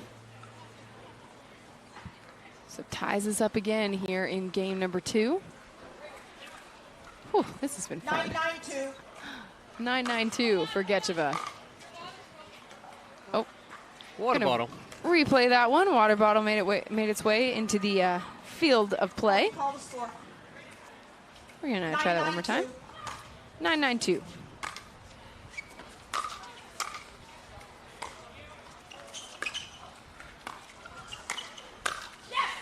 Quick flip in the middle from Humberg right at Getcheva. Gets the side out.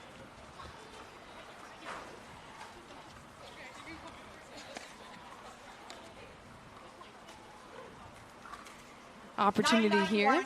9-9-1 for Humberg serve.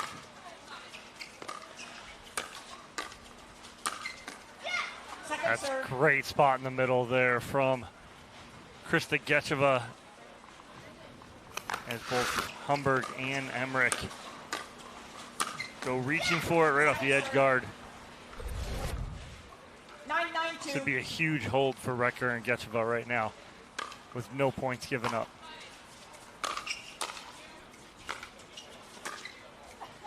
And they do hold defensively. Getcheva just finding the spot in the sideline to get that under Emmerich's paddle. So scoreless. Side out here. And now it's another opportunity for Recker and Getcheva to take the lead. 9-9-1.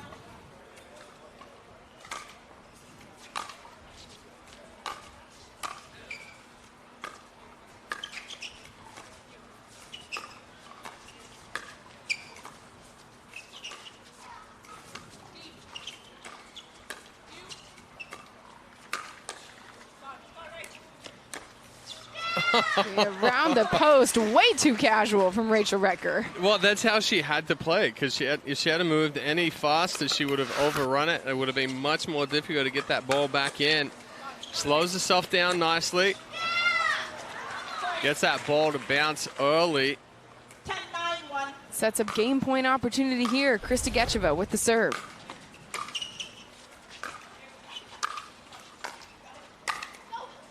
That time, Mari Humberg taking the strong angle out of the reach of Getcheva's paddle. Well, that's the key on those overheads. Angle over power.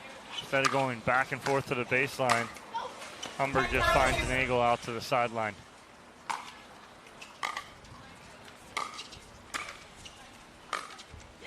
Side out. So after giving up a point, Humberg and Emmerich force the side out. An opportunity here for them to tie things up at 10-all. It's just fitting that this is how this second game is coming to a close after just how tightly contested these four women have been, locked in on every single point. 9-10-1. Some great pickleball action being played here in Houston.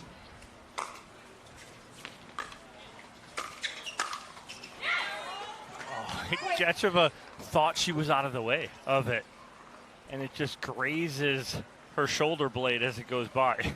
Well, she was until she wasn't.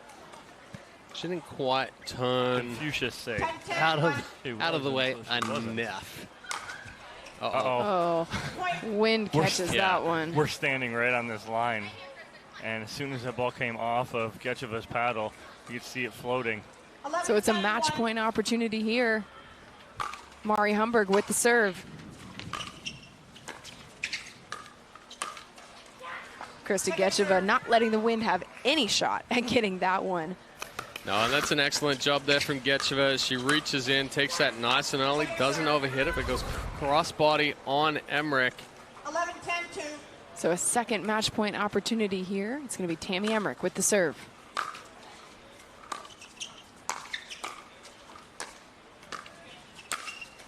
And again, Getcheva reaching in to finish the point. So 2 match points defended, and now it is Getcheva and Recker with a shot at tying things up yet again here in game 2. 10-11-1. Rachel Recker, 26-year-old, gonna give us a serve.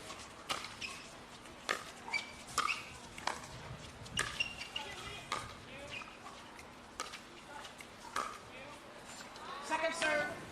That ball left short by Krista Getcheva. Well, Getcheva was trying to go too many times behind Emmerich there to the forehand.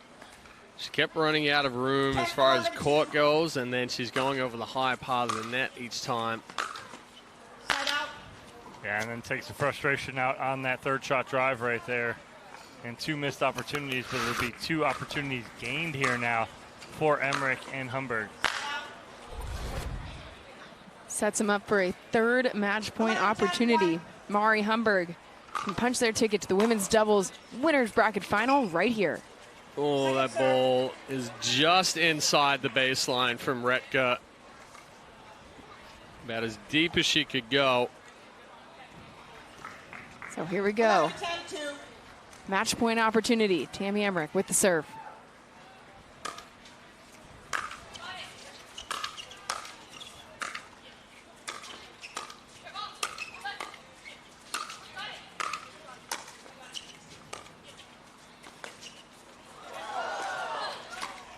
Oh, no. What a get by Tammy Emmerich, and then Rachel Recker sends it long. Tammy Emmerich and Mari Humberg move on to our women's doubles winners bracket final. What a match. So much fun to watch here in Houston. We'll hear from the winners when we come back.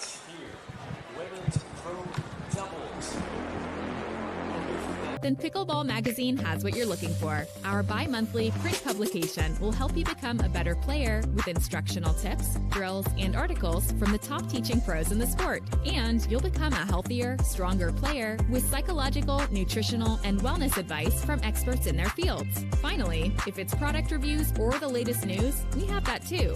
To learn more or to subscribe today, go to pickleballmagazine.com. From the Volpe family to yours. Find cured meats we've been crafting since 1902. Our secrets are simple. Care comes from the time it takes to do things right. Character comes from the hard work and determination it takes to make it. Craft comes from the traditions passed down over 4 generations. Delicious doesn't need to be complicated. That's the Volpe way, where passion and love go into everything we do.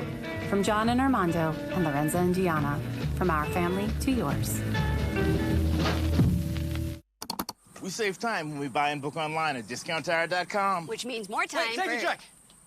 Kyle, it's pickleball. Every time. 002. Get 30% shorter average wait time when you buy and book online at discounttire.com. The APP is presented by Selkirk, Rainstorm, State Farm,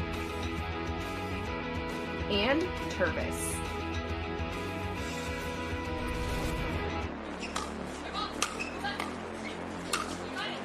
Tammy Emmerich, a constant battle back and forth between Humberg, Emmerich, Retka, and Getcheva. But it's the get here, and then Retka standing up just a little too tall, pushes that one deep. Humberg and Emmerich moving on to the winners bracket final, and they're courtside with Dominic Catalano. All right, here with Mari Humberg, Tammy Emmerich. Congratulations. It was a tough match right there. Again, what's the game plan going in against a team that you really haven't seen much of? I think Tammy and I talked before. We wanted to start playing our game, trying to get up to the kitchen line as best as possible, and only speed up when we had a chance to actually speed up. The conditions didn't make that very easy, so a little bit of adjustment here and there, but we were able to come through. And Tammy, talk about the first-time partnership, too, here with Mari. You've already punched your ticket to 1 championship Sunday. You're 1 more win away from doing the same thing now here with Mari. What's it like for you? Honestly, it's been a great weekend. When I was really excited coming into this to play with Mari. We actually didn't even play a practice game before coming into today. We played against each other in a mixed game because she played with Martin yesterday. But I'm just so glad our games complement each other. The conditions weren't so tough, were very tough in this match. But, you know, great competing from their side. And I'm just so glad that we're through now to the winner bracket final and going to try and make it a double day tomorrow. All right, well, congratulations, ladies. Moving on to that winner bracket final. I'll let you get some rest. We'll take a break here, have our second women's semifinal here on Championship Court at the APP Houston Open. 18 years from tonight, Grant Gill will become a legend when he totally kills it at his improv class's graduation performance. Knees will be slapped. Suds will be sprayed. People won't know what hurts more, their cheeks or their sides. That's why he's already keeping himself in shape and razor sharp today with health tips and wellness tools from AARP to help make sure his health lives as long as he does. Because the younger you are, the more you need AARP.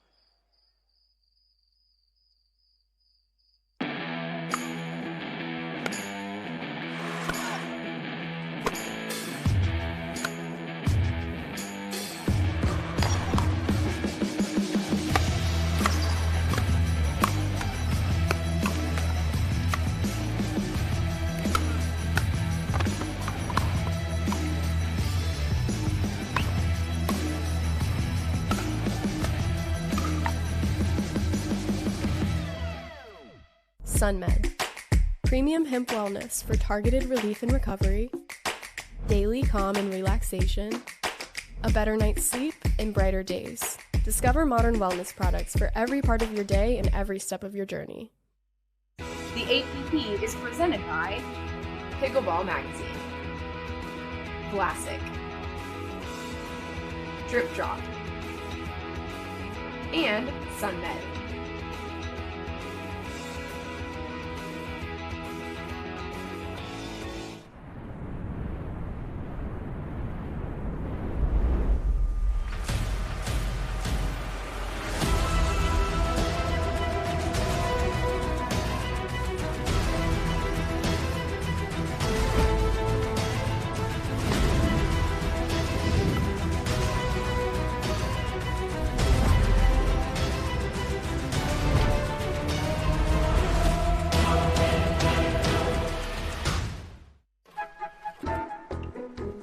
Retirement.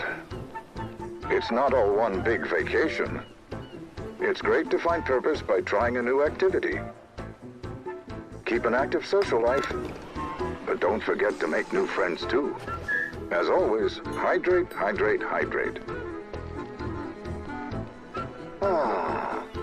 Isn't it wonderful to be retired?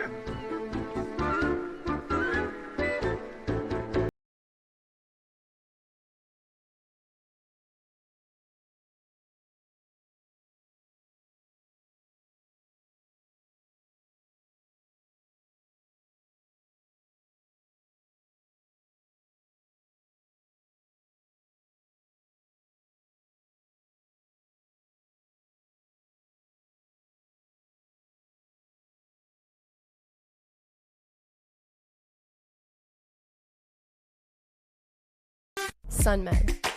Premium hemp wellness for targeted relief and recovery, daily calm and relaxation, a better night's sleep, and brighter days. Discover modern wellness products for every part of your day and every step of your journey. We started this mission in tennis about 5 years ago. We've been perfecting our craft and our tools. We now see a phenomenal opportunity to take all that and bring it into pickleball to support an emerging ecosystem that's booming. And it's a super complementary partnership for us. With the experience and the existing events that are up and running, the recreational element of APP, it's a fantastic 1 + 1 is going to equal 4. So we're thrilled to be partnering with APP. What a match we have on our hands here. Susanna Barr and Megan Fudge, the 1 seed, taking on Vivian Glosman and Alex Trong here on Championship Sunday.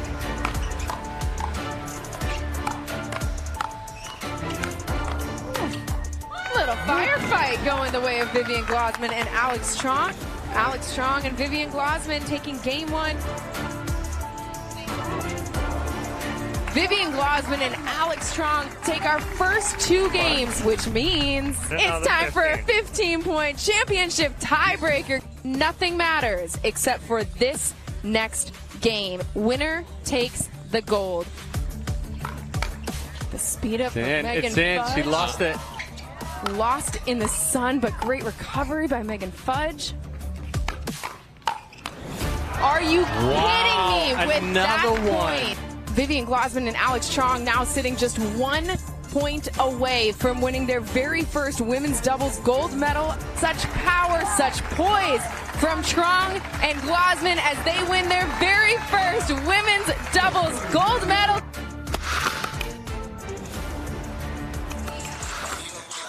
It was their first women's doubles gold medal, and they are trying to ensure it is not the last of this 2023 APP season. Vivian Glosman and Alex Trong Game 1. getting us set here in our women's doubles 0-0-2. semifinal number 2. Winner of this one goes on to face Tammy Emmerich and Mari Humberg in the winner's bracket final. They are taking on Kelsey Grambeau and Bobby Oshiro.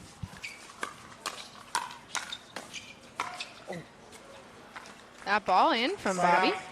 I mean, I was surprised from Glossman's ball getting over the net.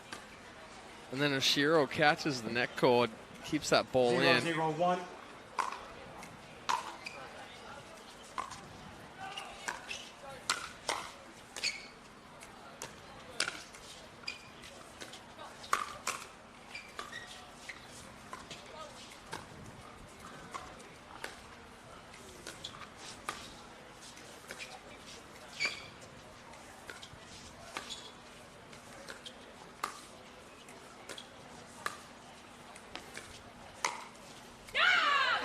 Strong flicks that one and finds the corner. After the all-hand reset from Alex Strong, as Kelsey Grambo went to body up Alex Strong, and she resets it right off her hand.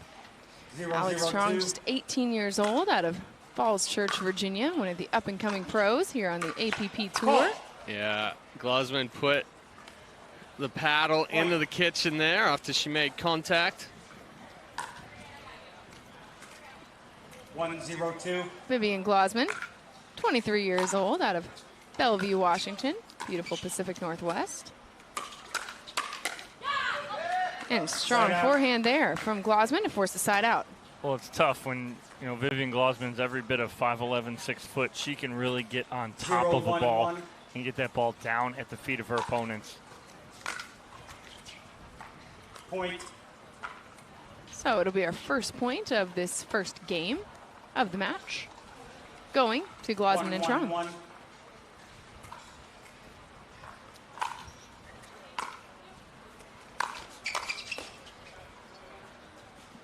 Glusman popping that up, can't get it over the net. Excuse me, 1-1. 1-1-2. 2, the score here in our first game.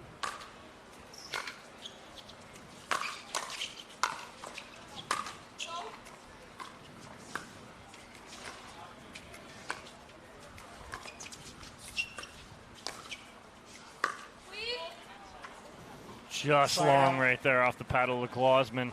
I like the idea down the middle. Just got to take a little more off that. 1-1-1.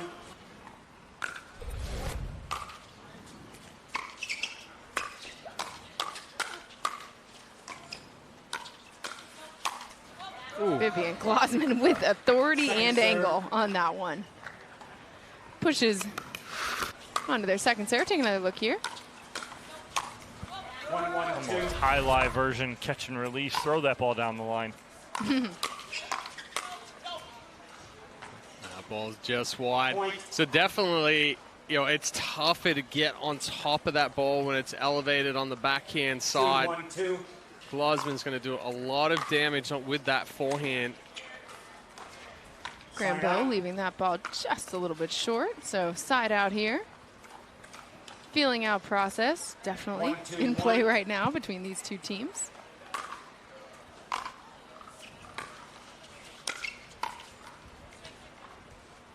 Second serve. I think Trong thought that ball was coming a little bit hard as she tries to absorb a lot of the pace there to reset it, but Grambo did not hit it as hard as she thought.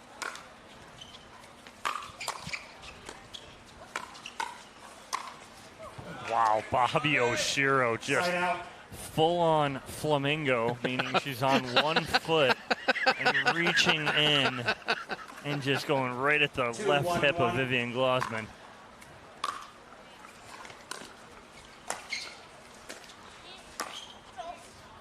That ball sailing long, Oshiro getting out of the way of it. Full-on flamingo. Yeah, one leg, man. Yeah, I know. That's it. If I got to explain it, it's not as funny. 3-1-1. But you got it. You got it. You're my guy. You got it.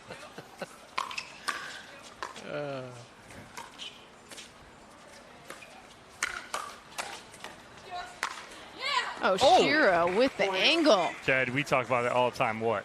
Oh, no. Oshiro's got one of the hardest If and not the strongest hardest. overheads. That she, Watch this. I'm just trying to figure out what she hit it with. There was no 4-1-1. noise when it came off a paddle. Ball was punished, though. Oh, Yeah, paints that's the a sideline pretty to ball. Vivian Glusman. That's a good hold and a pretty ball there from Glusman down the line. You see it just hold that on the paddle. 4-1-2. Catches all line. 4-1-2 for Grambo's serve. Glusman immediately speeding things up, but Oshiro and Grambo ready for it. Well, Shiro and Grambo not backing down away from Glusman and Trong right now. 5-1-2. That's what you got to do against a team that likes to pull the trigger. That one off the edge guard of Bobby Oshiro's paddle. So it'll be a side out here. Alex Strong and Vivian Glusman with an opportunity to cut into this lead, trailing by 4 here in game 1.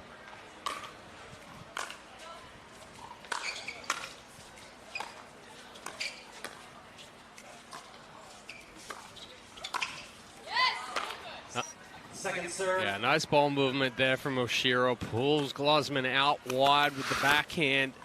Gets that ball to float just a little bit. Strong slides to the right to clear the backhand and leaves that nice opening through the middle.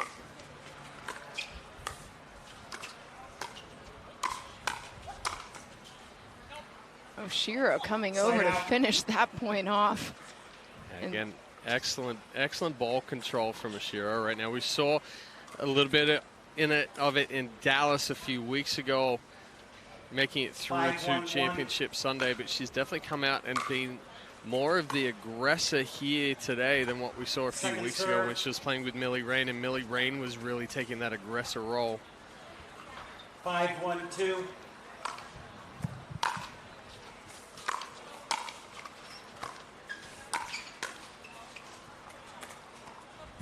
Side out. Good spot there, catching Grambo in the transition. 1-5-1.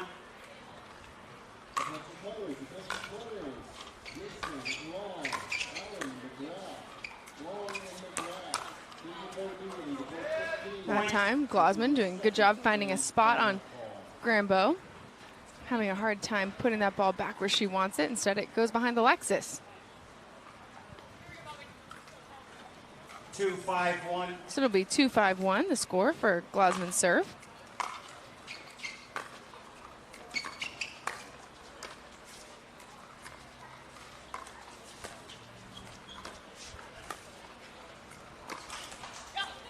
That's a good read there from Oshiro. She sees Trong slide to the two-handed backhand and the sideline, and she has an opening in the middle, and Glusman can't cover. 2-5-2. So it's 2-5-2 for Trong serve.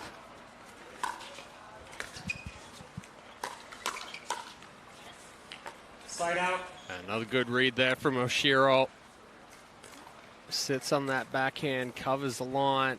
5-2-1. Goes back into that right armpit of Alex Strong and jams her up. That time, Vivian Glusman with a well-placed speed up at the feet of Grambo. Can't get it back. More like the shins, but many times. Well, you know, anything below the knees, it's considered tricky.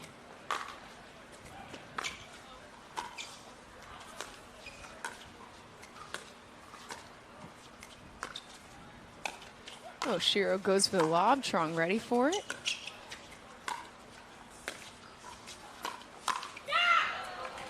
Side out. Oh, Shiro was leaning to the sideline. She got late to the forehand right there. Good pull to trigger from Alex Strong. So another side out here. 2-5-1 for Trong serve. Trong comes across looking for the big backhand. Can't get it back over the net though, so it pushes them onto their second serve. 2-5-2.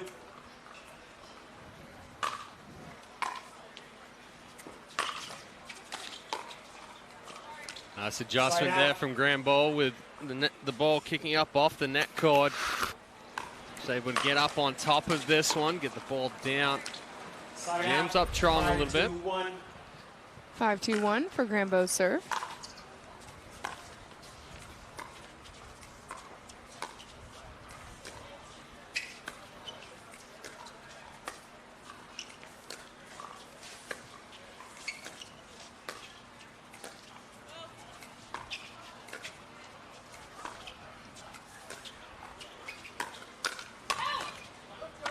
Good cover from Glusman right there in the middle.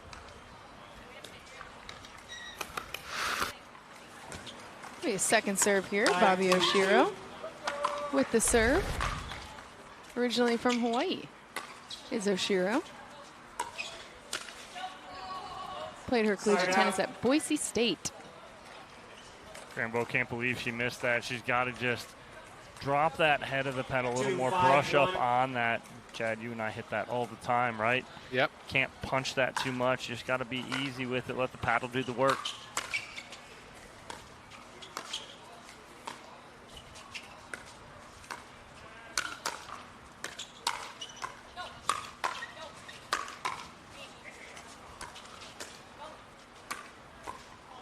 Oh, it's change up. Change up. The easy ball there from Glusman that throws off the timing of Oshiro. Somehow she manages to get these net cord balls back.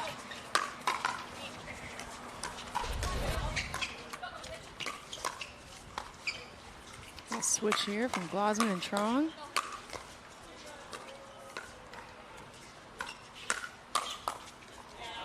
Works out. That's some great defense from Oshiro and Grambeau, though, because, again, you have Glosman and Trong on full on attack mode here. 4-5-1. So trailed 5-1 earlier in this game, but now an opportunity to tie things up for Alex Trong and Vivian Glosman. Point. And she does with a little bit of help from the net. Does Alex Trong. 5-all. That ball hit the net and just dropped straight down. 5-5-1. Grambeau doesn't have many options right there. Oshiro coming in through the transition zone, gets the forehand to the feet of Glosman, pushing them onto their second serve. 5-5-2.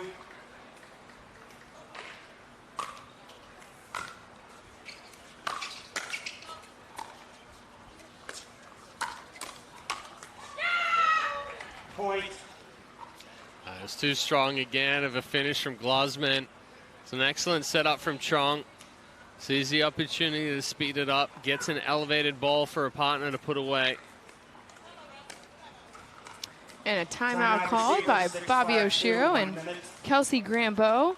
At one point, they led 5-1 here in game number 1, but now trailing 6-5. Gives us a little minute, though, to give you a little bit more info on Bobby Oshiro and Kelsey Grambeau. Like I mentioned, Bobby, originally from Hawaii, she was ranked in the top 200 players in the nation for her graduating class. Got into pickleball by just playing some 5-0 mixed doubles money ball. Kelsey Grambeau, originally from Dallas, Texas, just down the road here in the Lone Star State. She's played her collegiate tennis at Wisconsin, and also, Chad, spent some time in your home country, Australia. Yeah, we had a little bit of a chat a few weeks ago. Spent some time in Adelaide. And I said, you know what, I've spent some time in Adelaide as well. She's like, why? I was like, well, you know, Adelaide's a beautiful place. Chad's been everywhere. It's not one of the, it is a major city, but it's not one of our most traveled major cities in Australia. But I do happen to have family in Adelaide as well. Time in.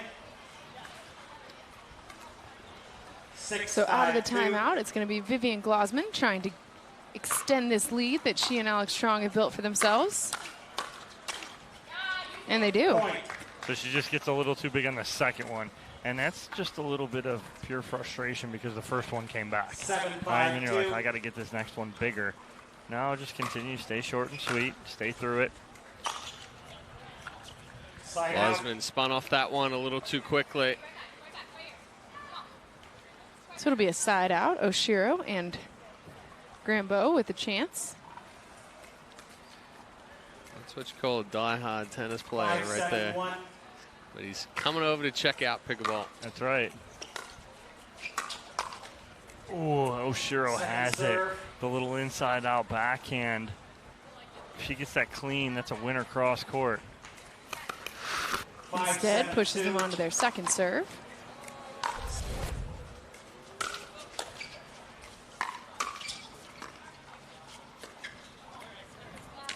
Excellent pickup there from Oshiro. Grambeau thought about stepping over, and then she held back. 6-7-2. Threw off Oshiro just a little bit.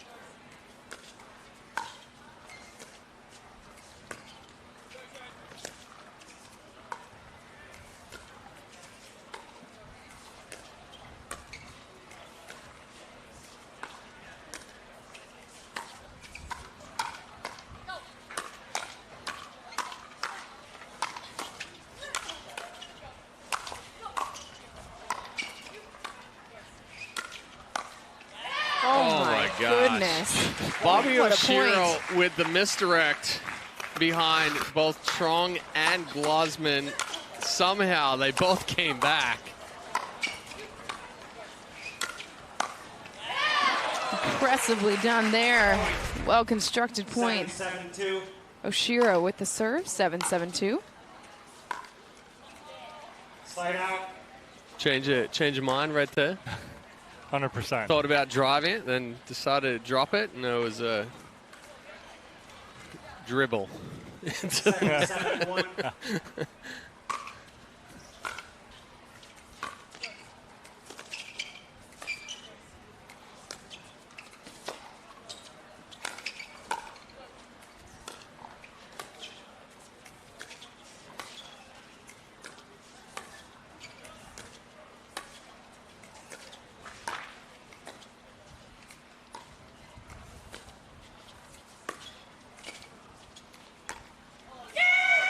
Alex Strong finding that sweet spot in the middle.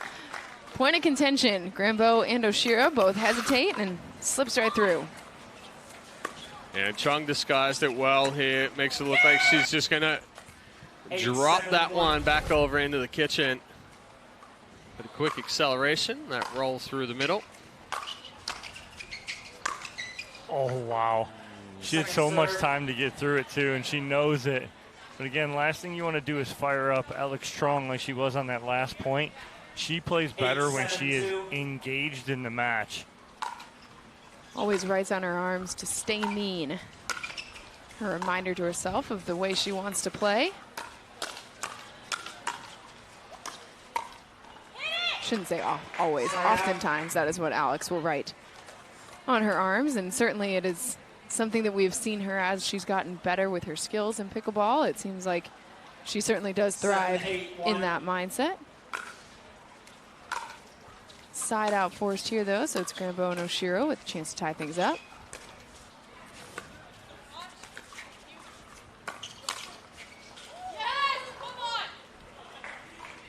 A little bit of a miss hit there from Grambo, but it works out even better. Nice speed up there from Glosman. Grambo a little late covering the middle.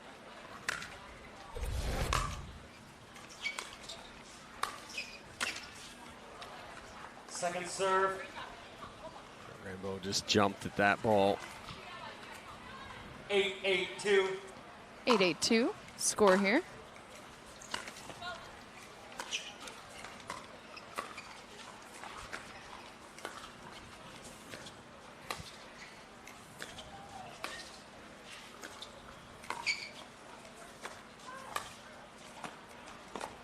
Point.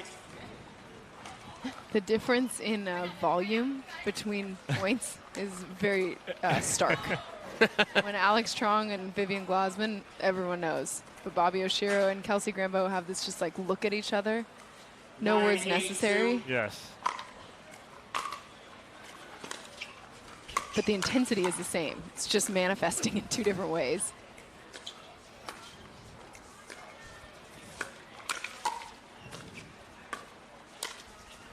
Oh, that's caught the ponytail. That's a nice misdirect right there from Grambo. Sets up a game point opportunity here.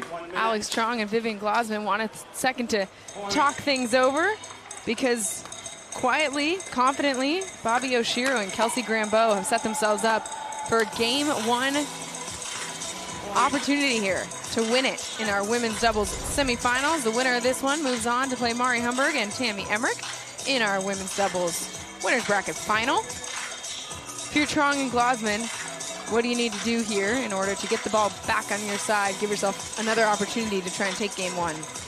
Well, I like it when Glosman is aggressive. She does put a lot of power into that swing, and she can create some opportunities.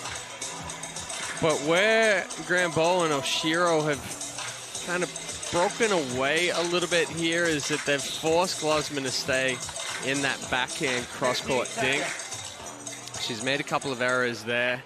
And then when they've got the opportunity, they've changed direction. We just saw that last ball of Grambo to go behind. So I think, you know, Trong and Glosman need to kind of go at Grambo just a little bit more, put some pressure on her. Game point opportunity here for Oshiro and Grambo.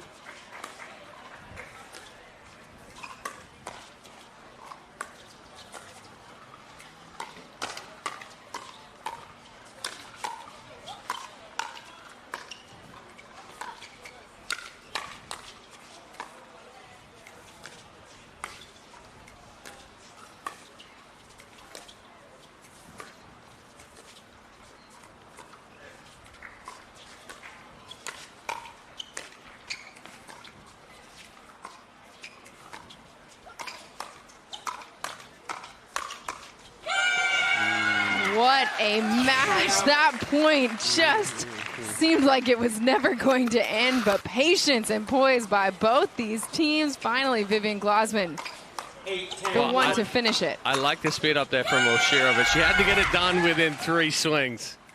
By the time Glosman got that 4th one, she timed it up too well, and there was too much power. Oh, jeez. A little there it is leftover again. frustration from the point before. Oshiro, look at it. She hits it out the door. Crack the whip. Out the gate right there from Bobby Oshiro. Coming into your living room. Oshiro said, yeah, I'm not missing that one. No bringing that one back. Great angle taken, so it pushes Glosman and Trong onto their second serve. Still trailing by 2 here in game number 1. 8-10-2. 8-10-2 for Vivian Glosman.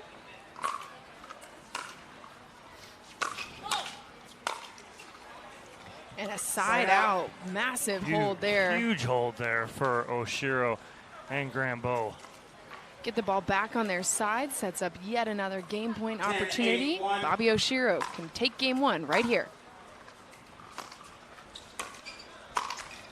Instead, sends that forehand into the net just a little low. And this is what you can't have. Slight hesitation. Missed opportunities too from and against the number 2 seed here. So now it's going to be Kelsey Grambeau trying to finish this off.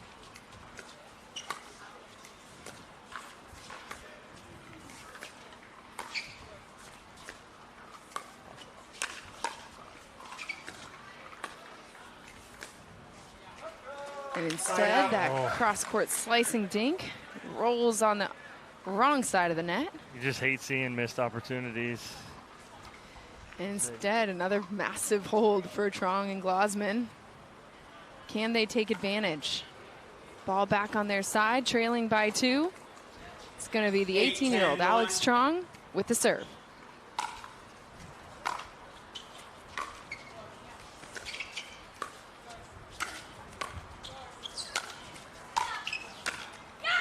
That's a great ball from Alex Trong. Instead of just trying to reset this, she put some pace and put some pressure on Grambeau. Nice job. 9-10-1. So now an opportunity for Trong and Glosman to tie things up here.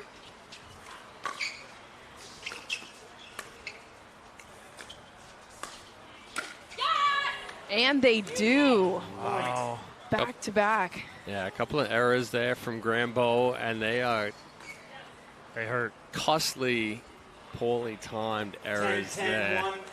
So it's going to be 10-10-1. Trong and Glosman still on their second serve. They've already tied things up. Try to take the lead, but that ball skips off the top of the net. And it's in. This is the most anticlimactic point to get to game point here that I've seen. And so it is a game point, though. Trailing by 2 just moments ago. Trong and Glosman battling back with an opportunity here to take game 1.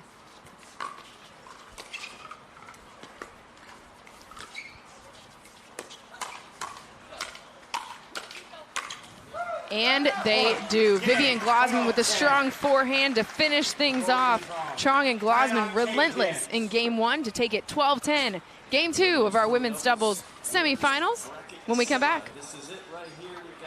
Wow.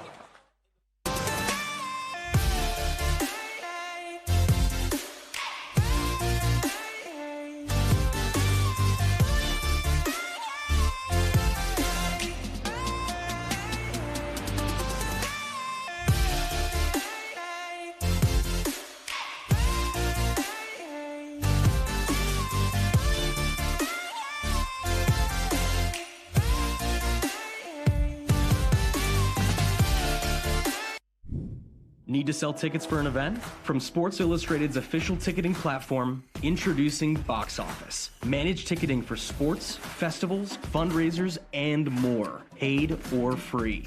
And we go beyond the barcode.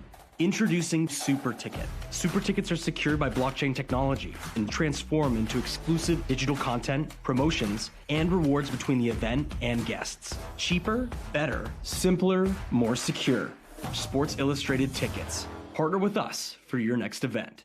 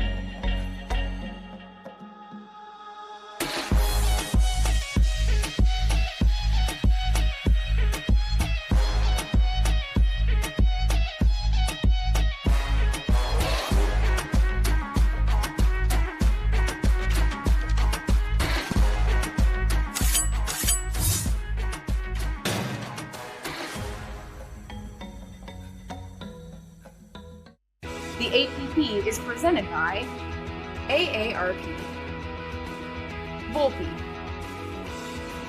and PowerPlate.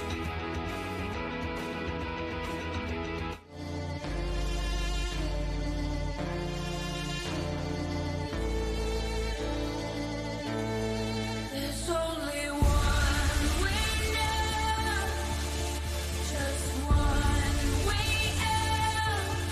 With every single breath comes crashing down. There's only one.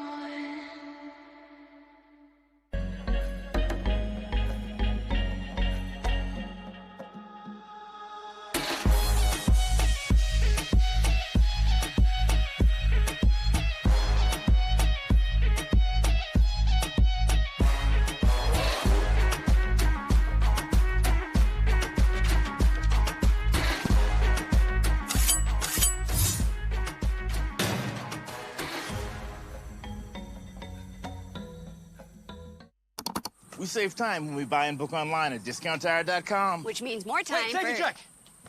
Kyle, it's pickleball. Every time. 002. Get 30% shorter average wait time when you buy and book online at discounttire.com. Ah, retirement. It's not all one big vacation. It's great to find purpose by trying a new activity. Keep an active social life, but don't forget to make new friends too. As always, hydrate, hydrate, hydrate. Ah, isn't it wonderful to be retired?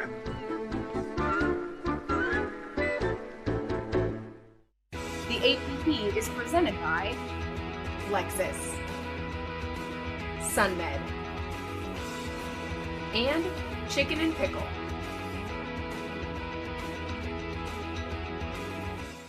The Pro XR pickleball paddle answers the age-old question of how to get paddle speed and control with the same paddle and one grip, and this is it. Pro XR gives you more spin, greater control, and quicker reloads on every shot in the game, because you always have that constant feel for that leverage and control and paddle speed that we're all looking for. Pro XR is the most revolutionary technology in pickleball. Hey, Jake from State Farm. I want that personal price plan. So how's this for personal? I draw mustaches on players' faces when they're asleep. Coach Reed, you don't need to get that personal to get the State Farm personal price plan. It helps you create an affordable price just for you. Oh. Coach, it happened again. I'm gonna get to the bottom of this. Call or click to get a quote today. Like a good neighbor, State Farm is there. Having a tough time getting better? Our 3-day Level Up Pickleball camps feature a low student pro ratio and offer personalised training from the best pros in the game. Level Up will take you full circle through the point building process by teaching proper stroke mechanics, positioning and winning game strategies. Each camper also receives a personalised before and after video, an instructional manual, product discounts and more. Discover how good you can be with Level Up Pickleball camps. Visit us today at leveluppickleballcamps.com. SunMed, premium hemp wellness for targeted relief and recovery, daily calm and relaxation, a better night's sleep, and brighter days. Discover modern wellness products for every part of your day and every step of your journey. The APP is presented by AG1, Level Up, Tervis, and Humana. Welcome back to Houston, game 2 of our women's doubles winners bracket semifinal. Underway now with Bobby Oshiro's serve.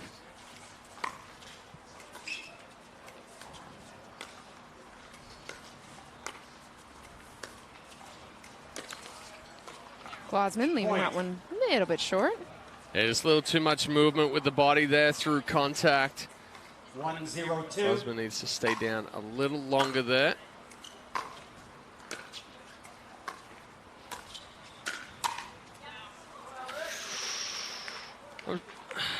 I think Trong was sitting on that backhand. Just not too sure about it. Hey, Grand Bowl telegraph that speed up just a little bit. 0-1-1.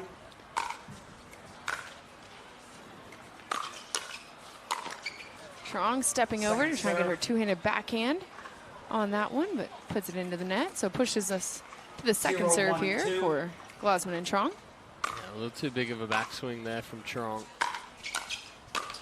Oh, Grambo got handcuffed just enough at that left shoulder.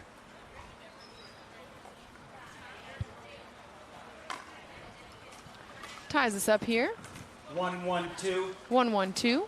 Glosman, 23-year-old out of Bellevue, Washington, with the serve.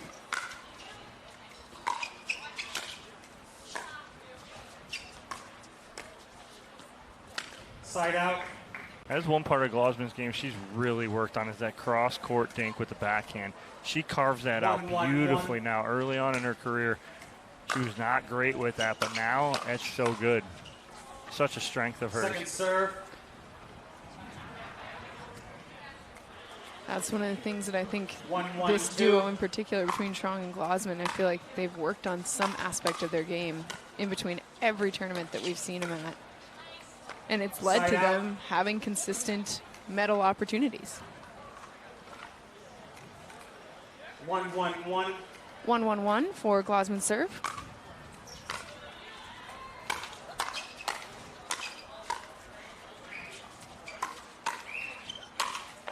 Bobby Oshiro with the overhead down the line into the corner. Not coming back. Nah. Sorry, Bobby Oshiro overhead equals Just not coming back. So 1-1-2. strong in that.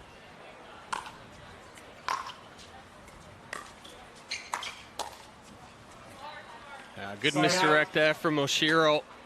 Takes that one back down the line behind Alex Trong. So side out here, it's going to be 1-1-1. Kelsey Grambeau with the serve.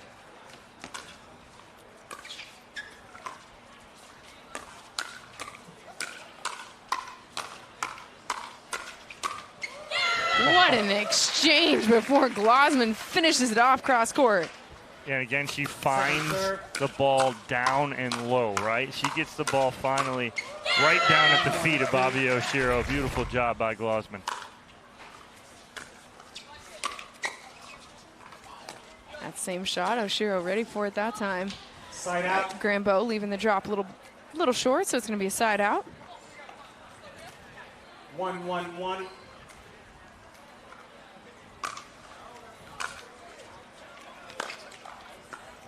Second serve. A little bit of hesitation there from Glosman. And potentially that ball did 1-1-2. not come up as high as what she was anticipating.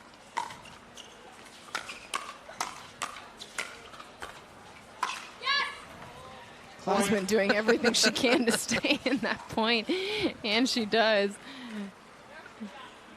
2-1-2. 2-1-2 for Trong serve.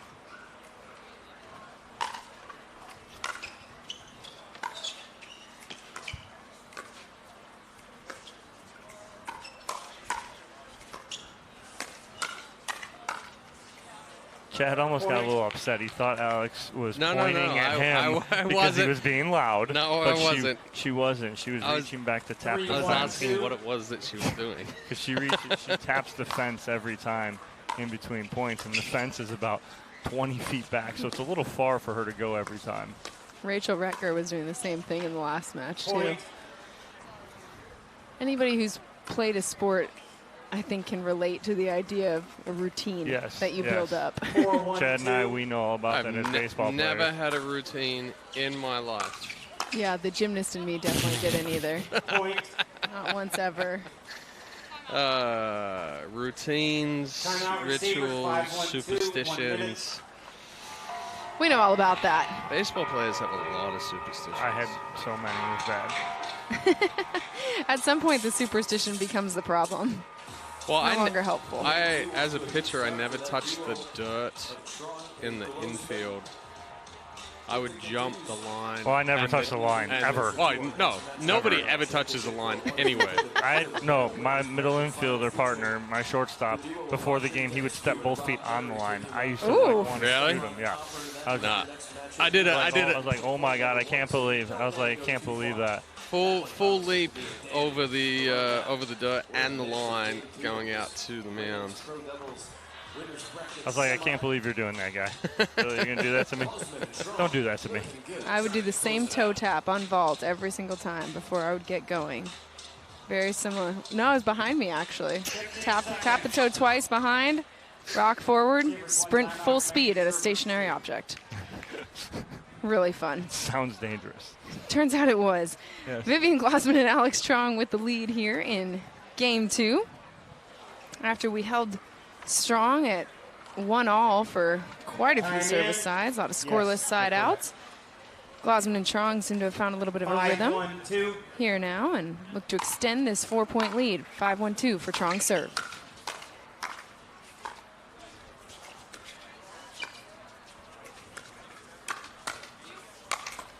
Glossman, that's another one. She gets up that tall. Highly unlikely it's coming back. Yeah, that's a great job by Glossman. She's going straight down with that last one right at the feet of Bobby Oshiro. Point. 6-1-2. 6-1-2.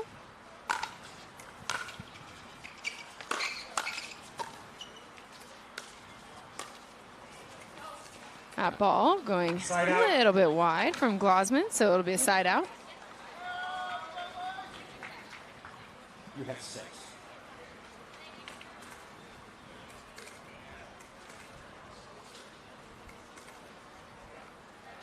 One, 6-1.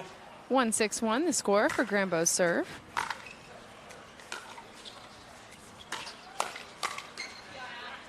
Yeah, it's a wrong spot there from Grambo, especially when she's speeding that one up cross court into the forehand of Glossman.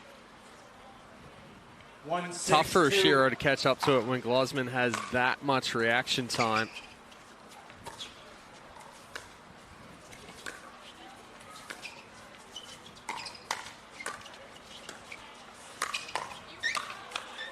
Glossman stepping over with the forehand, then finishes with the two-handed backhand at the feet of Grambo, forcing the side out. 6-1-1. 6-1-1 for Trong serve.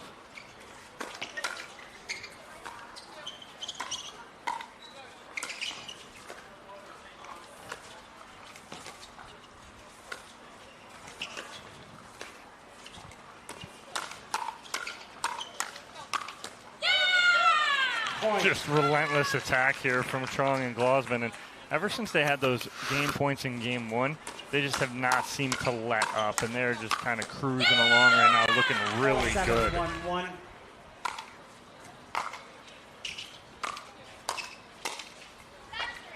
Again, Trong getting just a little too big on the backhand side there. She's looking to close middle.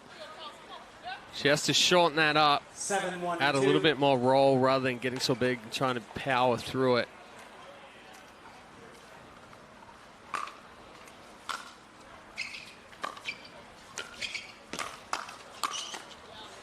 Point. And Glossman right there, she does not really hit that hard, but what does she do? She hits the right spot right at the feet of Grambo. It feels like what you're saying with since the last game points went their way. It's like the game has slowed down. Like Trong and Glossman know exactly what they want to do with each ball that Grambo and Oshiro are getting back over the net. And then she pushes it a little wide. Yeah, but that's an 8-1 shot. I like it. Yeah. You take that right there. Take that opportunity. Try it. She had one in Game 1 coming right down our line here at us that she shaped in. Yep. Painted the sideline beautifully on that one. On their way to a win in Game 1. But now it is Grambo and Oshiro with an opportunity here. Eye formation right there. Alex goes out. Ball goes by Glossman. She goes out. Made sure of it. 1-8-2. Always good to double check. 1-8-2 for Oshiro's serve. And that backhand just. Well, that's a situation where you're down, the ball is in a position, you start moving forward to it, you stand up. Now, all of a sudden, instead of middling the paddle, you're catching the bottom edge guard because you've stood up through the shot.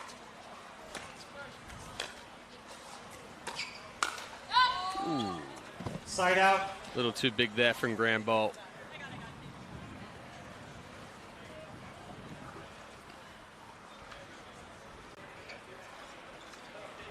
So it'll be another side out here, and it's 8-2-1. Trong and Glosman with an opportunity to extend this lead, sitting 3 points away from punching their ticket to the women's doubles winners bracket final.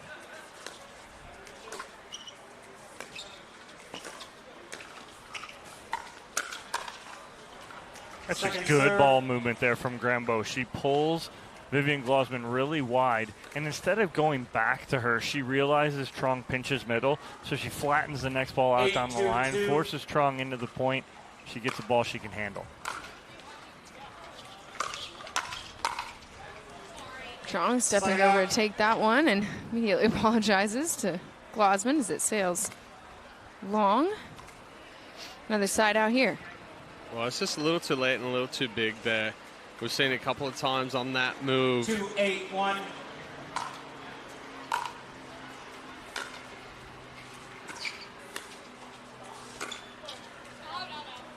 Ooh, she had a wide open hole that she created through the middle. Glosman just pushed that one. Didn't get enough roll on it. 3-8-1. 3-8-1 for Oshiro's serve.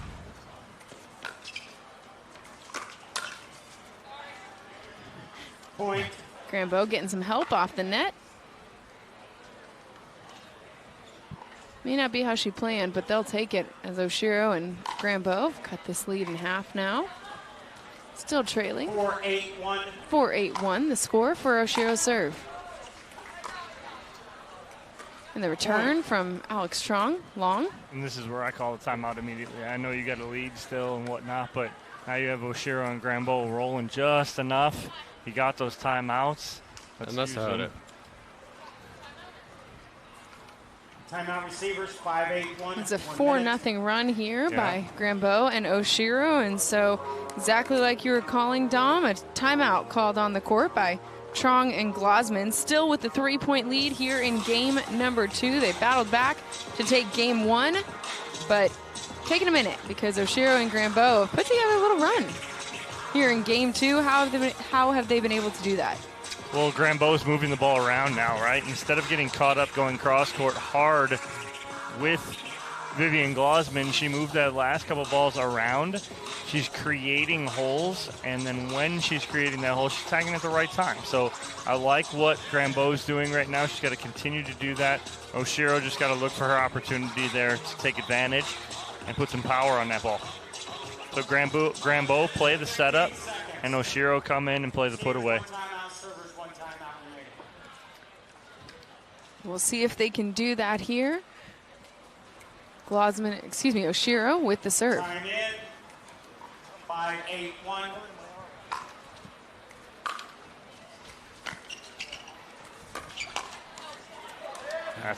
Good spot there from Glosman, taking that one down the line behind Bobby Oshiro. Oshiro thought she was going to protect a little bit more backhand. Glosman just snuck that one by. Oh. Point. Glosman saw it was slow. She jumped to go to the two-hander. Was like, no, I'll just stay the forehand, and then just hits the forehand, but doesn't get around enough and handcuffs herself.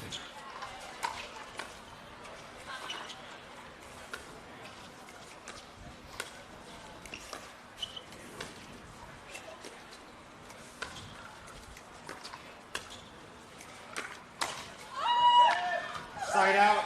Granbo sending that one into the net after a series of cross-court dinks executed perfectly. Well, Granbo's there, and it's the elbow movement. And when that elbow moves first and goes back behind the body, that's when we get late to contact. It has to be the hand that moves first.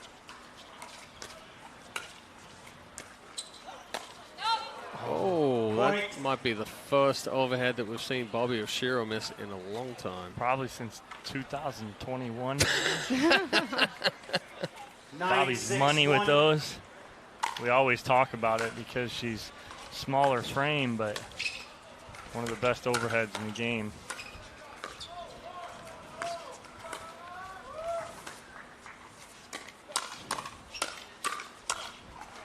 Point. So Grambo made the adjustment. That was a better right? adjustment. She made the adjustment in the middle, but then watch as fills the middle, but so did Glosman, right? So she covered that and then forced Grambo into another ball. So it sets up match point opportunity here. Alex Strong and Vivian Glosman can win it all right now.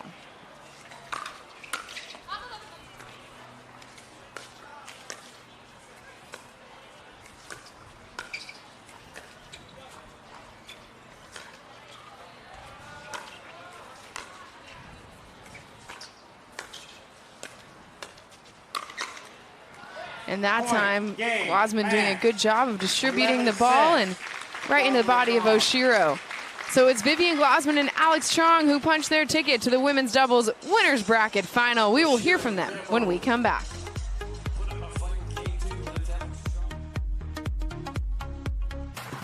The Pro XR pickleball paddle answers the age-old question of how to get paddle speed and control with the same paddle and one grip, and this is it. Pro XR gives you more spin, greater control, and quicker reloads on every shot in the game because you always have that constant feel for that leverage and control and paddle speed that we're all looking for. Pro XR is the most revolutionary technology in pickleball. Hey, Jake from State Farm. I want that personal price plan. So how's this for personal? I draw mustaches on players' faces when they're asleep. Coach Reed, you don't need to get that personal to get the State Farm personal price plan. It helps you create an affordable price just for you. Oh, Coach, it happened again. I'm gonna get to the bottom of this. Call or click to get a quote today. Like a good neighbor, State Farm is there. Having a tough time getting better? Our 3-day Level Up Pickleball camps feature a low student pro ratio and offer personalised training from the best pros in the game. Level Up will take you full circle through the point building process by teaching proper stroke mechanics, positioning and winning game strategies. Each camper also receives a personalised before and after video, an instructional manual, product discounts and more. Discover how good you can be with Level Up Pickleball camps. Visit us today at leveluppickleballcamps.com. SunMed. Premium hemp wellness for targeted relief and recovery, daily calm and relaxation, a better night's sleep, and brighter days. Discover modern wellness products for every part of your day and every step of your journey. The APP is presented by AG1, Level Up, Tervis, and Humana. We'll take another look at match point for Alex Strong and Vivian Glosman. Come from behind in game one, but took complete control of game two. A little bit more aggressive and a good reach in there from Vivian Glosman on match point to seal the deal. And then moving forward and on to the winners bracket final where they'll take on Tammy Emmerich and Mari Humberg. Dominic Catalano's courtside with our winners. All right, Alex and Vivian, congratulations. Moving on to another winner bracket final. Going into this game, first game, it was a tight one. You were down. What turned the page for you guys, Alex, in the first game? The conditions are a little tricky, so we knew we just had to make our shots. We were against the win in that first game, so that meant pushing through balls, aiming a little bit higher over the net in order to keep ourselves in the game. And then, Viv, you guys fought off 3 game points in the first game. Didn't even know if you guys knew that. You fight off 3 game points. You win that first game. And then it seemed like you guys were in cruise control in game 2. What was the difference going into that second game? Yeah, I think when me and Alex just play our game and we're aggressive, things go well. I don't know. After we won that first game, I feel like we got more into a groove and got more aggressive. So that's why it worked out. That's exactly what it seemed like to us. It seemed like after you fought off those game points, won that first one, came back. Now what's it mean for you guys to be yet in another championship, or yet in championship Sunday yet, but yet in another winner bracket final? It's great. I mean, at least we're on the podium. We're going for gold at least. So we got one more match. We're not done. I think this makes it 6 consecutive. So No, we won number 1 today, or this weekend at least. All right, well, congratulations, ladies. They are moving on to the winter bracket final. We'll take a quick break. When we come back, men's winter bracket final here on Championship Court at the APP Houston Open. This is AG1. Foundational nutrition to support whole body, brain, and gut health. Just one of these, or one of these. Shaken up in this. Vitamins, minerals, pre- and probiotics, adaptogens, functional mushrooms, uncompromising quality, simplest possible routine. Since 2010. Start at drinkag1.com. Well, it's easy. I play longer, I feel stronger, and I recover faster. One of the other things I just love about this brand are the different colors. I get to be playful, choose my mood. I love the different playful colors and the matching with different outfits.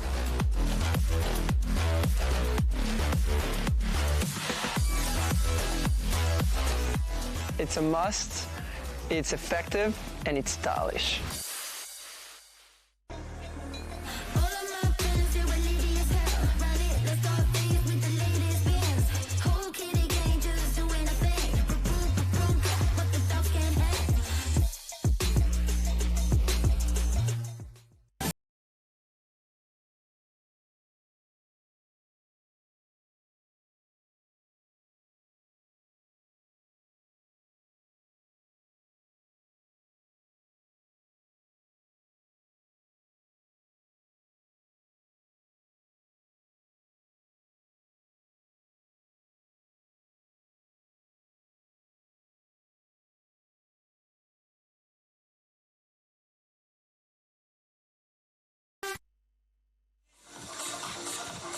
Welcome back to the 2023 APP Houston Open. We got our men's doubles winners bracket final coming your way next. Few people braving the sun, the heat, and the humidity, and if they are, they have been treated to some fantastic pickleball on this Saturday in H-Town. Take a look at our matchup here. We've got Andre Diescu and Rob Nunnery, the 1 seed, taking on Stefano Verne and Brendan Long, the 3 seed. You saw both of these teams punch their ticket to this match earlier today here on Championship Court.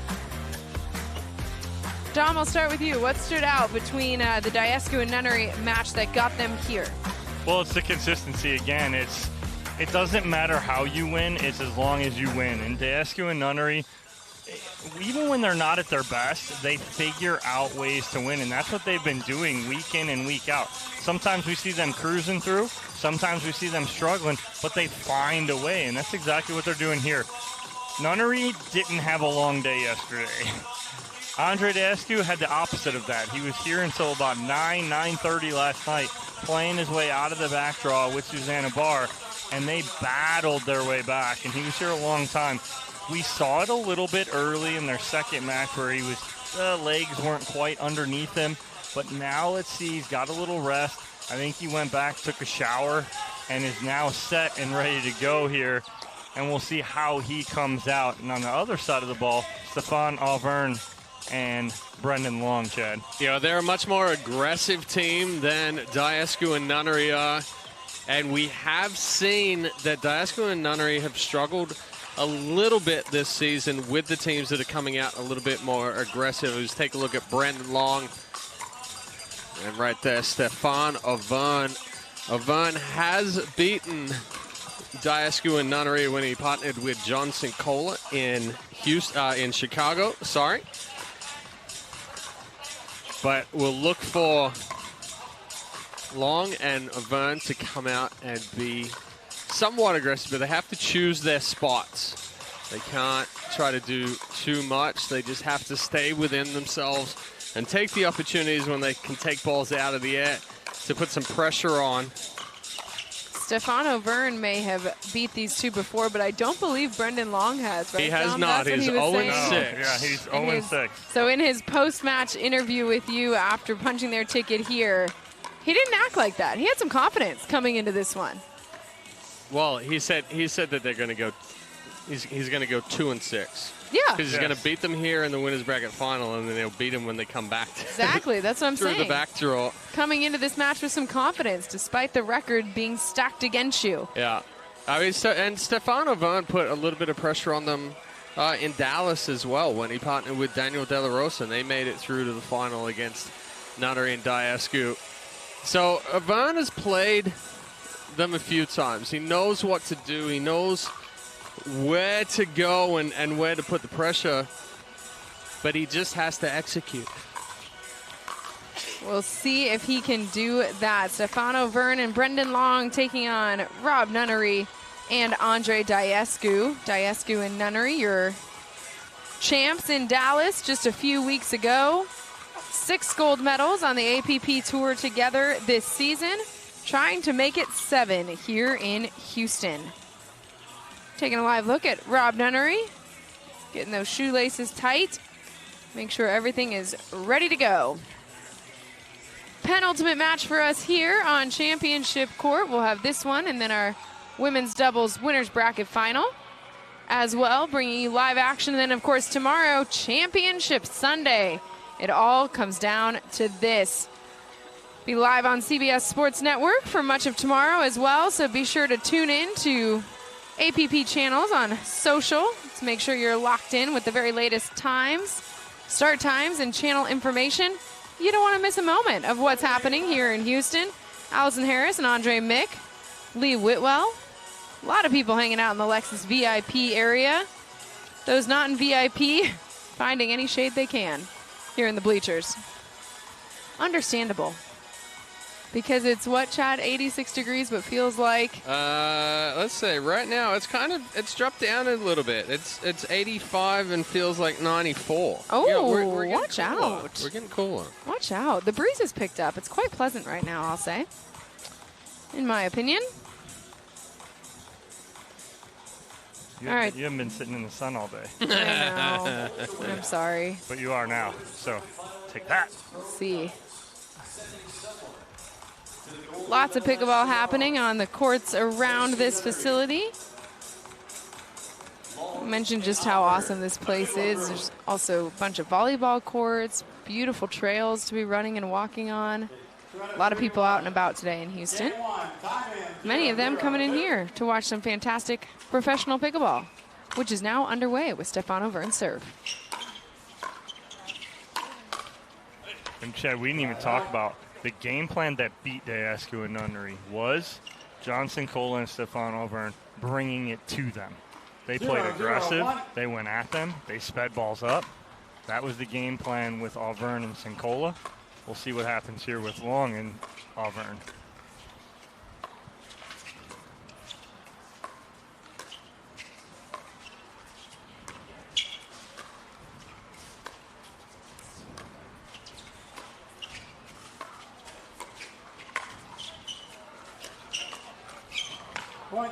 That's so tough, even just to speed that up, because it's so close to the net. Nunnery goes right at the body of Brendan Long.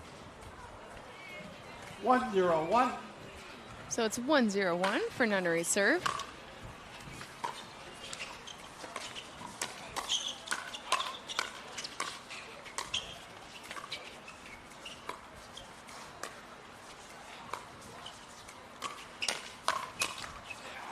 Second serve. A nice speed up there from Auvergne, too, in the finish, because he's so tricky, too, because when he does speed up, it's not flat. There's movement on it because he swings through it and kind of across it. There's so much movement on that ball. Yeah, good hands there from Diascu. Reads the speed up there from Auvergne. Doesn't try to do much, but gets that right into that right hip of Brendan Long. Little love off the tape there for Diascu. Yeah, why not? So, yeah. I'm so sorry. So sorry. If you got it, use it. Yep. What did we say, Dom? Sorry, not sorry? Sorry, not sorry. Susanna uses a new one now. I meant to do that. You're welcome. Close. My pleasure. My pleasure. It's my pleasure. That's amazing. So a quick start here for Diascu and Nunnery. 4-0-2. Jumping out to a 4-0 lead.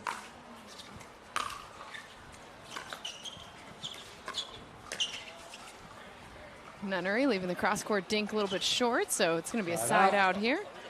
O'Vernon Long with a chance to cut into this lead. 0-4-1.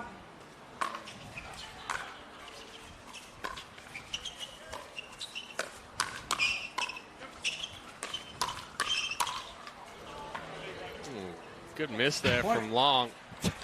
Diascu looks at Long and goes, "Good leave, buddy," because Long took a swing at it and it went out. 1-4-1. 1-4-1. The score now. Yeah, Long popped up when he went to hit through that one. Doesn't quite have the legs to get over the net.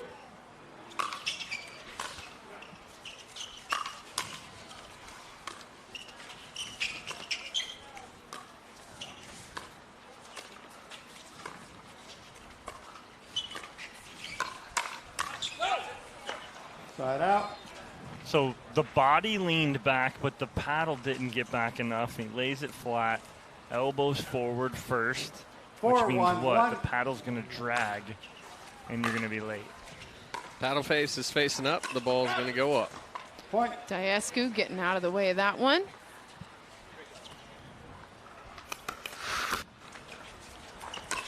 Five, 1-1. O'Vernon looking for the body there.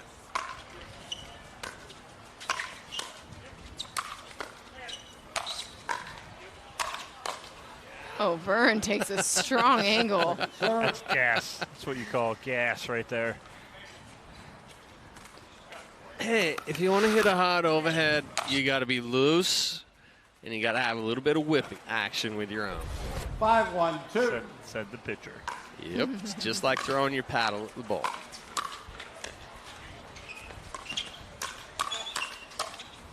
Point. Now, Vern's got to take a step there. If he can take one step to the right and read that just a little sooner, he gets jammed up just enough.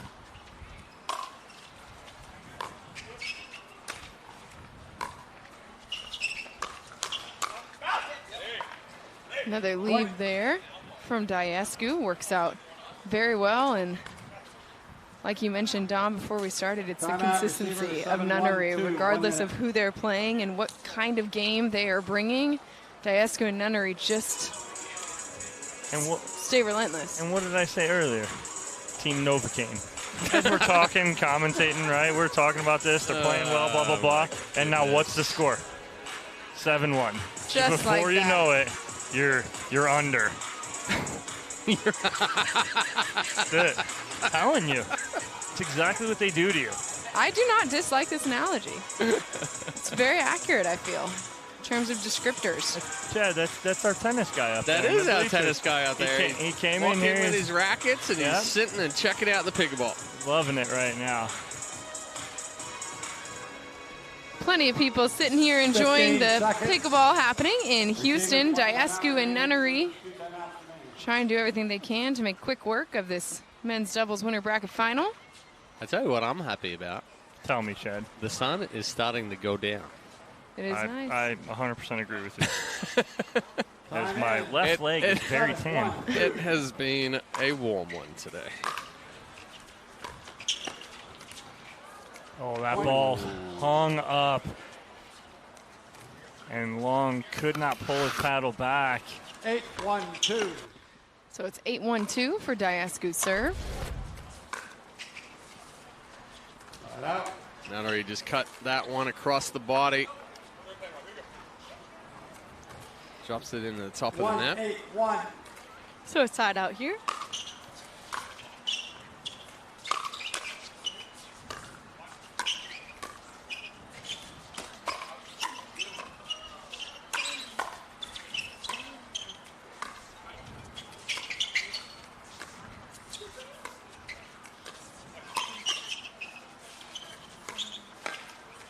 Oh, he almost makes it. Excellent defense there from Long and O'Vernon just to stay in that point. A few moments here, Diascu looked like he was ready to put it away. 1-8-2. Pushes them onto their second serve. 1-8-2 for Overend's serve. Nunnery shaking his head. Daescu almost rolling his eyes, going, the ball's going to end up in VIP, the Lexus VIP tent. Well, they do it to each other. Nunnery yes, they do. screams at Daescu yes. when there's an out ball. Oh, that one catches the net cord and goes out.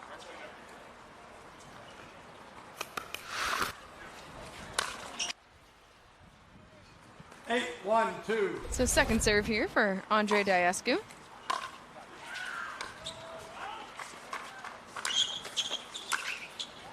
Nunnery with a strong forehand finish down the middle. Yeah, excellent misdirect there to set that one up. Just slides that one back down the line behind long. Creates the pop-up and gets the finish through the middle. 9-1-2 for Daescu's serve. Daescu getting out of the way of that one, but lands in bounds. I like it, though. Kind of checking and feeling here. 1-9-1. About 6 inches or so. So side out.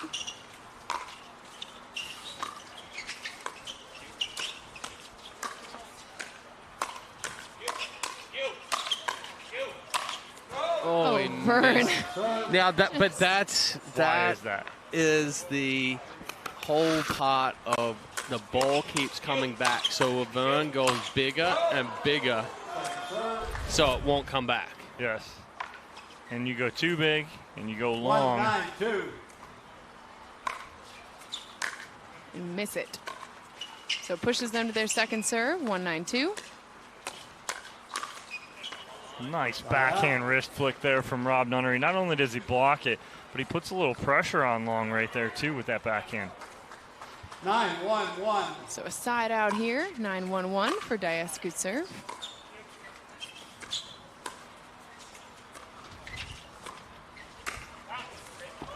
Point. Long flips that one deep. So it sets up a game point opportunity here. Andre Daescu and Rob Nunnery can take game one with this serve.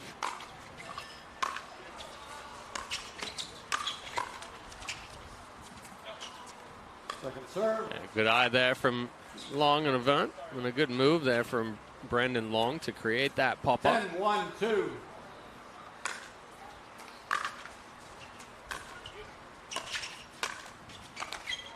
Point. Oh, game. frustrating. 11-2. That is how it ends.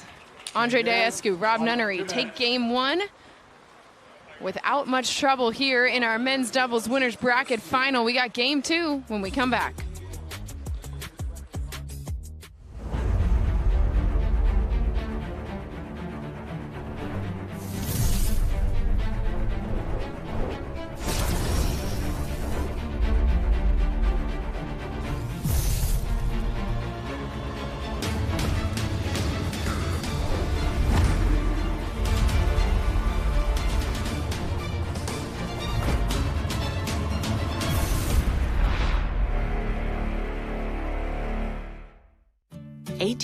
From tonight, Grant Gill will become a legend when he totally kills it at his improv class's graduation performance.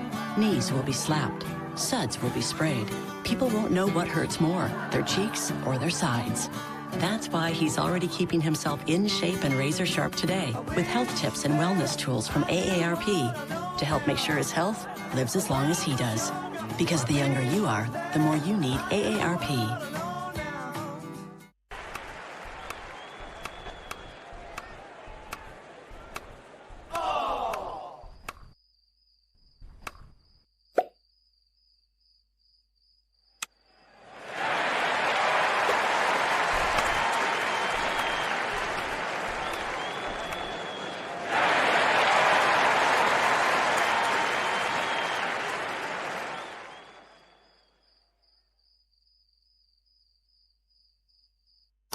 We save time when we buy and book online at discounttire.com. Which means more time Take it, Jack.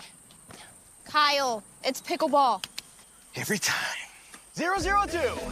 Get 30% shorter average wait time when you buy and book online at discounttire.com.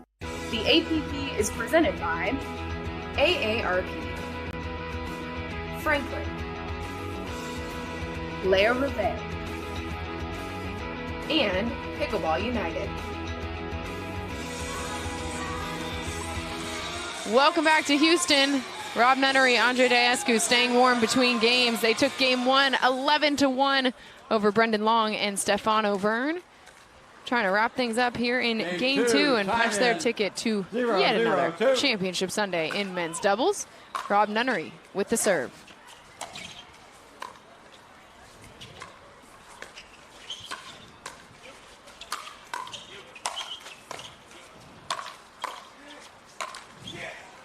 Again, that's the frustration of every one of those balls coming back.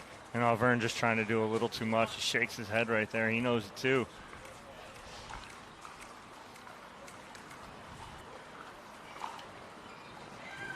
One, 0-2.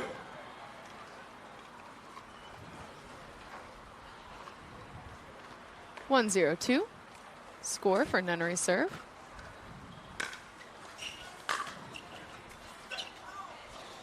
Side out. Little miscommunication there between Nunnery and Diascu. Another look at it. That's a your me, I my. It's a, yeah. That's the W. W.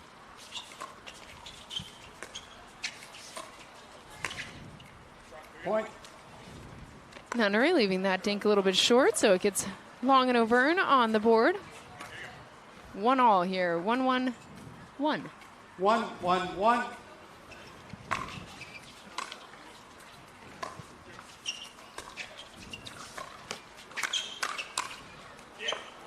That time it's Nunnery finding the spot in the middle. Such a good 1-2 combo there from Nunnery as he goes speed up. 1-1-2. And then the finish through the middle with the one-handed backhand.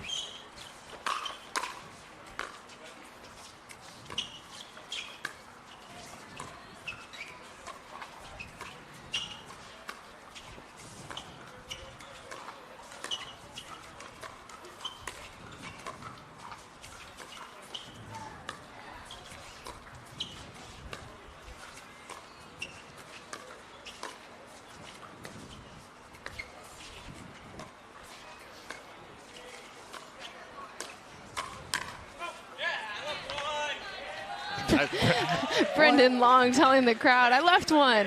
Very excited about that. Nice reach in and speed up there from Stefano Verne. Diascu was a little up right there, kind of relaxed a little bit on that point. The ball got back behind him. Side out. And leaves that one short, so it's a side out here. Diascu and Nunnery with a chance to tie things up. Andre Diascu with the serve. 1-2-1.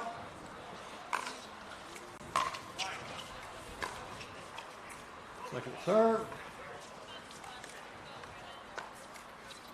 On to their second. Here's Rob Nunnery. 1-2-2.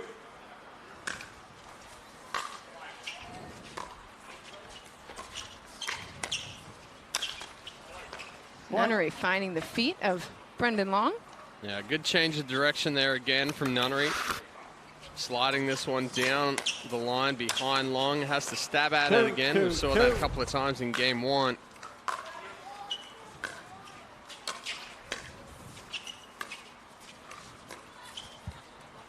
Side out. Diascu missing the backhand dink cross court. A little uncharacteristic there. But we've talked about it before. If there is a chink in the armor of Diascu, it is that backhand dink. Has a tendency to cut that a little too fine sometimes. O'Verne flipping that one into the net. So quickly onto their second. 2-2-2.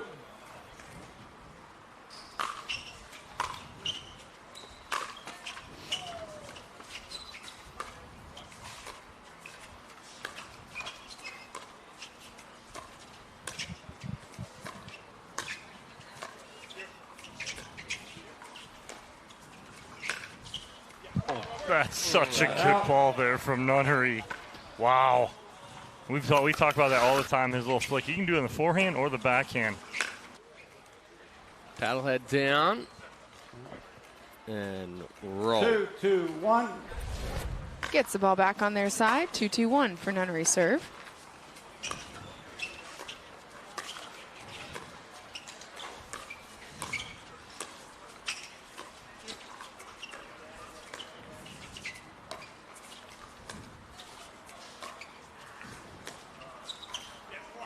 Sells it with the body this time.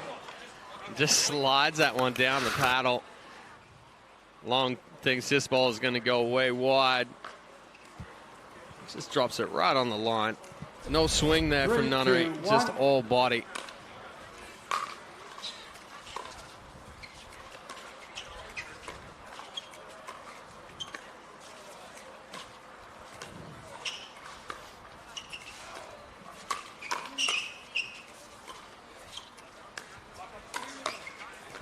Nunnery with the speed up there at Auvergne.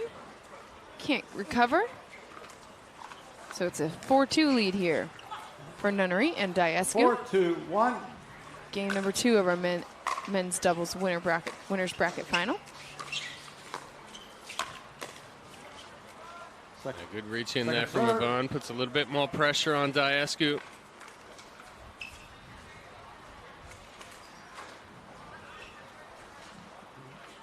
4-2-2.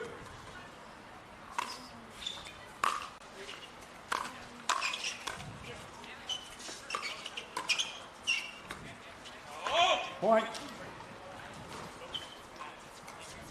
It's a couple of times that Long has got handcuffed with that ball that's in between between his feet, right into his body. We talk about the longer the day goes on, the less the feet move.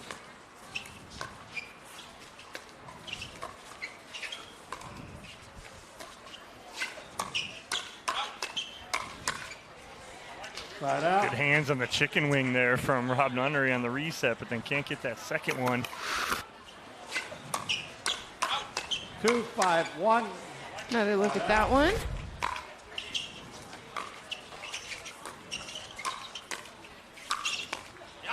Point.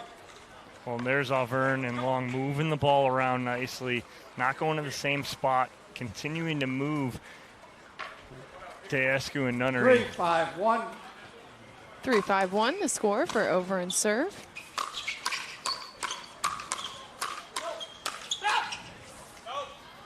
Point. The chaotic points lean more toward Auvergne and Long coming out on top. Yes. 4-5-1.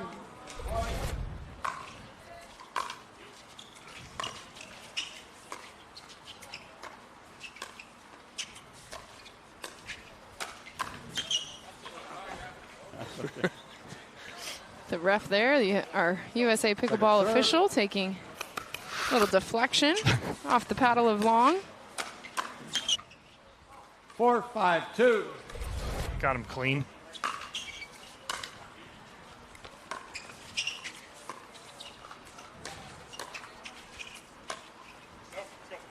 Just a little wide there from Auvergne. Tried to sneak that one back down the line behind Diescu. Thought Diescu was going to take a step to the middle. So instead it's a side out here. Nunnery and Diescu with a chance to extend their lead. 5-4-1. 5-4-1. For Andre Diescu serve.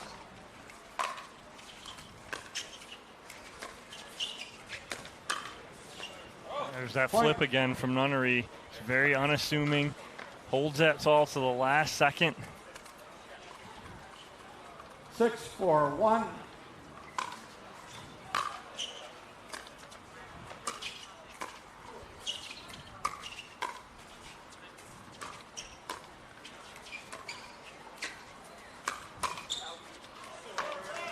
Diescu gets that one to fall inside.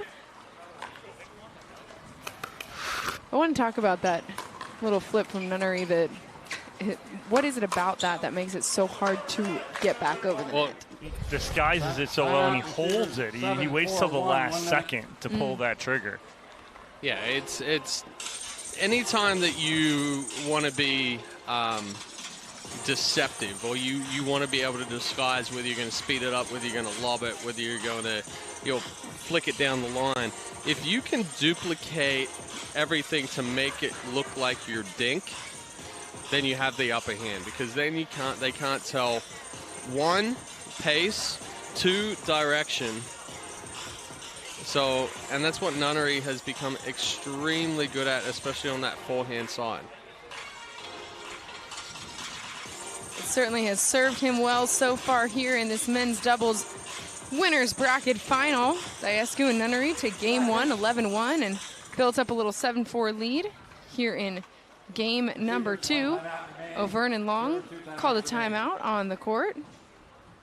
Try and break up the rhythm that Diescu and Nunnery have found themselves in.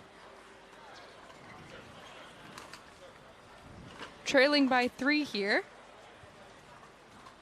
What do Long and O'Verne need to do to get back into this game? Find a way to put pressure on Diescu and Nunnery. Right now, they're not really pressured.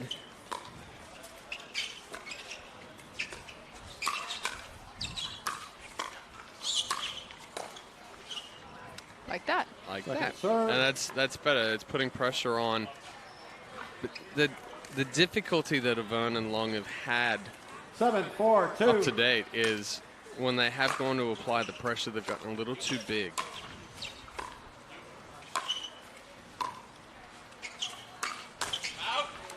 Nunnery reaching over to grab that one.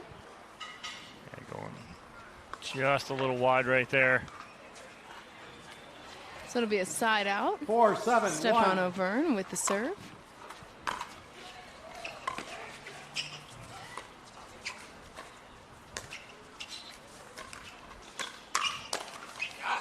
Point.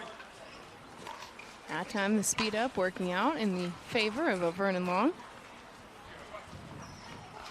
5-7-1.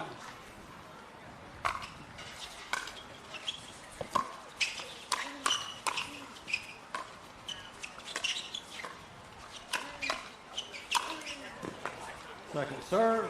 O'Verne sitting just a little too much backhand there. Diescu recognizing it, goes right at that left hip. 5-7-2. You see the chicken wing movement, creates the pop-up.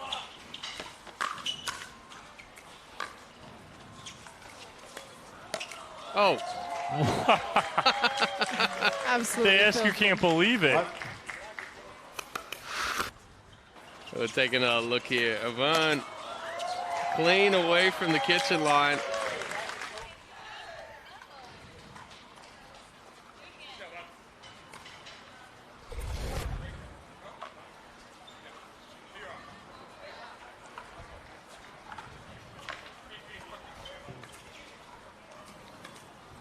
6-7-2. And so Brendan Long and Stefan O'Verne with a chance to tie things up here.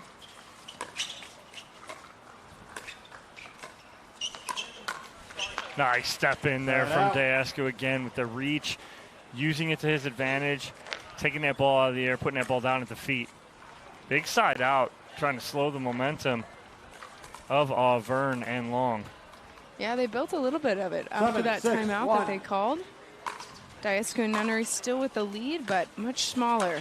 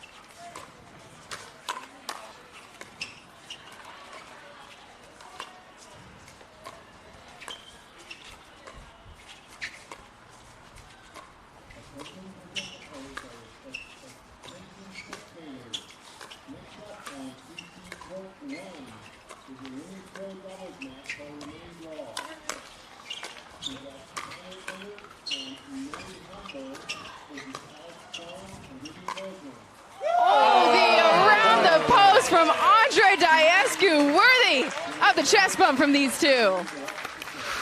But right there, Diescu goes for back corner. He doesn't try to come back inside too far, doesn't try to create too much angle. Hits it perfectly down the line. 8-6-1. After such a patiently put together point, Diescu knew exactly when he wanted to strike, and does.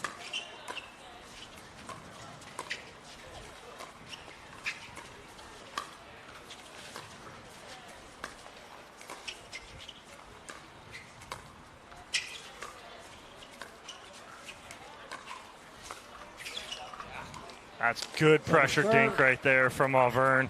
Gets Nunnery a little flat-footed. 8-6-2. Pushes them onto their second serve, 8-6-2 for Nunnery.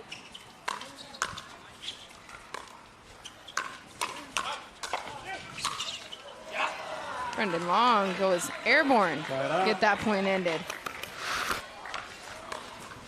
Well, Diescu came forward a little too quickly there into Auvergne. Auvergne put the pressure on, created the pop-up toward Brendan Long.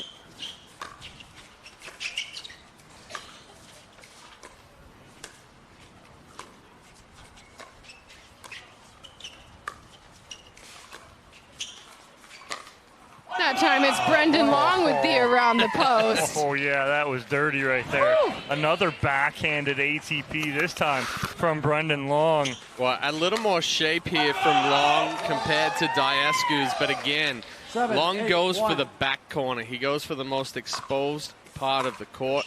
When you try to create more angle and come back in too far, that's when you hit that net post.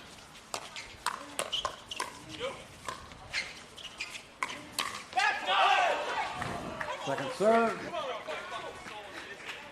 Long had it on his paddle. Auvergne had done a good job keeping himself in, well, keeping them in that point. And then Long reads it well. Right here. Just gets a little too laid back. 7-8-2. 7-8-2 for Long serve. Oh, huge finish right there as you watch Auvergne step in. He doesn't let this ball bounce, and then he puts a ton of pressure down the line on Diescu. 8-8-2. Ties us up. 8-8-2 for Brendan Long.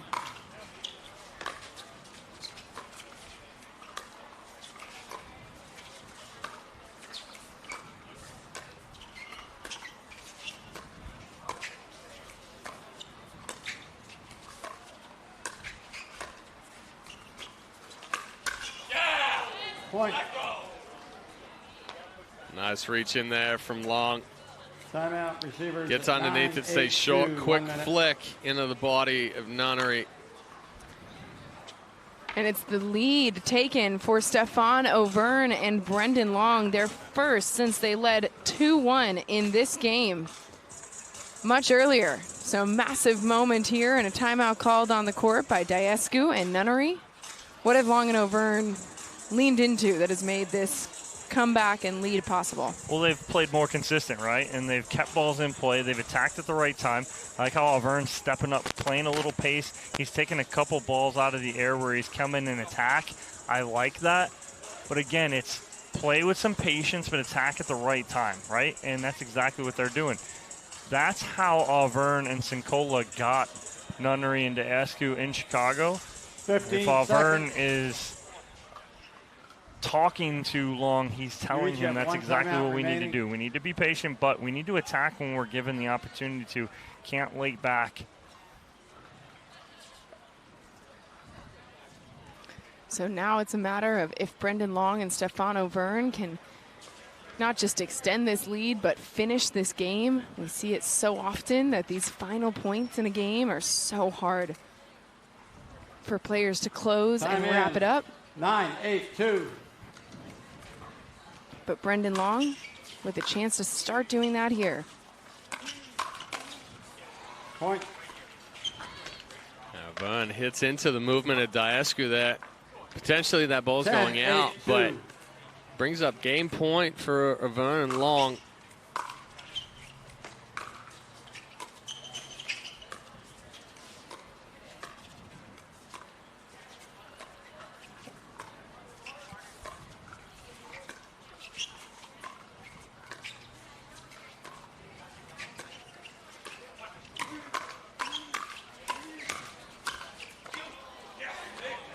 Great spot right there in the middle from Nunnery. Goes right under the paddle of Brendan Long. So it's a side out. 1 game point defended for Nunnery and Diascu. They trail by 2.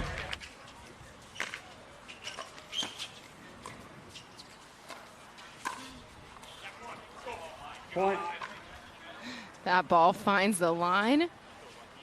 Yeah, only just finds the line. Almost catches Brendan Long as well. It's a good step in and a good position there from Diascu. Goes right at that right shoulder. Long can't do anything with it.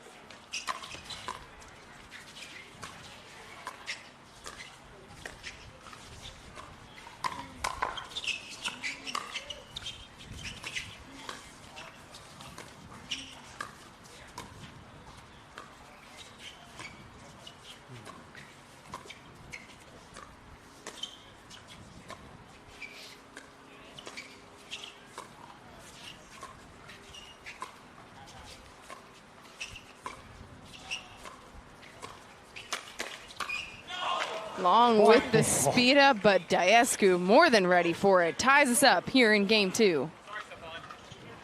Timeout receivers, 10-10. Timeout called by Stefano Verne and Brendan Long as Diascu and Nunnery tied us up at 10-all. Well, another thing that Diascu does extremely well is he pops that ball up. He knows it's floating. He knows it's going to be attacked, and he looks for the counter attack. Reads it perfectly, and that ball is back on Long before he can adjust and hit that second ball in the 1-2 combination and the speed up. So if you're Long and O'Verne, what are you talking about in this timeout of how to slow down Diascu and Nunnery? Well, you got to let go the fact that you had a couple opportunities to end this game right now. That's got to be in the back of your mind, even though it's right in the forefront. Got to let that go, and you got to fight here. You got to battle back. You have to earn this side out. So you have to get 2 here now, too. Not only 1 stop, you got to get 2 stops to get this back. O'Verne and Long, no rush to get out of this timeout. Diascu and Nunnery already ready to serve. They took game 1 and now on the verge of coming back to take game 2. Starts with this serve from Rob Nunnery. 10-10-1.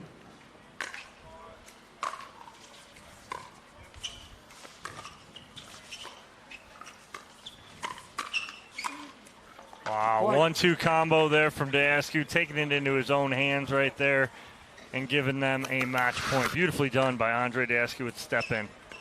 Match point opportunity number 1 here for Rob Nunnery and Andre Diascu.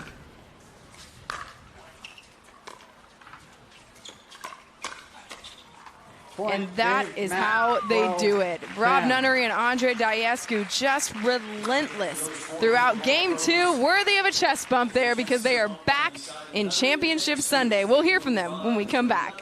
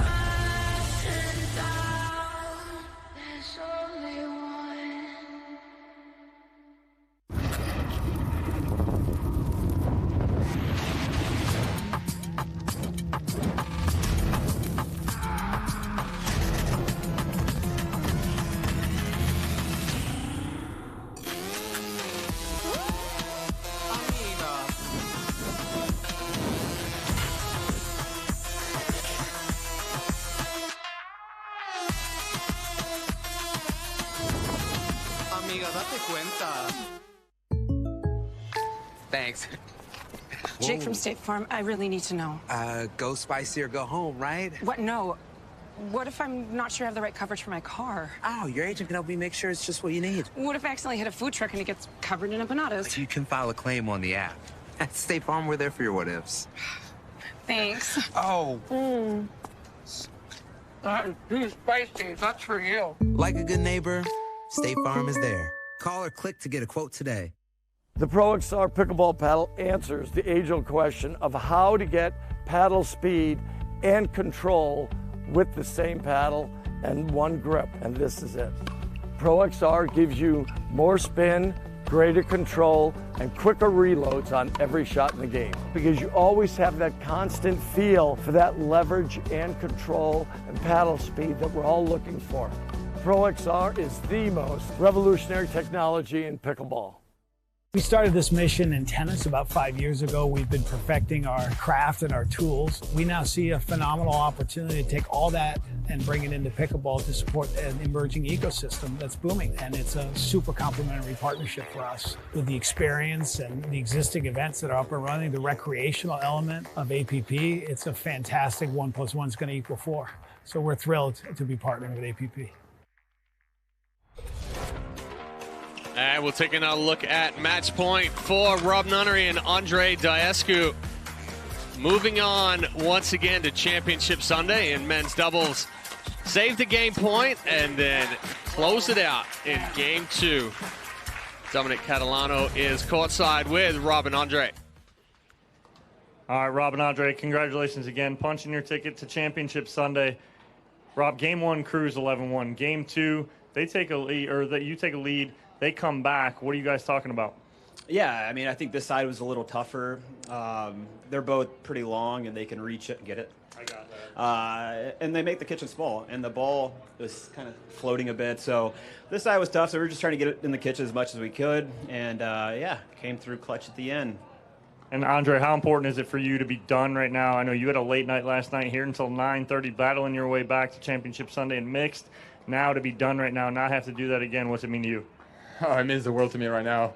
Just going back to the hotel, getting a bag of ice put on my head. It's been so hot and humid here the last few days, and like you said, yesterday was such a long day, but happy to take care of business with Rob today in 2 games in all our matches, and just happy to be playing with this guy. You know, we're competing so well. We're able to come back and overcome the deficit in the second game, the 10-8. They definitely play much better in the second game, so just happy we were able to be solid and get a W. All right, well, congratulations, boys. Moving on to yet another Championship Sunday. We'll take a break. Women's winner bracket final next on Championship Court at the APP Houston Open.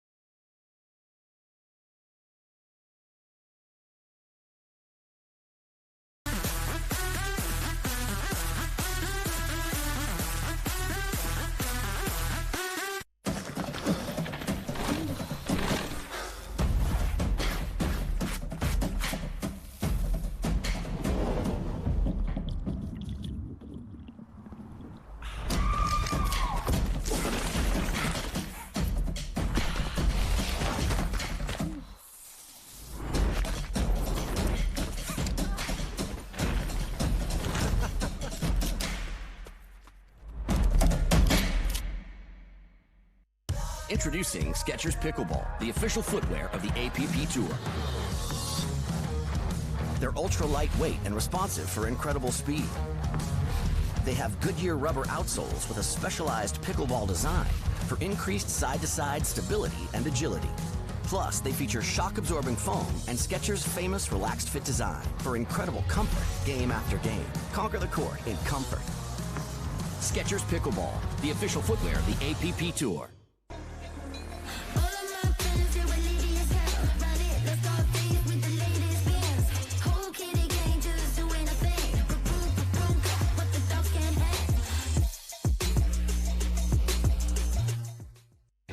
The APP is presented by Skechers, Powerplate,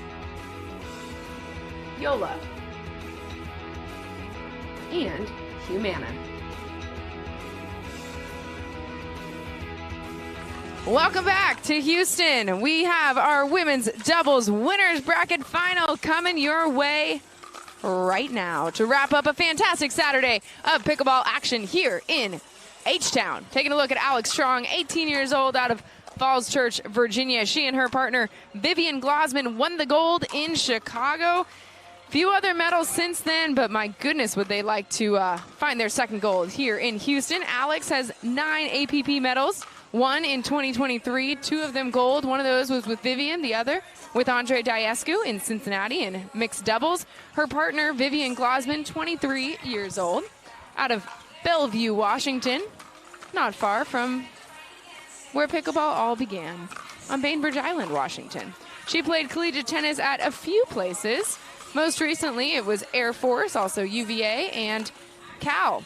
So, very decorated tennis player in her time, but now she and Trong have started to dial things in as a pickleball duo. Speaking of dialing it in, how about these two? Taking a live look at Mari Humberg. She and her partner, Tammy Emmerich, with an impressive run today. Mari, calling Louisville, Kentucky home, played her collegiate tennis there in Louisville. She's partnered up with Tammy Emmerich. Tammy right in front of the broadcast booth here. Hey.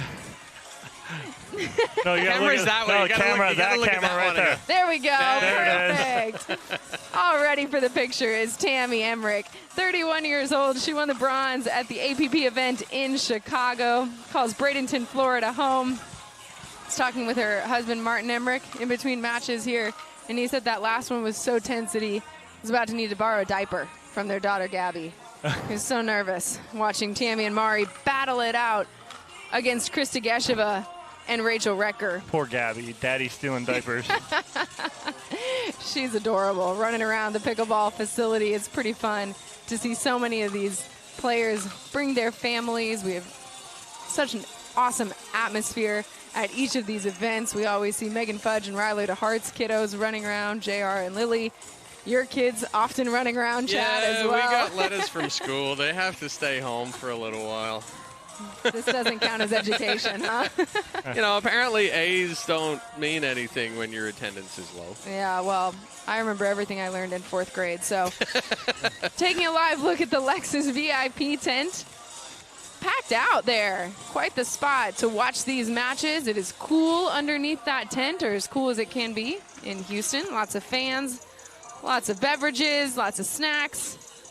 Perfect spot to watch this women's doubles winners bracket final. Find out who's going to play on Championship Sunday coming through this winners bracket. It's going to be Tammy Emmerich starting us off. Time in 0-0-2. With the serve here.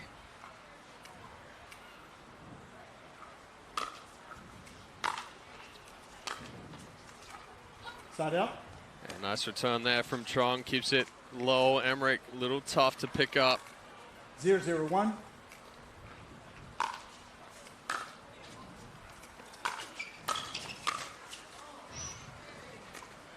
Yeah, I'll look for Trong and Glosman to be a little bit more aggressive here. Really try to start those hand battles.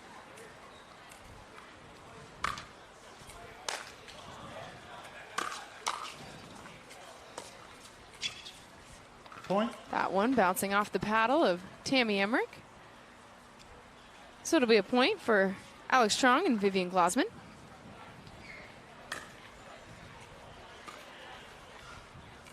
1-0-2. 1-0-2.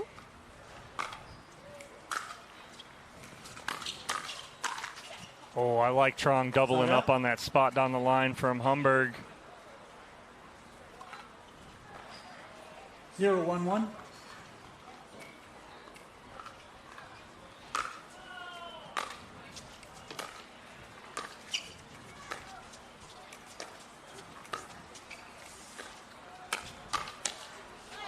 Glosman stepping in, getting big right there. And I like that one too, Chad. Again, they're going at that left foot of Humberg right there. Well, Humberg likes that reach in backhand flick. And Glosman just stays nice and short and goes right back at the same position. So very difficult for her to get back cross body.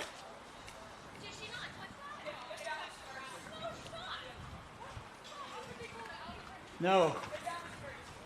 No. No, it hit your paddle first. So some debate happening here on the court about whether or not the ball hit the paddle first. bounced first or hit the paddle first. Ron Ponder, Side our out. USA Pickleball referee, on the call here. No, it's my call. Yeah, but it hit her paddle first. I am pretty sure that ball bounced first. It's my decision. Here we go. No. We'll I'm take a sorry. look right here. Oh, Little it's out just of off. frame. I'm like, So sure, we can get the head ref. It's my call.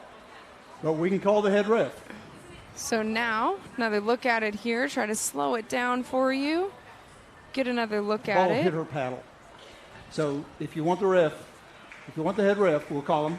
Yeah, it's tough right there. So the question is whether or not it hit her paddle before it hit the ground, because the ball clearly out of bounds. Okay, Correct. here we So go. walk us through what's being debated here. Yeah, so we're taking a look at it right. Oh, this bit. But yeah, if that ball hits her paddle out of bounds, then it's her. It's live ball. It's a live Right. ball. Correct. Yep. But even if it's on a 1-0-2. half volley, or kind of at the same time with that ball touching the court, as long as the ball touches out. the court, then it's out. So that was the Before debate. making contact with the paddle. 0-1-1. And it didn't actually do any damage to the score line for Emmerich and Humberg. They get the side out. Point. That ball's tight to the body there. Glasman 1-1-1. catches the top edge.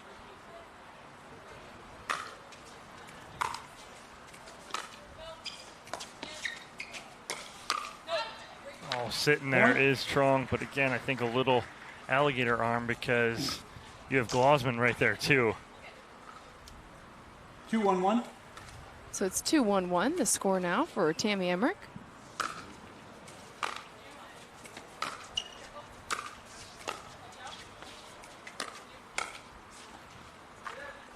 That ball left just a little bit short. Yeah, Emmerich gets jammed up there. Needs to 2-1-2. try to take that ball a little bit earlier, a little bit further out in front. Helps to get the extension. Get that ball up and over. Now that is an excellent forehand cross court. Enmerk's got that. She can roll that out of the air or off the bounce. 3-1-2. But look at how she just doesn't do too much, brushes up that back of the ball, puts it in a perfect spot. Good recovery there from Alex Strong, adjusting to the ball flying off the net. Be a side out. 1-3-1. Vivian Glasman with the serve.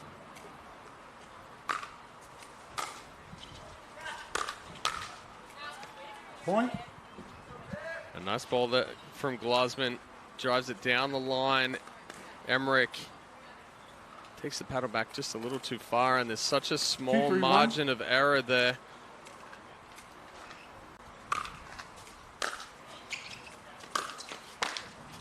Tries to double up on it, but catches that one a little late and standing a little tall.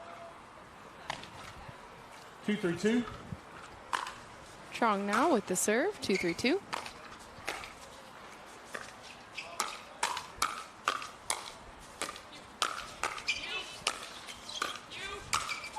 What a change of direction from Tammy Emmerich. The forehand going cross court. Well, yeah, beautiful angle. She goes two-handed backhand right here at Glasman, but then gets that ball up and goes cross-court winner to the sideline of Alex Strong. It's going to be a side out. 3-2-1. Score for Mari Humberg serve.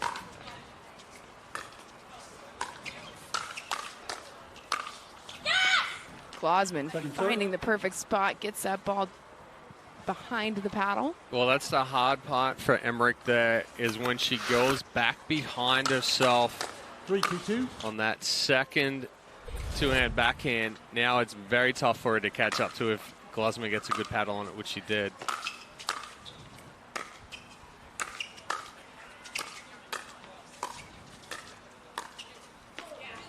Point.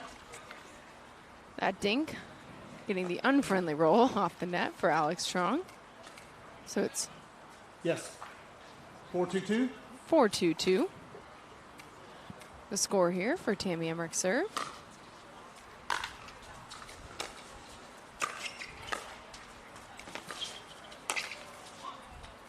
I like the idea there from Humberg as she's trying to catch Glausman because she pulled her so far wide to the sideline. 2-4-1. But Glausman kept it just low enough. It made it very difficult for Humberg to pull the trigger there. Second serve. Good job there from Humberg, staying in that point. She popped the ball up, was ready for the attack, and just blocks it back down. And then Emmerich getting that ball down below the knees to Alex Strong creates the pop-up.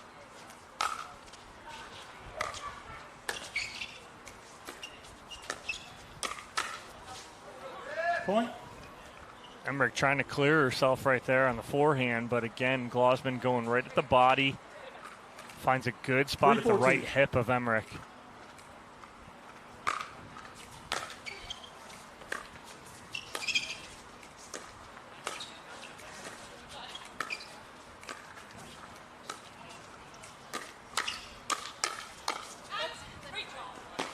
Right out.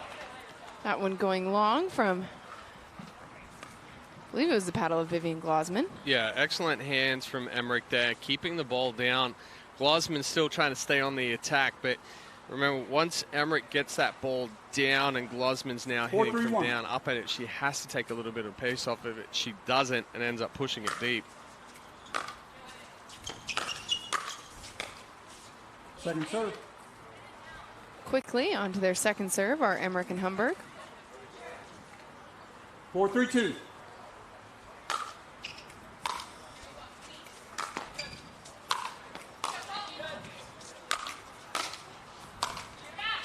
Point. Good defense there from Tammy Emmerich on the Glausman overhead. Yeah, just get one back up and over, and she gets a couple, and then Alex Strong trying to go tight angle. Yes. 5-3-2. 5-3-2 for Humberg serve.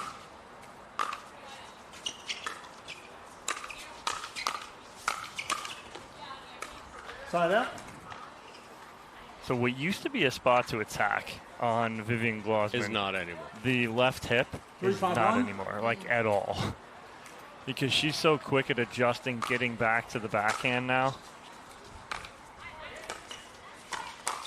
Like, and we're talking like 3 weeks ago. Yeah. Right. It was a spot to attack. In reality, the spot to attack now is an elevated ball, especially with her height. Nothing personal. But yeah, it's below the knees or center of the chest. Ooh, Point. It's a little friendly kick off the net cord. Ties us up at 5-all. That was a tough ball, too, because that was a good return from Emmerich. 5-5-1. 5-5-1 the score for Glausman's serve.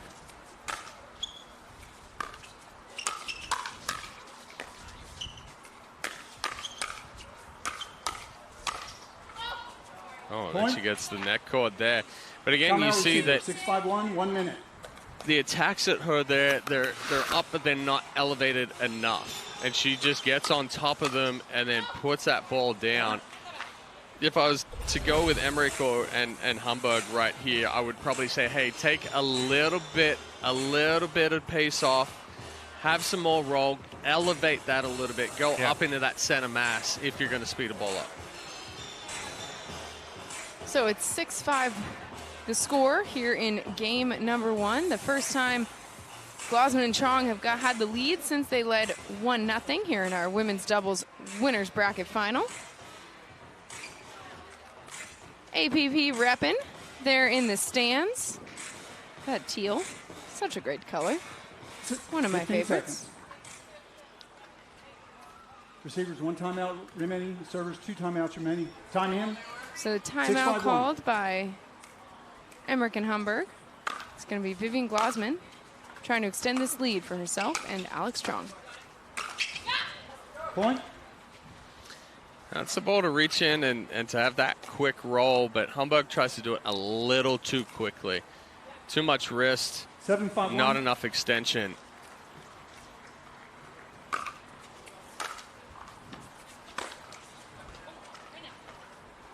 Didn't catch that ball very clean. We can hear it from here. Catches it off an edge guard.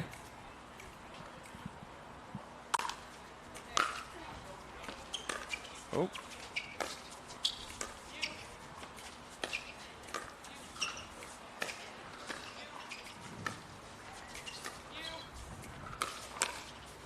Nice spot there from Emmerich. Sets it up well with the two-hand roll. And then makes it look exactly the same and slides it down the line. You saw Trong sneak to that backhand side just a little bit. Opens up that forehand.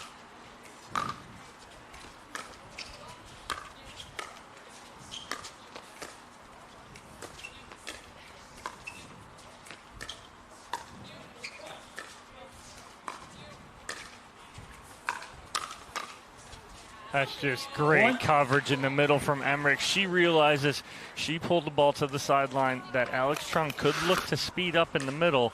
This one right there, but Emmerich closes that gap.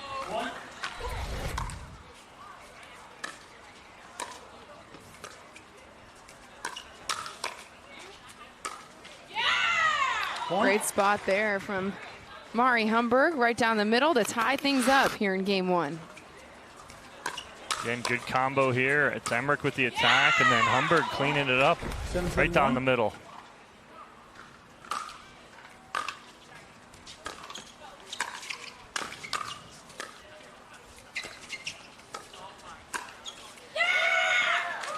Humberg dug out two balls that were tough. They were right at her feet. She digs out two. There's the first. There's the second. And then can't recover quick enough.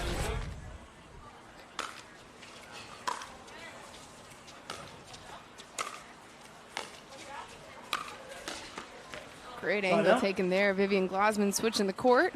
Yeah, and that's smart from Glosman. She doesn't try to overhit it. She just uses the angle, uses a good medium to firm ball. And no chance for Emmerich to catch up to it. So I'm surprised I've not seen Vivian Glosman try and drive any of these cuts from Humberg, because she can create a little more topspin with that cut.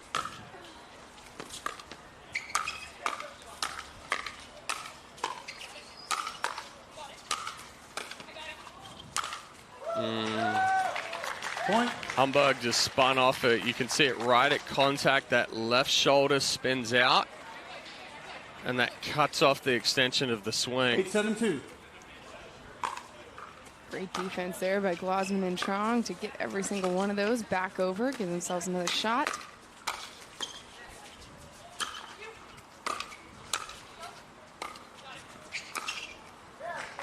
She's rushing through it, and she's trying to do a little too much with it. Instead of just letting the paddle in her swing work for herself, she's trying to rush it and do it herself. Well, you see it in her body, like how active her body is, and how quick that jerk is to try to add more spin.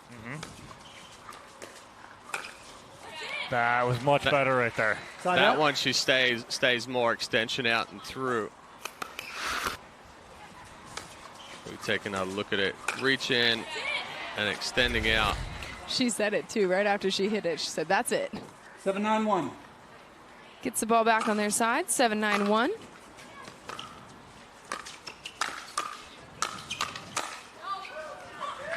Second serve. Excellent counter attacks there from Glosman. Emmerich steps up, and two good backhands, but Glosman staying short and compact, getting on top of those balls, keeping them down.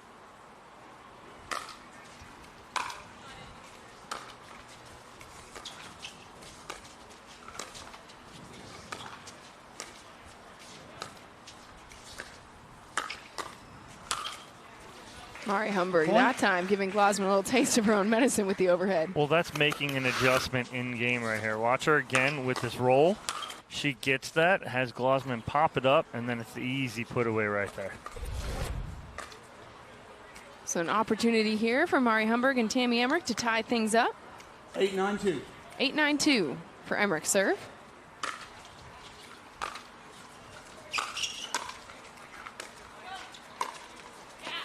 Point. Changed her mind. She went to go hit it and then backed off it.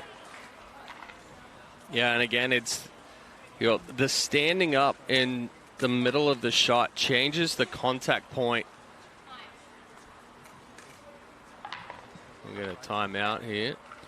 Called by Alex Strong and Vivian Glosman. Timeout receivers 992.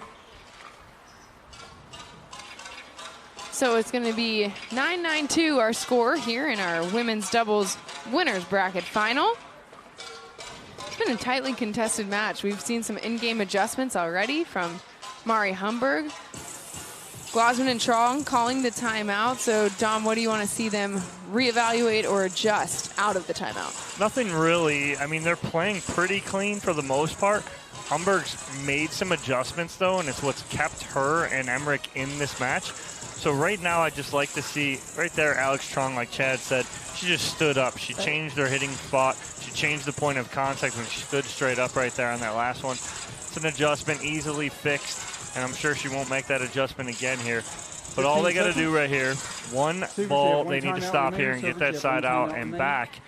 And then I think back to aggressive Vivian Glosman to get them this victory in game one.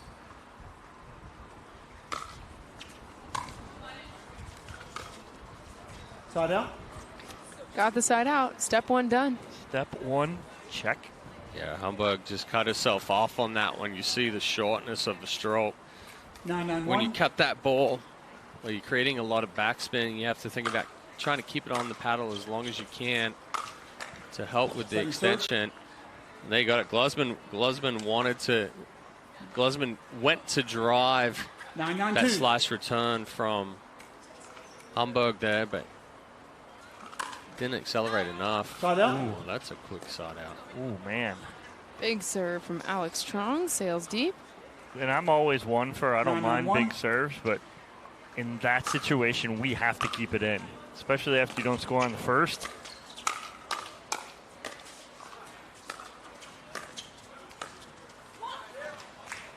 Second serve. Not dissimilar to tennis, where your second serve always a little bit more guaranteed. 992.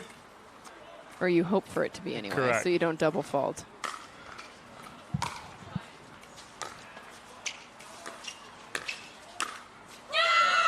Glosman getting aggressive and finding the back of the baseline there. Well, again, from Emmerich there, it was a little bit of indecision. She didn't know whether she was going to bump it or whether she was going to be more aggressive with it. And it ends up just becoming that floating ball.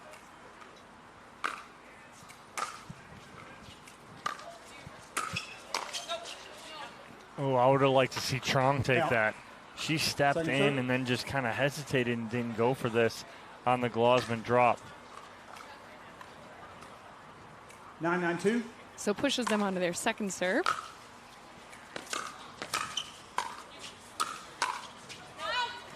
Side out.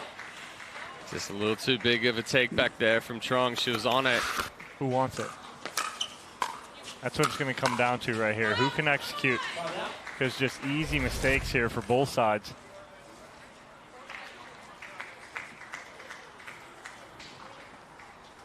$991. 9-9-1, the score for Mari Humberg.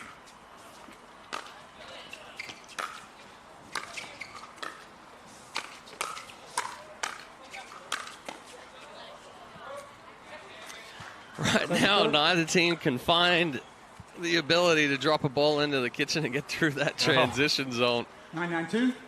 Good pressure there from Trong and Glosman.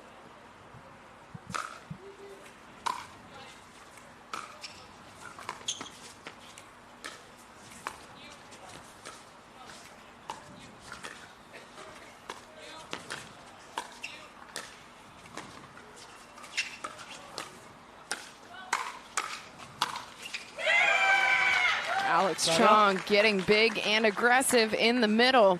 But see, Trong committed to that speed up and the power there. Humberg was a little indecisive, didn't apply the pressure, and that's what got her into trouble. So it's another side out. Glosman with the serve.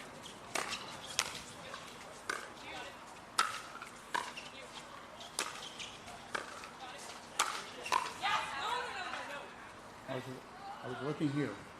Did not see it. Ball called out by Trong and Glosman. Point. So point goes to Trong. 10-9-1. And Glosman, another look at it here. That's a tough one. Yeah, it is. Wow, that's a big drive. Wow. 10-9 or 11-9. Huge drive on the forehand there Junkin. for the victory for Glosman and Trong. Like you mentioned, Dom, the victory goes to Alex Trong and Vivian Glosman. Another look at how they got it done. Glosman just big and strong with that forehand. And on to game number 2 we go here in our women's doubles winners bracket final. You see Alex Trong and Vivian Glosman talking over their narrow victory. We'll be back with game 2 in just a minute.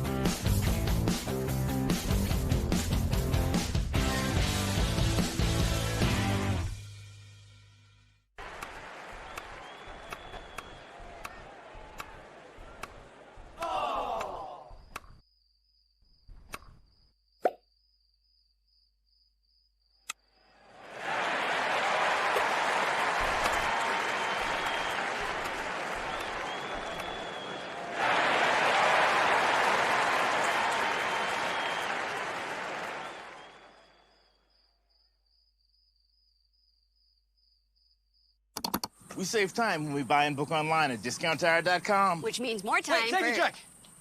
Kyle, it's pickleball. Every time. 002.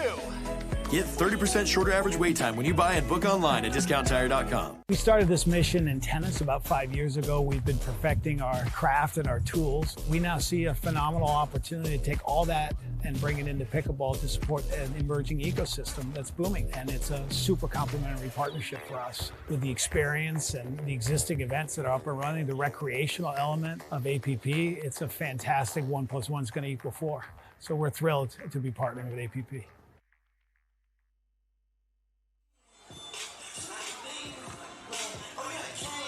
Welcome back to our women's doubles winners bracket final. Alex Trong and Vivian Glosman take a tightly contested game 1. They're going to start us off here with the serve in game 2. Spot in Championship Sunday, locked in, is on the line. That is another big drive, big speed up there from Glosman. Just sits up right on the backhand, but it's a good speed up from Alex Strong to generate or create that ball.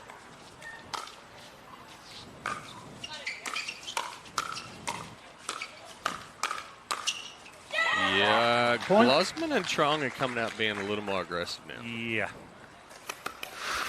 Certainly the style that we have gotten used to seeing this duo play with. 2-0-2. Helped win them the gold in Chicago, coming off a bronze medal in Dallas just a few weeks ago. Point. Trying to add another gold to their trophy case here in Houston. Take an early 3-0 lead in game 2. 3-0-2.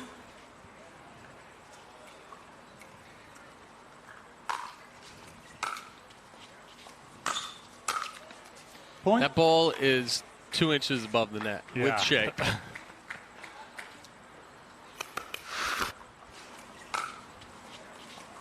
4-0-2. Timeout. Receiver. 4-0-2. 1 minute. Yeah, it's a smart timeout from Humberg and Emmerich right there. Just need to try to slow down the momentum, slow down the roll of Glosman and Trong, because after securing game 1 there with a couple of aggressive points, they've made the decision to come out and really set the tempo quick and put the pressure on. Yeah, that's a game plan made during the end change and the second, in between games 1 and 2, and saying, hey, we're just going to come out here guns blazing and see what they can do. And right now, it's giving Humberg and Emmerich fits. Certainly is, as Glosman and Trong up 4-0 here in game number 2. beautiful evening it's turning out to be here in Houston. It was hot and humid for much of the day. I am loving this temperature right now. Great. If we should start right at this time. Can we bottle this up? So start at 6:30. Houston, I love you at 6:35 p.m. Houston, we have a solution. October 28th.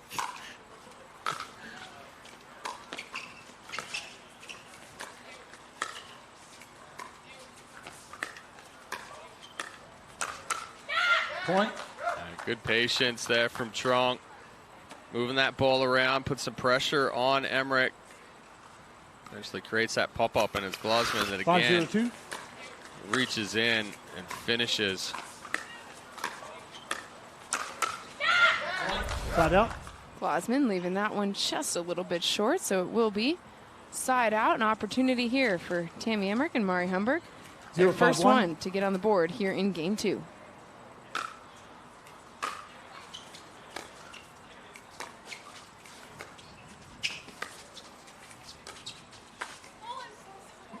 They both went down to a knee. Alex said at the last second after she went for it, she's like, "Oh, I'm so sorry." So a point on the board here. Another look how they got it done. 1-5-1. 1-5-1 for Emmerich's serve. Ball. Push off. Just looked like it was left foot. Foul called on the dreaded push off. Yeah. Vivian Glosman.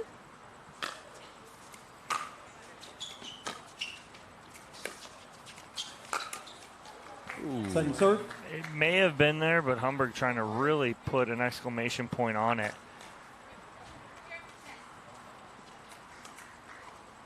2-5-2. 2-5-2, the score for Humberg serve. Point. Little help from the net there. Maybe the wind in addition.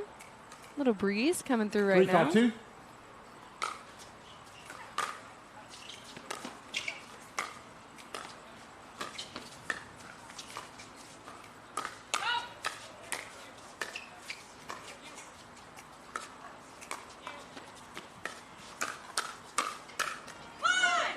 Side out. Well-placed ball there from Vivian Glosman. Good defense in that point as well. Forcing the side out. So ball 5-3-1. back on the side of Glosman and Trong. 5-3 lead here in game number 2.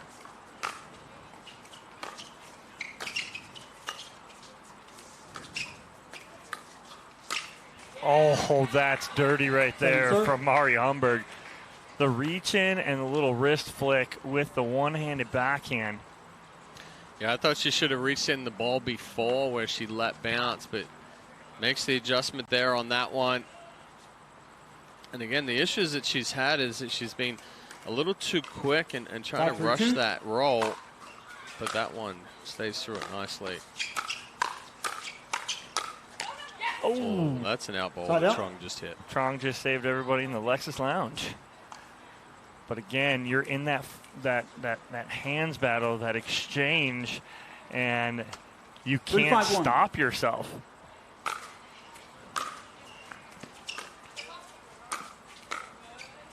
Second serve. Emmerich leaving that drop a little bit short. Pushes them onto their second serve. 3-5-2. 3-5-2.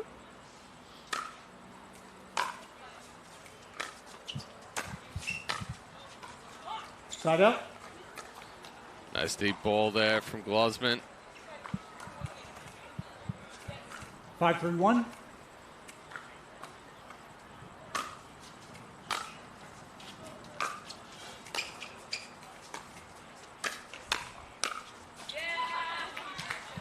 Mari Humberg placing that ball well. Pushing it onto their second serve. I thought Humberg had lost a bounce there after the backhand, but she regains herself. 5-3-2. Just a nice forehand roll into the back corner. High serve from Alex Strong.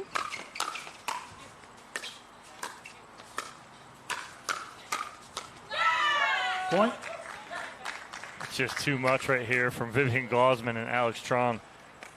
You know, we're seeing Emmerich with a little smile here. 6-3-2. Two good attacks. Point. And Vivian Glosman again with a big, strong forehand. Forces that ball miss-hit off of Humberg's paddle. Well, it's a shorter return there from Humberg, and then she's trying to uncoil from the stack. Doesn't get over to a position, and Glosman steps in and really puts the pressure. Wow, Strong just in the middle. So active right there. Just coming in and finishing with the two-handed backhand. So it's an 8-3 lead here for Vivian Glosman and Alex Strong. They won a closely contested game one, 11-9, but now have built up a 5-point lead, leading 5-0. Then Mari Humberg and Tammy Emmerich worked their way back into this game, but a 5-point lead again here for Glosman and Strong. I don't want to do the analyzing for you, but it seems like they're doing exactly what you said they should do, which is come out and be aggressive, and it's working. Right, just come out, be aggressive, make them stop you, right? If that's your game, make them stop you, and that's exactly what they're doing right now. 15 seconds. Doing it, and it is working so far. Receivers, you've used both your timeouts. Servers have two timeouts remaining. Humberg and Emmerich now out of timeouts for the remainder of this game. Time in. Glosman and Strong trying to extend this lead is going to be the 18-year-old out of Falls Church, Virginia with the serve.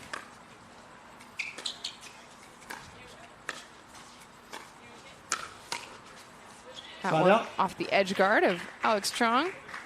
Hits it for the side out. Well, it's a great speed up right there from Emmerich. She reaches in, finds the hole in the middle, but again, doesn't go 100% and finds the spot.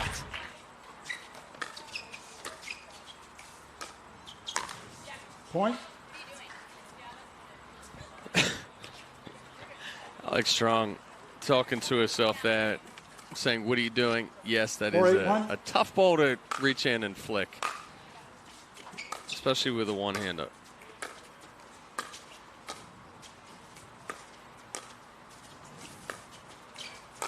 Wow, that is an excellent ball there from Glosman.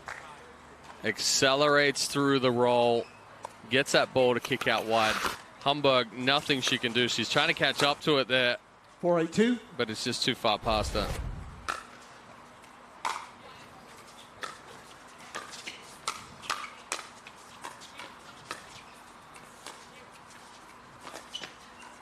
Oh, nothing Emmerich can do right there. That ball stayed so tight to the net.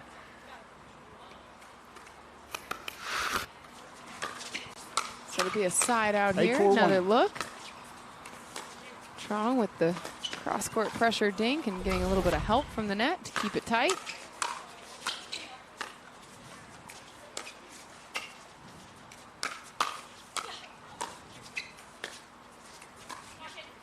Oh, that's the same ball, but again, she lets that ball drop just a little too much. If she can, she's got to reach in and get it at a little higher point. Because it drops, she gets underneath it, and that causes her the trouble right there with that roll. 9-4-1. Alex Strong and Vivian Glosman sitting just 2 points away from punching their ticket to Championship Sunday, locking in their spot in women's doubles, but Mari Humberg and Tammy Emmerich not going to go away quietly. They have other ideas. Perfect spot from Humberg right there. Rolls it right to the toes of Glosman.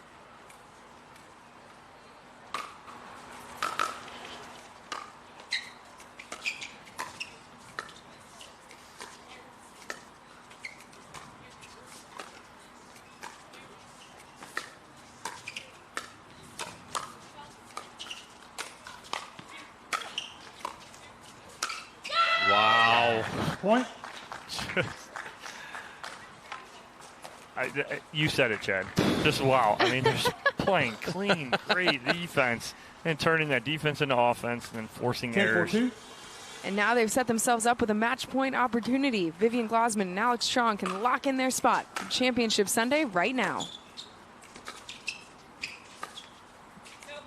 That cross-court dink sailing just a bit wide, though, so Humberg and Emmerich with a chance here. Dig into the lead. Glasman got 4-10-1. tripped up with the footwork there just a little bit. She was a stutter step behind.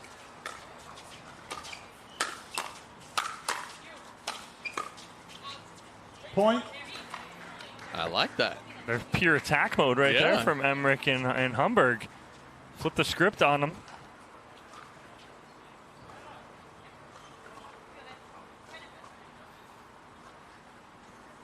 Not saying they can't beat them, but the saying is if you can't beat them, join them. Well, they're joining them right now. I like that attack mode they were in the last point. I think they did too. There's Humberg right there. A little roll at about 60%. That was nice. 16-1. 6-10-1. The score for Emmerich serve. Point. And don't look now, but like you said, Humberg and Emmerich with different ideas Timeout here. receiver, 17-1. In the women's 1 doubles winners bracket final, Trong and Glasman calling a timeout on the court as it's a 3-0 run here from Humberg and Emmerich to bring themselves within 3 points. Glasman and Trong had a a match point opportunity. Well, up 10-5. Yeah, sensing that kind of run that Emmerich and Humberg are on right now, they're going to stop that right here so it doesn't get any further.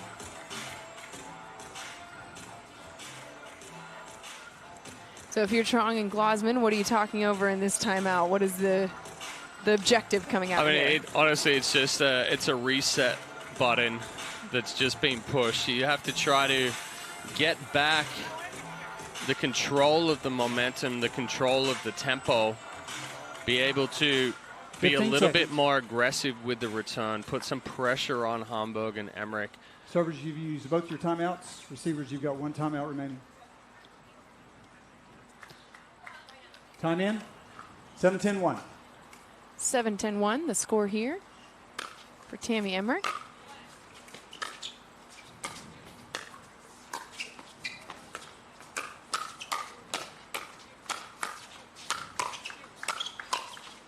Point.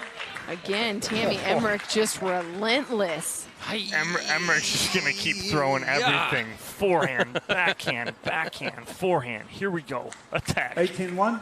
Throw what works, and if it's all working, keep going. Still on their first serve, too, are Emmerich and Humberg.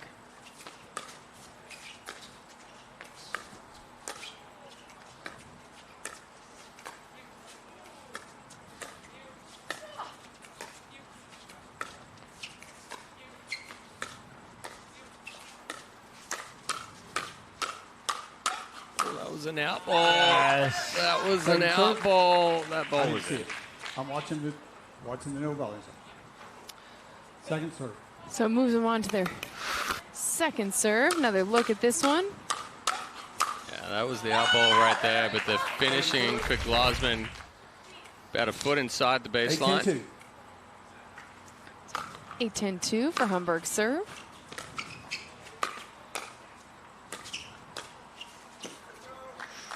And a side out, critical one forced here for Glasman and Trong.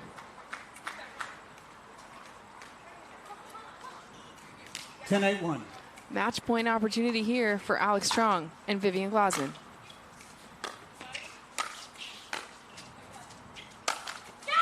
And the offensive lob from Vivian Glasman is what gets it done. Trong and Glasman moving on to our women's doubles gold medal match. We will see them on Championship Sunday. Humberg and Emmerich with another shot coming through the consolation bracket to punch their ticket. But right now, all about Glasman and Trong. We'll hear from them when we come back.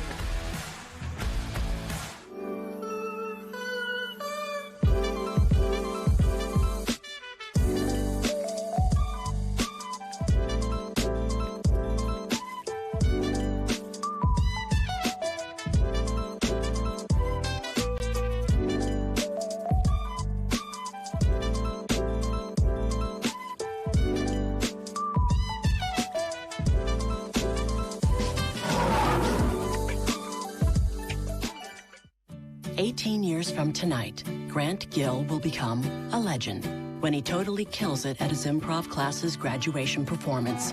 Knees will be slapped, Suds will be sprayed. People won't know what hurts more, their cheeks or their sides. That's why he's already keeping himself in shape and razor sharp today with health tips and wellness tools from AARP to help make sure his health lives as long as he does. Because the younger you are, the more you need AARP.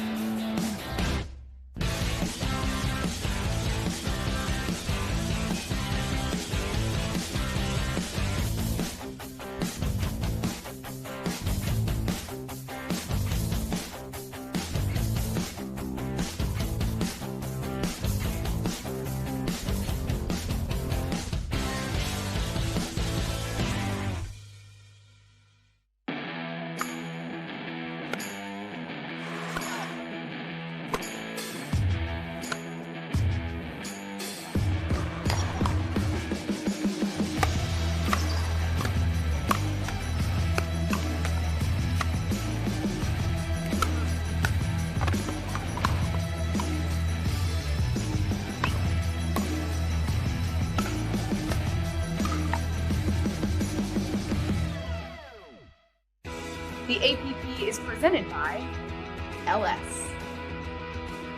Gamma, the Boca Raton, and Franklin. And we'll take a look at match point for Alex Trong and Vivian Glosman. They're moving on to Championship Sunday. Good showing there for Humberg and Trong, but I mean Humberg and Emmerich, that they're going to have to fight back through to try to get back to Championship Sunday. And Dominic Catalano's courtside with Alex and Vivian. All right, Alex, Vivian, first, congratulations. Moving on to yet another Championship Sunday. Game one, it was a tough one. You guys come out on top, 2-point victory. What was the difference maker in game one, Alex? It has to be just the way that we were executing our shots. We knew we wanted to stay out there, get aggressive, and so when you have a machine on your side, it just makes it easy. I'm really out here playing mixed doubles, and I just got to reset the ball, set her up, and then let Vivian do her thing. And then, Vivian, going into game two, you guys came out just firing everything, kind of pulling that trigger. Was that the game plan going into that second game, was we're just going to speed up and that's what we're going to go with? We didn't necessarily talk about it, but it's always that way after you win a tough first one. I think momentum's on your side and you just kind of have to roll with it. And then now, what's it mean to you to be done for the night? Now you can kind of relax, you can go shower, get some food, and not have to play another match and going into Championship Sunday tomorrow. Amazing. I mean, now we have a lot of time. I think we're going to sit and strategize, maybe watch the bronze match to see who we play next. It's going to be a great night, a great morning tomorrow. Hopefully we can take it home tomorrow. All right, well, congratulations, ladies. Yet another Championship Sunday. Chad and AJ, back to you in the booth. Thanks so much, Dom. Congratulations to Alex and Vivian. They are moving on to Championship Sunday, and take a look at who they are joining. Women's singles is going to be Salome Davidze against Judith Castillo. Men's singles, we've got Kwang Duong against Ronan Cameron. And Glosman and Trong just locked in their spot on Championship Sunday. In mixed doubles, it's Susanna Barr and Andre Diascu taking on Tammy Emmerich and Johnson Cola. And then men's doubles, still awaiting who is going to play Andre Diascu and Rob Nunnery. 9 o'clock, the action starts here in Houston live on YouTube. So we will join you then, and then also be live on CBS Sports Network tomorrow as well. A packed Championship Sunday. You guys, we're still waiting on the two final opponents for the men's doubles and women's doubles. But what stood out to you today about the two teams that we know have locked in their spot on Championship Sunday? Well, I think it was an excellent showing from Alex Trong and Vivian Glosman, as we saw right there. They came out and they were pressed in game one, but they stayed strong all the way through. And then they came out and they set the tone in game two. I think on Sunday, they're going to have to come out and be the aggressors. They're going to have to set the tone. They're going to have to set the tempo and really come out and try and be aggressive from the get-go. And for Nunnery and Daescu, it is same old taking care of business. Whether it's pretty, whether it's not, they just figure out a way to win. And that's the biggest thing for me, is that no matter what they're given, you have teams who are trying to, quote-unquote, figure them out and think they have figured them out. They really haven't, because if you have, Daescu and Nunnery would not be sitting in Championship Sunday yet again. So, again, congrats to them sitting pretty in Championship Sunday, figuring out how to get there no matter what is given to them. So 2 more matches will be played here in Houston tonight to decide who is going to join the teams who have already punched their ticket to Championship Sunday. And, of course, we will bring you all of that action live tomorrow. It's a 9 o'clock start on our YouTube stream. And then 2 o'clock, we move over to be live on CBS Sports Network for the APP Houston Open. Some fantastic pickleball action today. More of it in the forecast for tomorrow. We'll see you then.